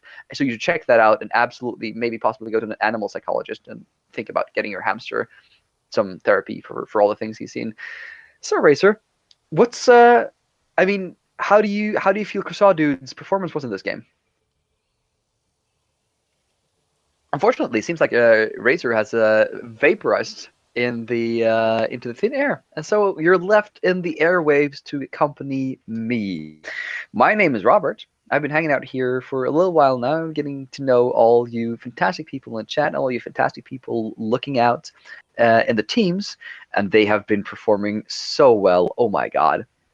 Let's just, and just to be fair, if you have any questions for us streamers or for the teams, we're going to do an interview afterwards with one of the winning members. So be sure to collect your thoughts on that and ping one of the mods if you have any questions that you'd like to be brought up, and we can get our attention towards that. We have some fantastic mods coming up in bed. And oh my, and looking at just the viewers here, we're just hyped that you guys are around. 122 of you have shown up as I'm looking at the screen here, just to watch these teams clash together, and that is fantastic to see. We're really hyped to host this tournament, and we've been working so hard to get it up and running and get all these teams around, and we're hopefully going to do more of them. So if you'd like to see more content from HND Gaming, please do again follow us on all the social media and bring some suggestions, because we really like to get your views and inputs on what you would like to see from this organization. I'm personally really in favor of getting Razor cuts to stream some stuff. That would be amazing. That guy, he talks a lot and he talks well, but watching him play would be just a glorious experience, I can assure you all. So we're working towards that. We hope to also bring you some favorable news in the future of other community events that we're doing. Head over to the Discord, guys. We have some amazing stuff going on. Just pickup nights where you guys play against in friendly community games that are just amazing. We've got a just fantastic set of staff that are supporting you, supporting the Discord, that make sure that everything go in an orderly fashion. So Razor, you are back now, aren't you? yes, I'm back. Awesome. We're looking like we're gonna see Hollywood now for the Exactly, we're next going to map. see Hollywood. I'm also looking forward to Hollywood. It's a pretty solid, well-made map by Blizzard, I would say. And I'm really curious what kind of defense lineup will Normandus play. I'm not sure which side, like what side will Normandus play first. I think they have get to decide. Is it gonna be as it is right now? I would just like to get a confirmation.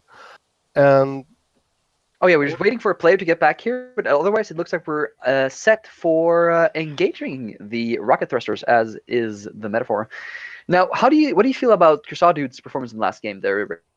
the performance of CruSuhDude's last game could be slightly better. Perhaps like maybe they shouldn't have stick much to McCree because like usually what they play triple tank compositions, it worked quite well for them. So I don't know if it was really needed for them to swap around like this.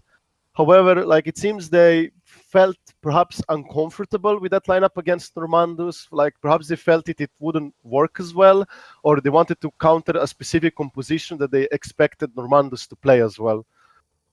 Those are my thoughts. Oh yeah, you've got good thoughts. I like your thinking, Thunk. Why, thank you. I'm glad. So, I mean, did you catch any specific plays or players that you should be watching out for the next game here, Razor? Well, like usually said, Eru, the Reinhardt from CruSuhDude, he's doing exceptionally well placed, like really good charges. It's very noticeable, and he's doing a great job. As of course, you have the Reaper Hypok with the Dead Blossoms, but you have to keep in mind it's also because he gets the nano boost and helps him quite a lot in that regard as well. So he's very noticeable in kill field at least. Now we will see. Absolutely.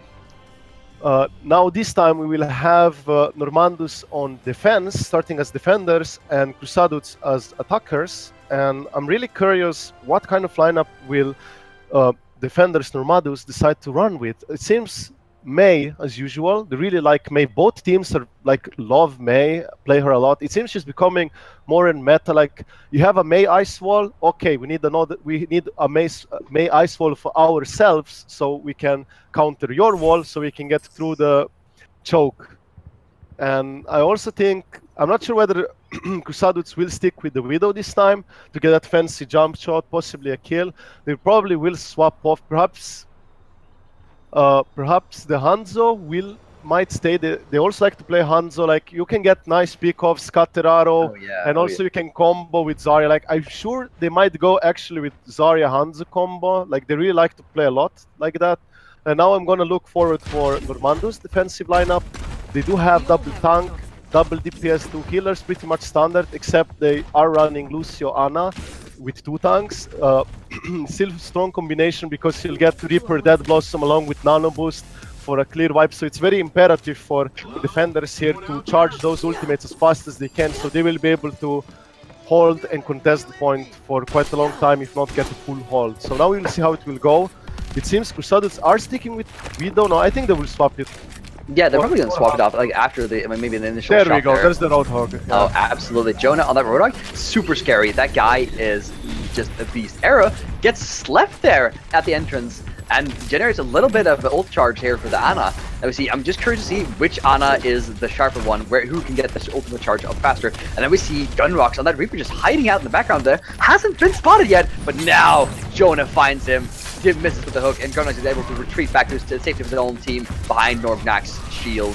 And we see a clever little trick here from CruSuhDude going up on the high ground and wanted to challenge down on the point as Era brings up the shield and allows his team to poke down, especially Hypok with that Hanzo.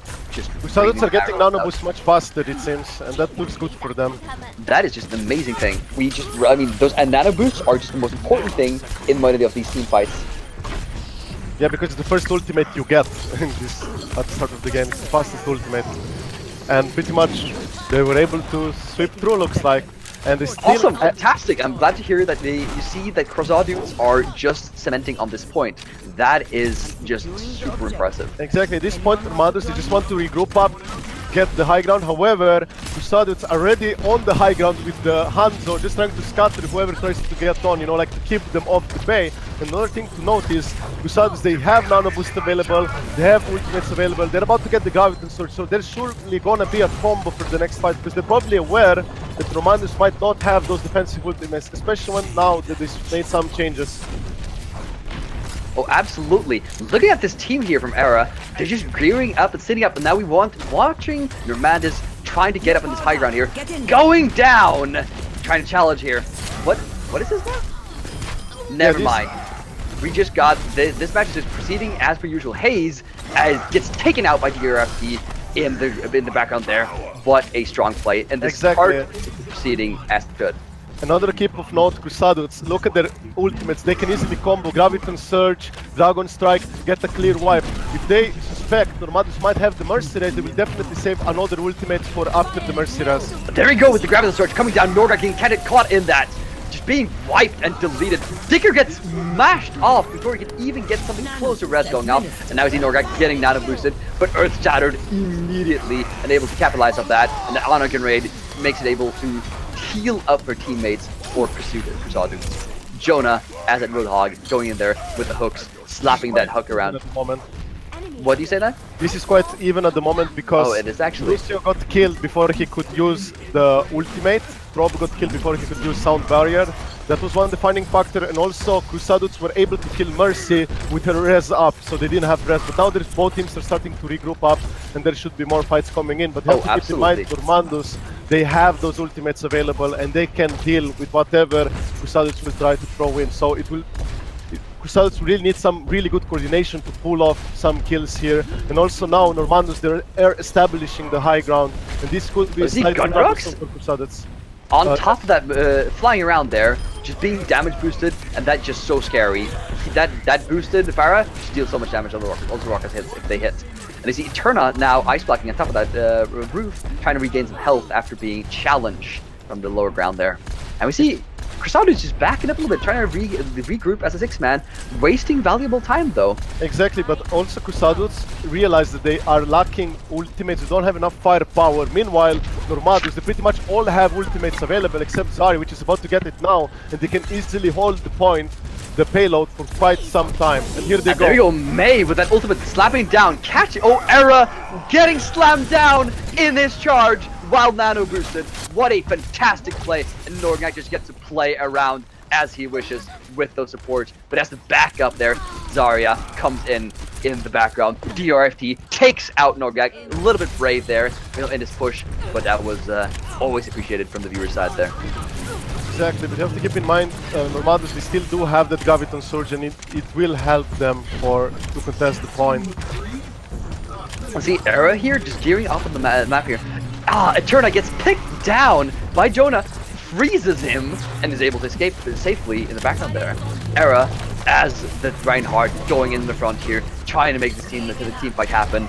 Gun rocks above, shooting rockets down, making sure that no one goes and tests it. And there we go. Graviton Surge and Nano Boost and Hold On going off in all directions. And Era just hunting the team members of Team Normandus, backing off through the house there just to maybe not be picked off. And Norgak following after just to hunt these members down. Norgak, as the Reinhardt, trying to make something happen on the payload here, but the Team Normandus is severely undernumbered here as the payload approaches. Oh my god, the Mercy Res going off in at the top there, picking up the team members, and there we go, the Rocket Barrage coming in, trying to pick up the members, and Jonah in the background of the team, going for some kills, but gets picked off belatedly, unfortunately for him. Exactly. And another hold for Team Normandus. Yeah, the thing is, Mercy actually, it seems he only rezzed Farah, but Farah had her ultimate available. That's why they thought it was a worth res to do, and Farah just used her barrage ability and pretty much zoned them out, got the kills, pushed them away. However, now, CruSuhDude, they are getting some ultimates back in time, and they should have a nano boost shortly, so they should be able to go for this last push. However, you have to keep in mind that Mercy might be able to get her ultimate charge up, and also have Graviton Surge and Earth Shatter's combo to stop any aggression from CruSuhDude. So we'll see how this goes. This will be probably very close. Let's see Hyper challenging Eterna there, taking that Mei down before she can even do anything. Soundberry going down as well as the charge. Oh my god, Norgak with that Earth Shatter, slapping down the hammer and catching members offline. There we go. Era just deleting members of Team Normandus on and off. Haze as that Zarya coming in, trying to contest the payload, but of course it's going to get picked off as he is all alone there. We're in overtime. Looks like Team CruSuhDude will manage to get to this point. Oh my god! And no! We're not sure yet! We're not sure yet! Team members of Team Normandus are coming in a belated fashion, and oh my god, the card is just going ahead and just barely gets there! What a conclusion to that set of the map. Yeah, that was pretty close too close for CruSuhDude, I would say, but in the next fight, wow, they're already getting some picks off. That's pretty good for CruSuhDude. That's exactly what they want. They know that Normandus, they do have some ultimates. That's why they just want to kill them like this, to scatter them, to get the free push as much as going. They want to push as close to the point as possible for free, because now Normandus has to regroup.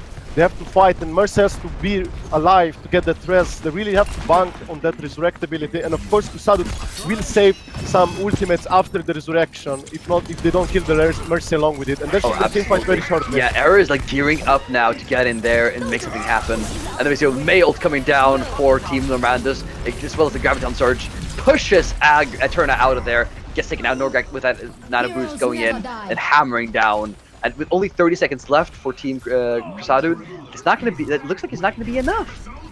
Yes, they have but one chance left. They have one chance left, but you have to think now. Mercy used his rest. They have the opportunity. CruSuhDude can go Genji Blade, Nano Boost, or Nano Boost Reinhardt along with the Genji Dragon Blade, and also Reinhardt is about to get Earthshatter. So now there is a window of opportunity for CruSuhDude to get this push. Now it's him engaging Era, now going in there, trying to staying on the point here. A Nano Boost comes in on that Dragon Blade, hunting the members of Team Normandus, going for that Mercy, just making sure the sheet goes down, following up on that Norgak.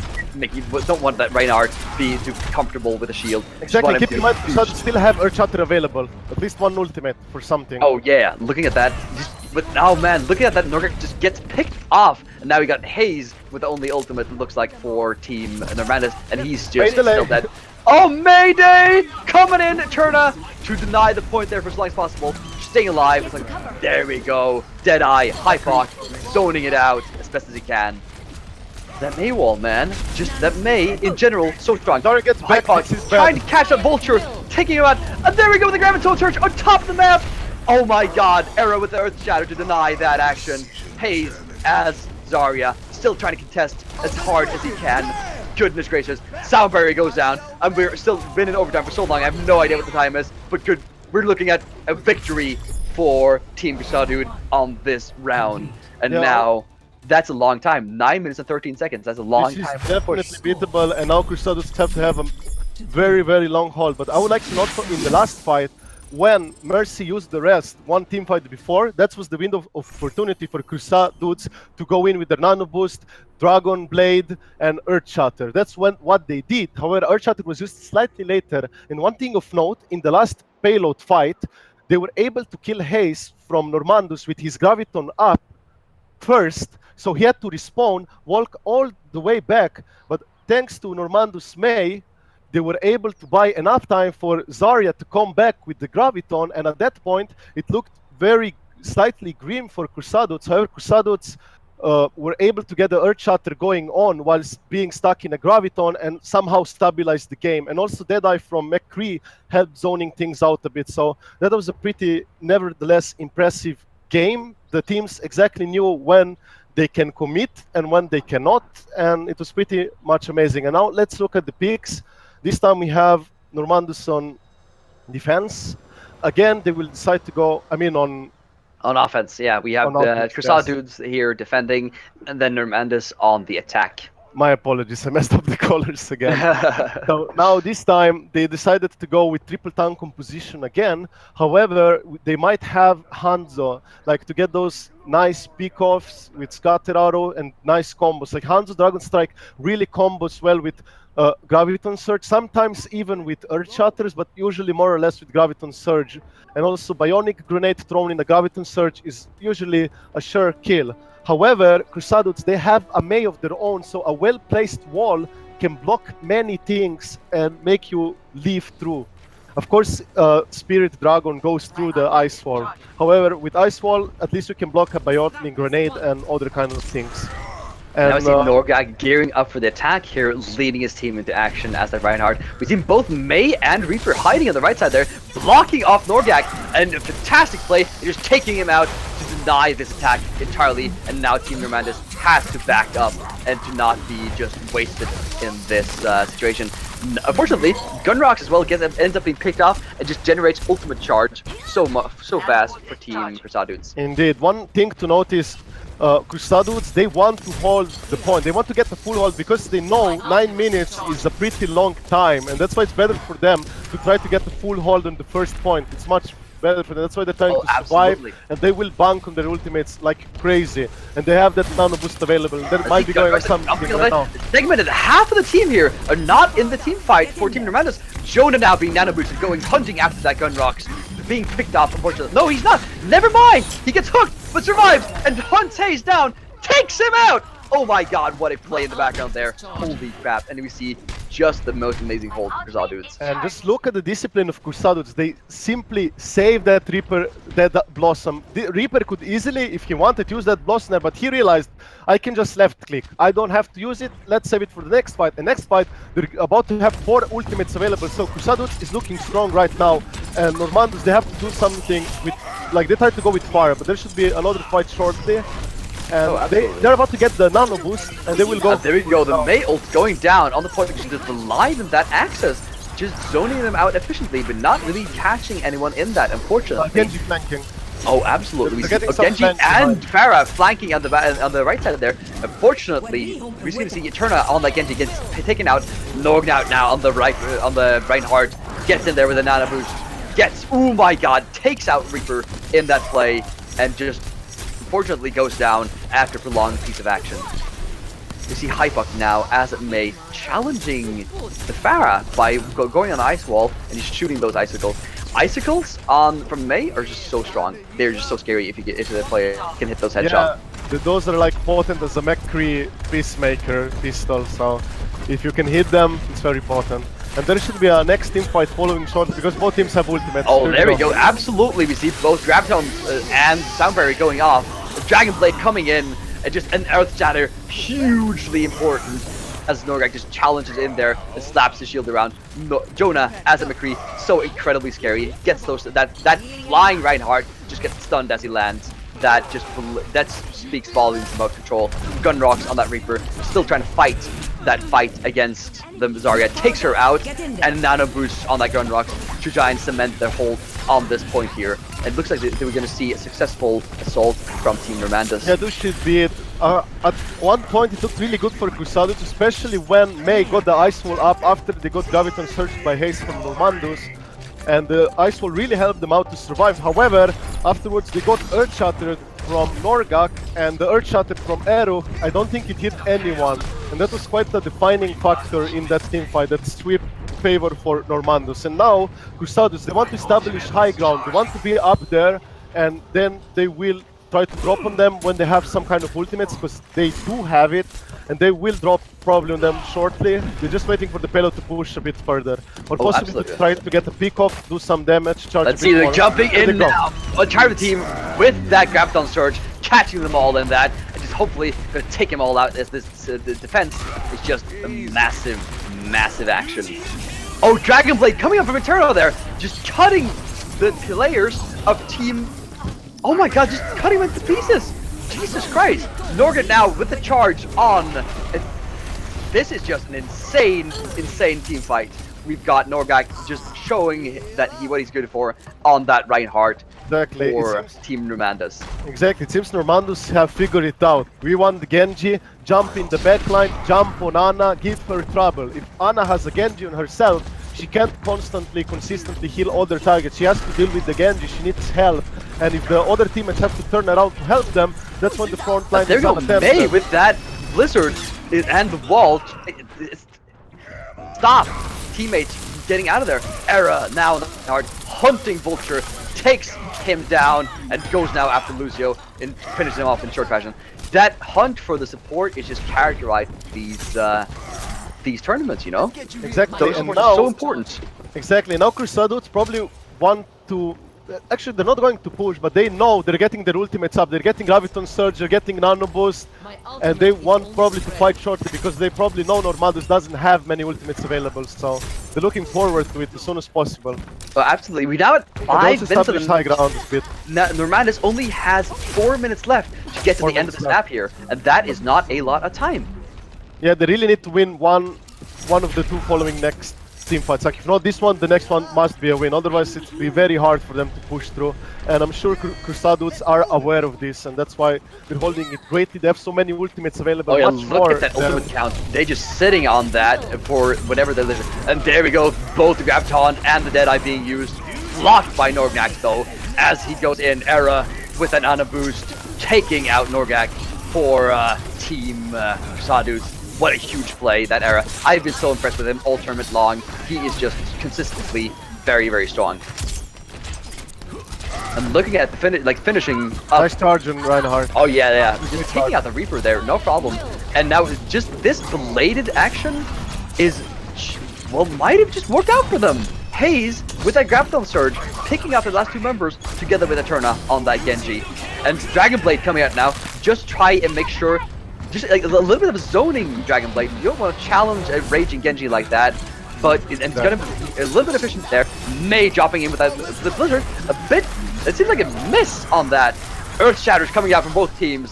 Norgak catching Zarya in that charge by mistake, it seems like. Era just fighting Norgak, and now we see Norgak with that nano boost, and we're going to see them being able to push this payload to the end. This is an even matchup. Well, it is quite an even matchup, but it seems like CruSuhDudes, they know when. I seems I got from referees that May ultimate got deflected by Eterna Genji, which is pretty Holy amazing. crap, that is insane. That changed things slightly around, because I was a bit curious, like that was a weird positioning of May absolutely. ultimate. That's why I wasn't sure. Now we only have 2 minutes left of the match here before it's going to be called. And now we see Nordic just getting beat on by the entirety of the team. CruSuhDude gets picked off as Era goes in there. Dragon Blade coming in from Eterna, just sending his sword, slicing, dicing, making some sushi, ready for dinner. Who's hungry? I'm probably a little bit. Let's go, Razor. At this point in time, CruSuhDudes, they want to regroup up because they have 4 ultimates available, about to get the 5th one. They probably are aware that Normandus are close to get their ultimates of their own, but they know they can hold it for the next team fight. It should be possible, and there should be another team fight going on. Oh yeah, we're coming up. The Era is gearing up, going in here. There we go. Gravitons going up in both directions, as well as a Deadeye coming up from Jonah, just zoning as hard as he can.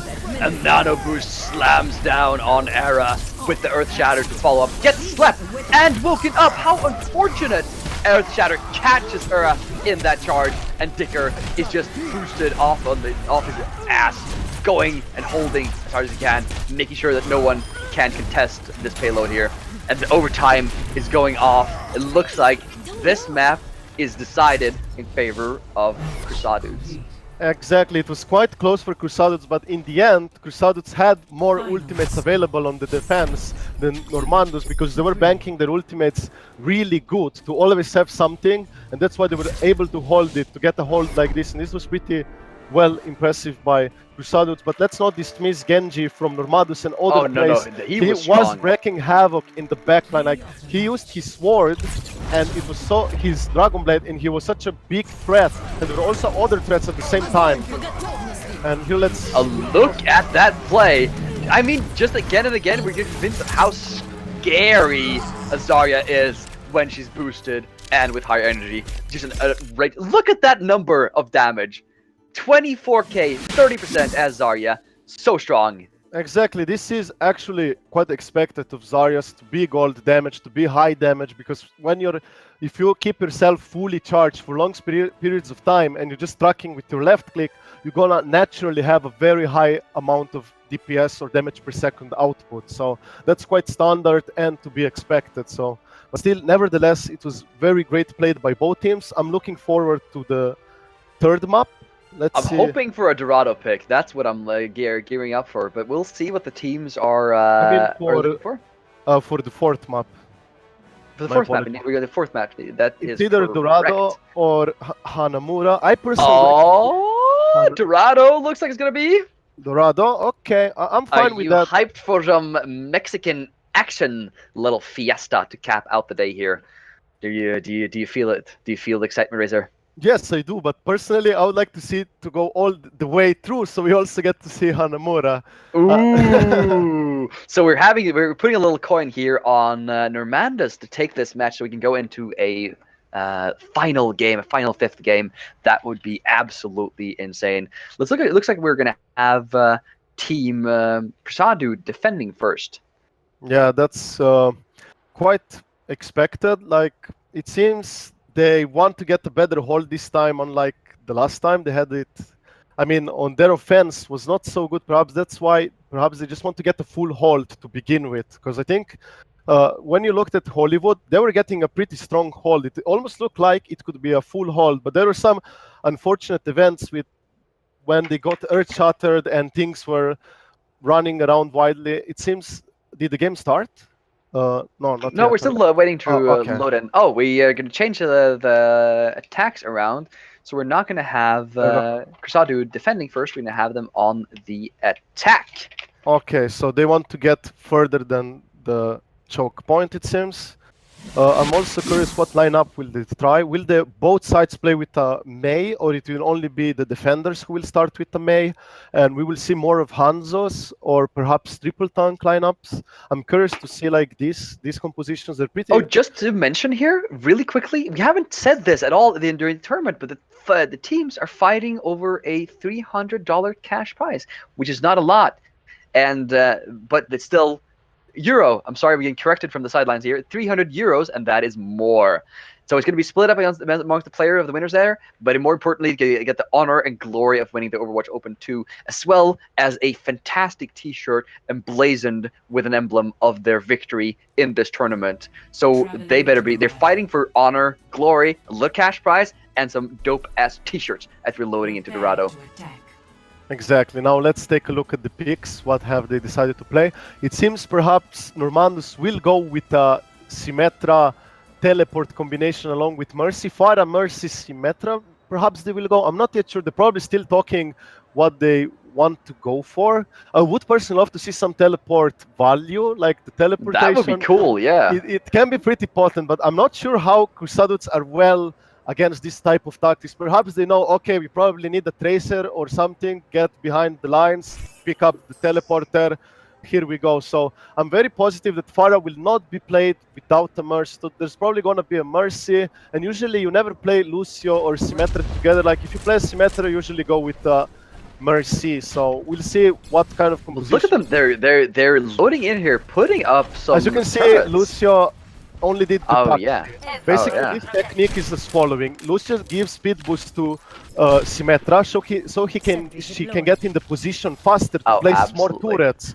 And then Lucio goes back to the point and picks what they need. This time they decided to go with an Ana, so that's not the Mercy. That's controversial. Actually, he's going back for a Mercy, but the Lucio taxi thing to make Symmetra get faster to the choke point and place the turrets is quite good thing to do. You should always do that if you can, even in competitive solo queue whatsoever. It's a good thing to do if you have a Symmetra, of course. And now let's look at CruSuhDude's lineup. You do have a double tank composition along with a Mei, offensive Mei. Let's see how this will turn out. I'm really curious. Yeah, looking at the battle that. of ice walls, basically. Oh yeah, we're super excited to see that. We see Team Normandus just gearing up on that high ground, trying to make sure they can just poke shots down there and get a pick if they can. Era on the front ladder there as Reinhardt gearing up for some shield action. And wow, the ice walls have just been playing such. Oh my god, Eterna gets caught! Ice blocks, but is she gonna be able to make it out? Ooh, that ice wall saves her barely from being just deleted from the team there. And we have this overpass. It's just so hard to break through the attackers. It's just so narrow and difficult to deal with. There's a big There is a pick, and the draft goes down for Team CruSuhDude. Exactly, now Normandus, they have the teleport available. This is really good. She's going to set up the teleporter, and they're gonna have soon also Mercy Resurrect, and now they can do their bunker up. However, There we go, with Lorna getting boosted up. No, sorry, Era getting in there, trying to hunt for that Mercy. She is able to survive, and now goes for the rest. Unfortunately, that is just such a strong play. Era catches Vulture in this stun there, but gets blasted away. We see the Rocket Barrage coming in, targeting members, and this is an amazing defense here from Team Normandus. Indeed, Normandus managed to stabilize the team fight simply by having the Earth Shatter from Norgak and Gunrock's Barrage combination. They were able to wipe 2-3 players because of that, and that's how they managed to stabilize the fight. And of course, teleport help and res as well.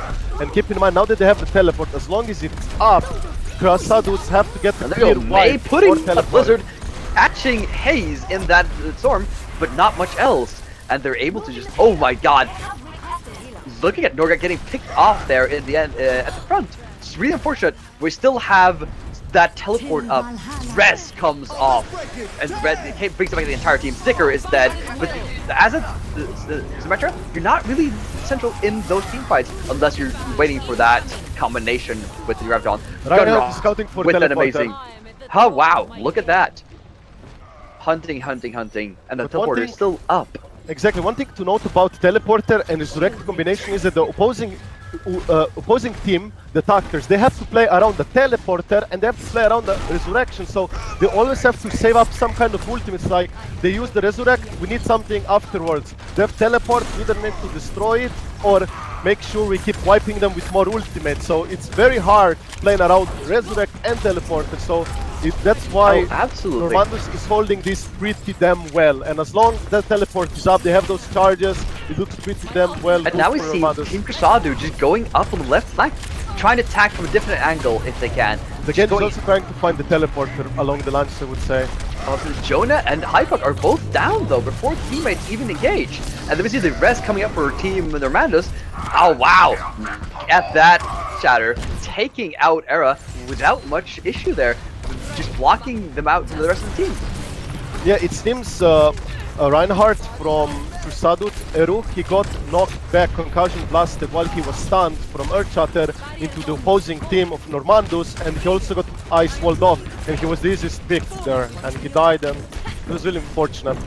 And now they're trying to have different strategy, they're going by a flank it seems.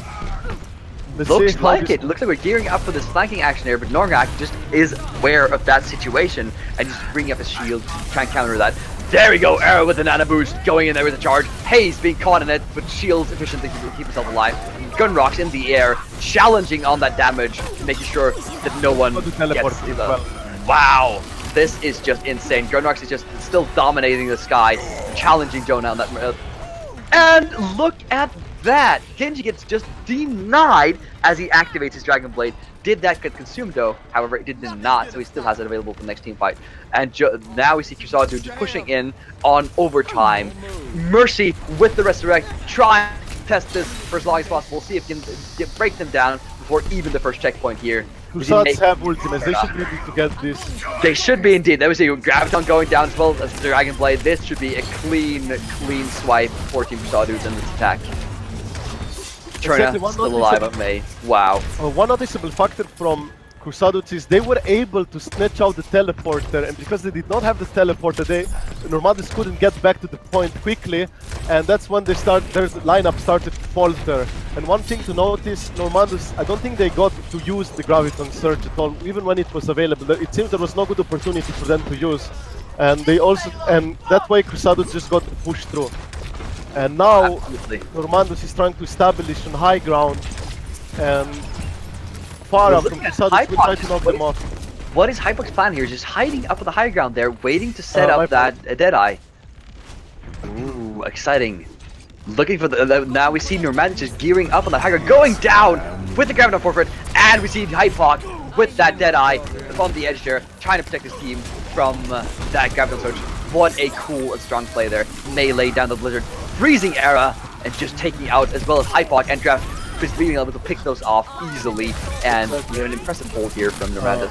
what I tried to say earlier is when Normandus establishes high ground and they have the opposing team like CruSuhDude have a Genji or something that can vertically jump on the high point, you have Pharah which can concussion blast and knock them off the point, any aggressors that would try to contest the high ground.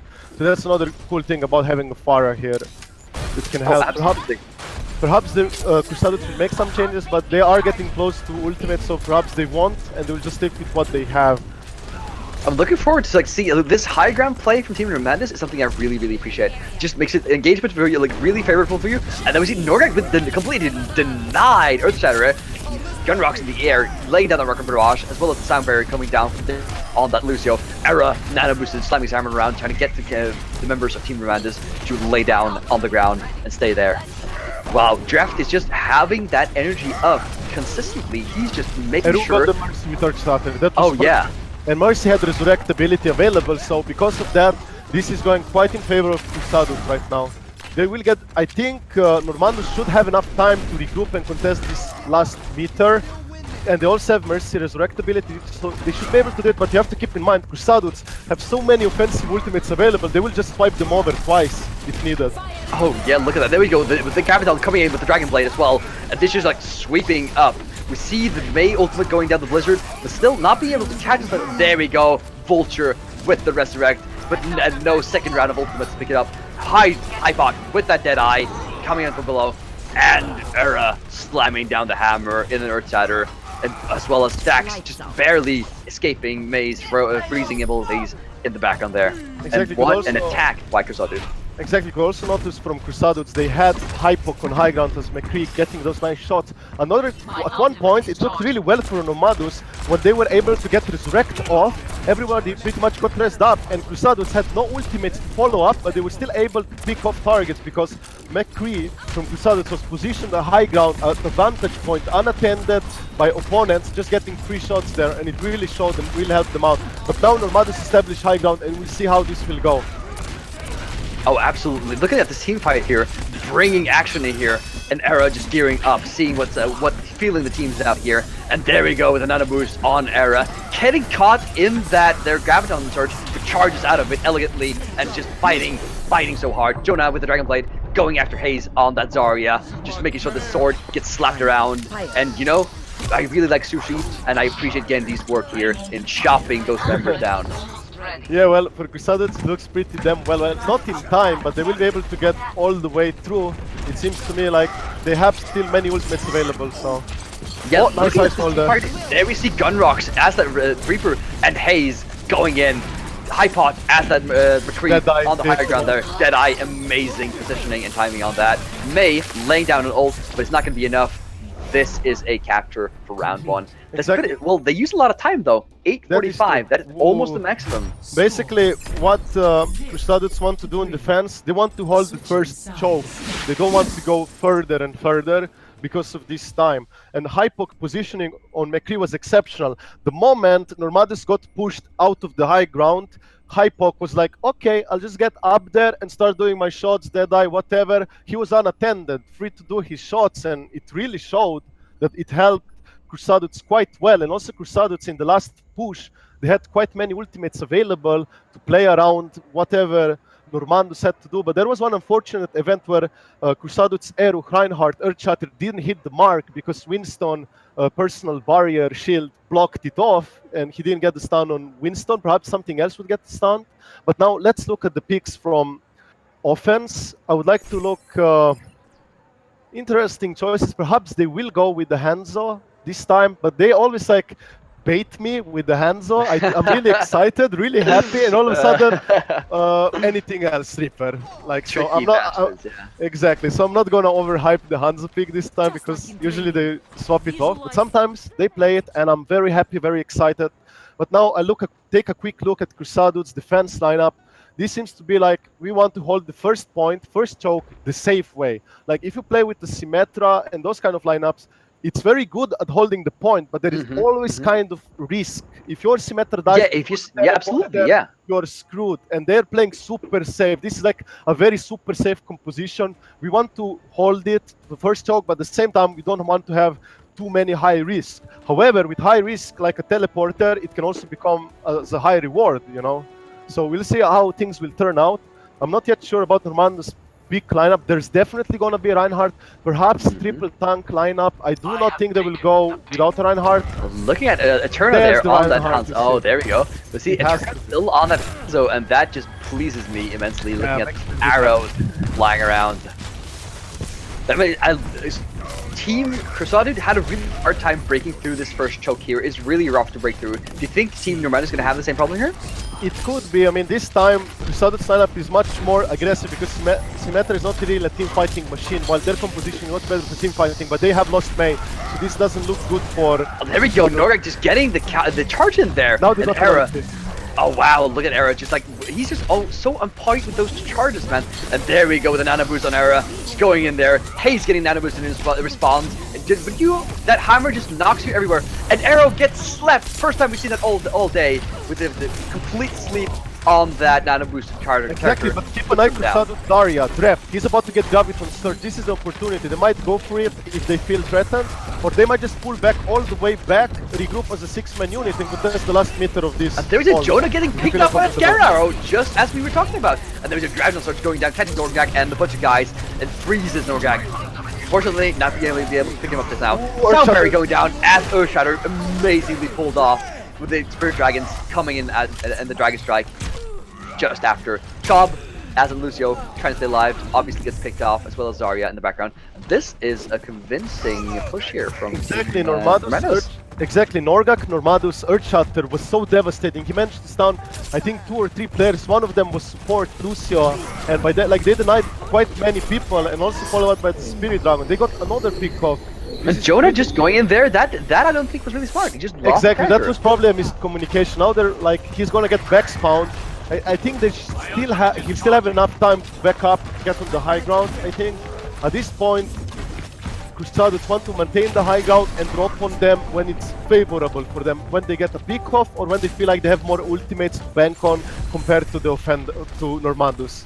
So now we'll see what's gonna turn out. There's gonna be... to see when Era just goes in. There's a Graviton on the top line there. Gunrocks as a Reaper going in, trying to get the pick up there. Just so scary, but now being completely denied. Following up with that Era boosted character, Reinhardt, going in with that hammer, slamming around. Come on and slam, come on and get that jam, as they say. And wow, what a fire strike, catching a couple people there, bringing him down. Jonah as well, that guy does not miss a shot. He's just so on point with that Peacemaker. Exactly. I was still surprised how Gunrocks got denied. It seems the Graviton Surge from Hayes was slightly off mark because players got like flown in the air, and perhaps it was a bit awkward for Gunrocks Reaper to shoot them like that. And also he got frozen and killed afterwards. Like, it was a pretty nice denial there. Oh, absolutely. Now we see Deadeye coming up here from Jonah in the background. Not going to do much. Oh, wow. But what a communication there. Just as a 6-man unit, pushing through and making sure that this assault from Normandus is completely denied. Exactly, but at this point, CruSuhDude, they are at lower ground. I don't think they will have enough time to establish high ground. Perhaps they will probably try to. I'm not so sure, but they have some ultimates rolling in. They have that nano boost, they have the Graviton Surge, Earthshatter, so they should be able to hold the next push as well, because Normandus, they don't have those ultimates they need for the push. Meanwhile, CruSuhDude have much more, and they should be able to hold this. Oh, there we go. Graviton Surge coming in, as well as a nano boost on that Reinhardt. Gets slapped down by that Earthshatter, but still going strong. That Honor Grenade on leaves him being unhealed, but still going at it as hard as can. Norgak now being nano boosted, following through and just making sure, trying to take out all of these support characters so there's no ultimates and no healing going now. We are at 4 minutes left at approximately halfway through the map. This is so even in the points here. Yeah, well, Jonah was slightly out of position there in the end, being himself as McCree, and he just got picked off, unfortunately.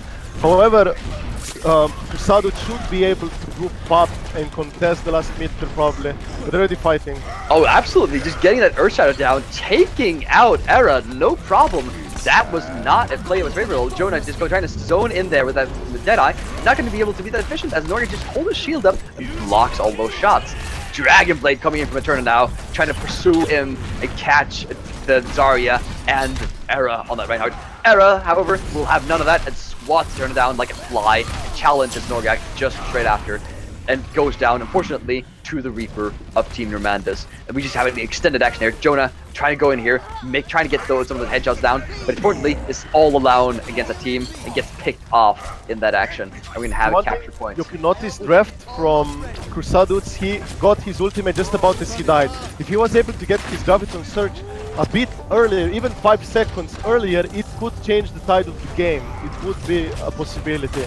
However, now they have some ultimates back, so CruSuhDude will just establish high ground and try to hold from there. But you have to keep in mind, Normandus do have those Nano Boost, Dead Blossom combo, and even Earth Shatter about to, and they will be able to contest this. Oh, look at that Nano Boost coming in from Arrow there. Just, ow, wow, what a combination. Ults flying all around here. Challenging, you don't want to leave that Reinhardt PS releases.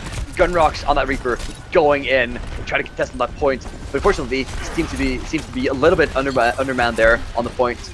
Wow, Jonah going in, rolling, and going for those headshots, as well as Chob on that Lucio, making sure that that payload does not move, falls eventually to the might of Team Normandus. Yeah, one thing is because they did not all die at the same time, now they have to go like this. They can't group as a 6-man unit and contest the payload anymore, because the payload will just push through if they keep staggering that like this. And so now May putting down that ultimate in just denying that area, making sure that they have the time they need. Absolutely fantastically catching both Vulture and Norgak in that. Just so incredibly strong. And now we have only 4 minutes. No. Yeah, 3 minutes left of game time. Okay, this then makes sense. Basically, Normandus, they know they have 3 minutes left, and they have now Graviton Surge. Genji, but they're getting the ultimates up. They're about to have 5 ultimates available, and they know CruSuhDude doesn't have that many ultimates available. They expect, they know what they have, but they know they have more, so they should be able to overpower them and get through in this fight. So now let's see how this goes. And now we see sound barriers going off. Dragon Blade coming in. Oh my god, what a huge Dragon Blade, capturing and slicing down as he pleases. 7 minutes past, 2 more small minutes left. And we're into leading the last few team fights we're going to see here. And hopefully, we're going to see it in Stark Normandus winning that team fight. I don't know if they're going to be able to get back Team CruSuhDude, but they have so many ultimates. Exactly, it's unfortunate because CruSuhDude Tarixer got picked off. He got killed by Genji Blade, I think, before he could nano boost someone. Yeah, absolutely. That was really decisive a lot. Now we see Nor getting nano boosted. Dax here and Jonah on the point here, trying to make sure that something happens. Hypoc on that May, making sure that everything gets denied. Jonah switch over the Tracer from McCree. Oh my god, look at Gunrocks on that Reaper, spinning to win that Beyblade so strong. May, Hypoc, making sure that nothing ever moves around the point. Norgak still alive as that Reinhardt. It's just barely not Who's pushing just the point. delaying. They're gonna delay this try. Oh yeah, absolutely. They're delaying as hard as they can, screaming out and try to make sure that these characters fall. Eternize back on like Genji, trying to jump and vault and swift strike. Overtime passes. We might have a finish here, guys. Whoa! Look at Hayes jumping in there, trying to contest for just we're 8 minutes into the time now. We have 1 minute left of this match, and we have Team Normandus just fighting their the eyeball. But this is it. This is it, yeah. This is it. That was an amazing game. Team CruSuhDude took the grand final. 2-3. Exactly. That was pretty damn amazing round. Like how they were able to hold last point. They were at a disadvantage actually. Normandus, they had the advantage by ultimates. They were plowing them through. However, CruSuhDude, they were able to hold the point, delaying as much as they could, and that's the full hold. And at that point, because Normandus did not die, like they could simply suicide earlier on and recoup as a 6-man unit and go push. Because they didn't do that, they kept trickling. Oh wow. Yeah, sorry about I am that.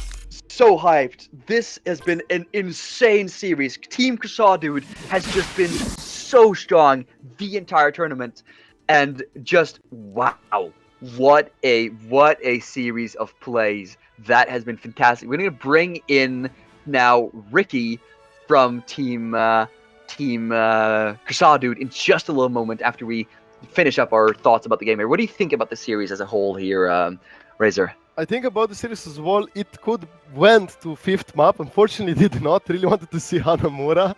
I know the players themselves are like, no. But I personally would like to see. However, the games were pretty damn close at one point. Like the times were pretty damn huge, like 9 minutes something, 8 minutes plus. Like that, those were beatable times, but they were managed. Like CruSuhDude, they managed to get those full holds, like not full holds, but just hold it at the end like that by staggering them.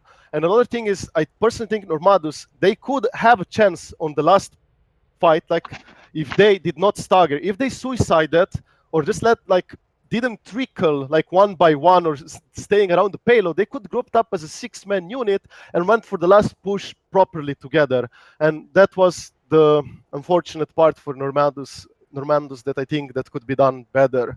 Other than that, it was a pretty well display of skill. Both teams played exceptionally well. It was really nice. And are we getting an interview by any chance? Oh, it seems Robert. Oh, there we go. Yeah, we got some people here now. Welcome, Ricky and Jonah from Team CruSuhDude. Ricky, what's your battle tag, man? What's my battle tag? I'm the Rixer. I'm the Anna. You're the Anna. You're the Anna, man. I've been hyping you up as balls. You've been playing good, man. Cheers. Thank you. So Razor, do you have some immediate questions for these guys? Well, I have an immediate question about the very last point, the defense. Like, you were at a disadvantage with ultimates. The Normandus had more ultimates on offense. How did you feel at that moment? Did you know that you could hold it? Did you have the confidence to do so? When exactly? Like the very last push? Last point, Dorado? Yeah, Dorado last point, where there was like, before they started trickling 2-3 around the payload, they had on their push as a 6-man unit, they had more ultimates available as you guys did. So how did you feel at that point? Were you aware of that? You probably were. We were aware that they were probably going to have a few ults. We didn't know exactly how many, but we were mainly just focused on making sure we would fight on payload and make sure that if we lost the fight, we could get a last-minute fight in, which is what won us the game. We were expecting to not win the fight, or like we knew it could get close, but as long as we fought on payload, we'd have time for another fight right before the end of the map. And we also thought that like we were gonna high noon up there, so we basically just try to get a lot of backup for our McCree who was ulting. So we just and then our Genji came up. Yeah, exactly. I have another question actually about Hypok. I know he's not here, but his positioning when he went on the high ground and he was there unattended, like, did you guys tell him to do it, or he just knew it by himself? I have to go there, or was this like all planned by your team to do that, or at the end, or where? At the end, and even earlier, before at the second checkpoint of the same game where Hypok was established on high ground for and the just last getting. point. Yes, for the last point. For last point, he said himself, I have high noon, I'm gonna go up there. So he usually calls it himself. In pretty much most Mike was cases. playing May. Or do you mean on attack? On attack, Hypok was playing. Right. Yeah.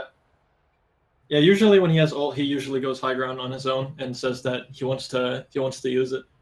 Okay, and I would like to also know about in King's Row, there was one point in time where I think Eru, your Reinhardt, got knocked off the map. Like, did he have that was hilarious. Yeah, like, did he fall by himself or he got booped off? What exactly happened there?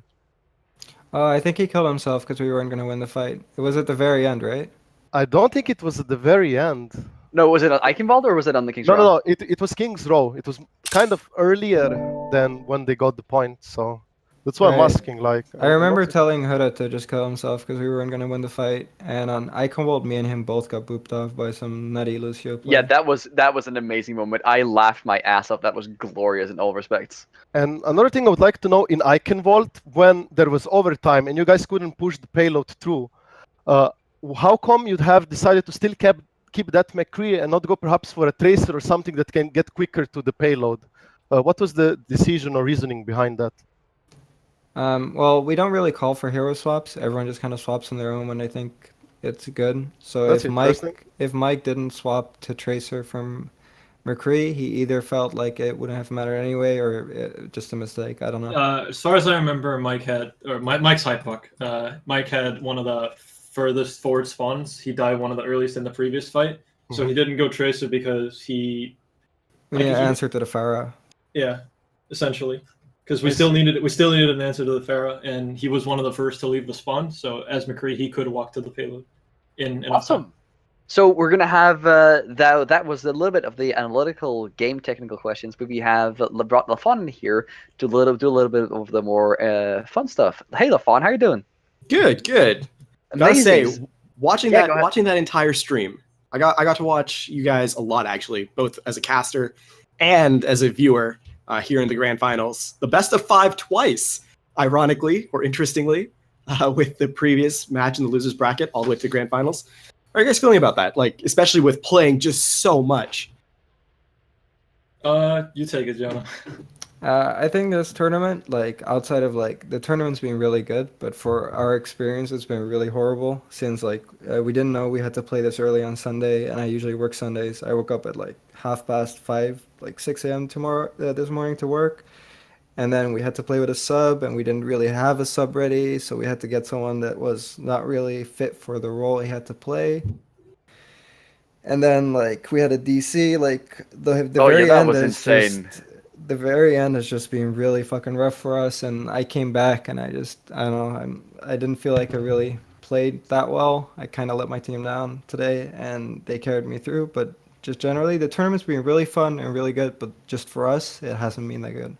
It's been a rough couple of hours for you guys indeed. I mean, so far, like, I mean, the analytics, we had a couple of questions asking, you know, like, who do you choose to Ana boost? Who do you choose to? And I saw you, Ricky, there on the Ana throughout the entire tournament. I mean, these guys already answered, or these guys rather already asked those questions.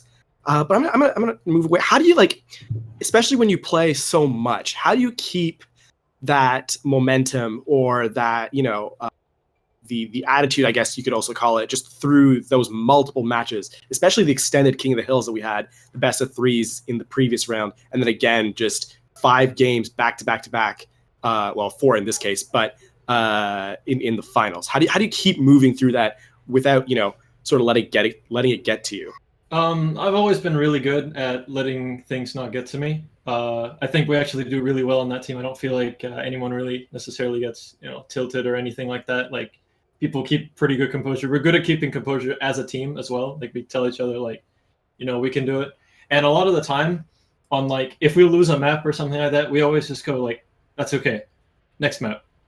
And then we just go into like a clear mindset, and we head into the next map just saying, we'll kill it here. Like, we'll full hold, positive attitude. It's like, you know, we might not, you know, full hold or whatever, but, you know, that's what we tell them. That's what we tell us. Absolutely, that positive outlook. I mean, it showed sort of in your gameplay, even when when a map was done slowly or whatnot. The next round, it looked like you guys bounced back from that. If you just make up a plan on the spot, like if we have like an ult advantage, we need to take, you know, we need to just look at it. Like, even if they win the fight or whatever, there's still chances for us to come back. Absolutely. Yeah. One question. I mean, we saw like amazing teamwork from you guys. Actually, you guys were one of the more coordinated teams throughout the tournament in general, and sort of the teamwork and communication was pretty evident. How long have you guys been a team, or how long have you been playing together? You know, forming up that kind of thing. I'm pretty sure we formed up like a month after release or so, a little bit before that maybe. But we actually started out as just like a basic team called CruSuhDude, where it was the 4 of us who is in the roster now, and then a person called DRC and Dids, and then pretty much we've swapped those out, and we've gotten Hypuck and Hura now, and we have pretty much been playing ever since like around June or so, and yeah, we just stuck with CruSuhDude. That's an inside joke, but yeah. I mean, we got a couple of laughs, of course, even with just the pronunciation as well as the misspellings we made. Yeah, we had one fan question. I think we got time for one fan question, especially here, or 2. Absolutely. One was not so much a question, but more of a shout out.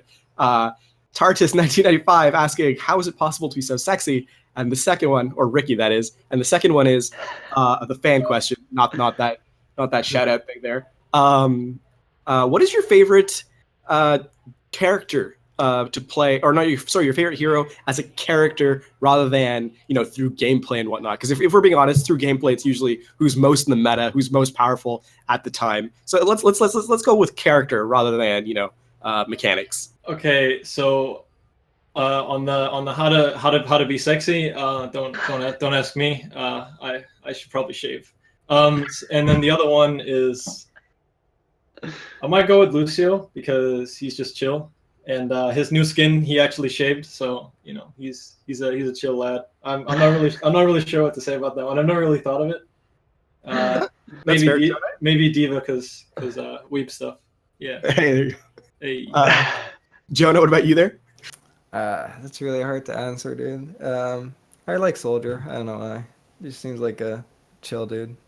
He seems like, okay, I'm gonna arrest you there. He seems like the opposite of a chill dude. He is so stressed all the time. Come on.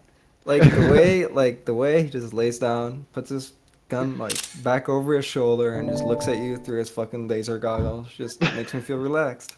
Fair enough. Fair enough. That's good. That's awesome. We had actually, and I think we're gonna give it one more fan question, and then we'll let you go. But Farah, how we had a lot of questions. You know, how much did you play against? Which was Gunrox and the other team, by the way. How did you play around the Farah Mercy? How did you much respect or fear it, or was it really not that big of a concern to worry about? I think the Farah wasn't necessarily the thing that threw us off. Like, we kind of know how to play against Farah, what swaps to do for it. Either me or Mike swaps to McCree, and like even though I whiffed quite a bit this series, I still managed to shut her down quite a few times, I feel. It's just that when you play against a Farah, you oftentimes play against a Mercy as well, and we didn't properly account for the res like we should have, like saving ults for after res, stuff like that, and that's just because we're not used to it that much anymore. So there were a few times where we overkilled to like, let's say, secure the fight, and then forgot about the res, and then didn't have ults after the res, which was really, I don't know, I think it lost us quite a few fights, actually. I think most apparent, of course, was that Eichenwald map where... Yeah, for sure. We overkilled it really hard. Yeah. All right. I think that's it for the questions. Really, you guys got a shout out or anything to do? Sure. Yeah. Ricky first. Yeah. No, I was just gonna sell us out. But if you have any shout outs, go for it. I just want to shout out to my team. Like, usually I don't feel like I feel like really into the game, and tournaments are usually best for me rather than scrims. But today I really didn't show up, and I got carried. And thank you so much for everyone's effort. Yeah, well, I think we did explain what a shout out is, but I like it. Ricky? Yeah. I think I want to give a shout out to Normandus actually, because we played against them in a tournament last week where I want to say pretty clean 3-0'd against them, and they really stepped it up this time. I think they've been working on their stuff, and they have been running Farah. They ran Farah last weekend as well, but they really stepped it up. So I think they can become a pretty good team as well. So good sport. Awesome. So that's good on them. It's been really, really good having you here. Oh, one thing real quick, can I? Oh yeah, go ahead. Go for it. I want to give a big thanks to Mike Hypook. He's often prone to tilt in ranked games, but when we're playing tournaments, he's being so positive. And when on Anubis we had a disconnect and all that shit going on, everyone was getting started to slowly trickle off the edge, and Mike just got everyone together. So thank you, Mike. Awesome. Yeah, that Anubis game got us on the edge as well, because we were really disappointed. We really wanted that game to go well, and him getting back in there and you rallying to save the victory at the end was just was awesome to watch. So thank you so much, guys, for coming out and playing games in this tournament. We hope, of course, to see you again for the next tournament that's going to be announced at a later date. So my name has been Robert. I've been casting here with Razor Cuts, and now LaFon's been doing the interview. We're here with Ricky and Jonah from CruSuhDude, and we're signing off. Peace. Good night, guys. We're free agents.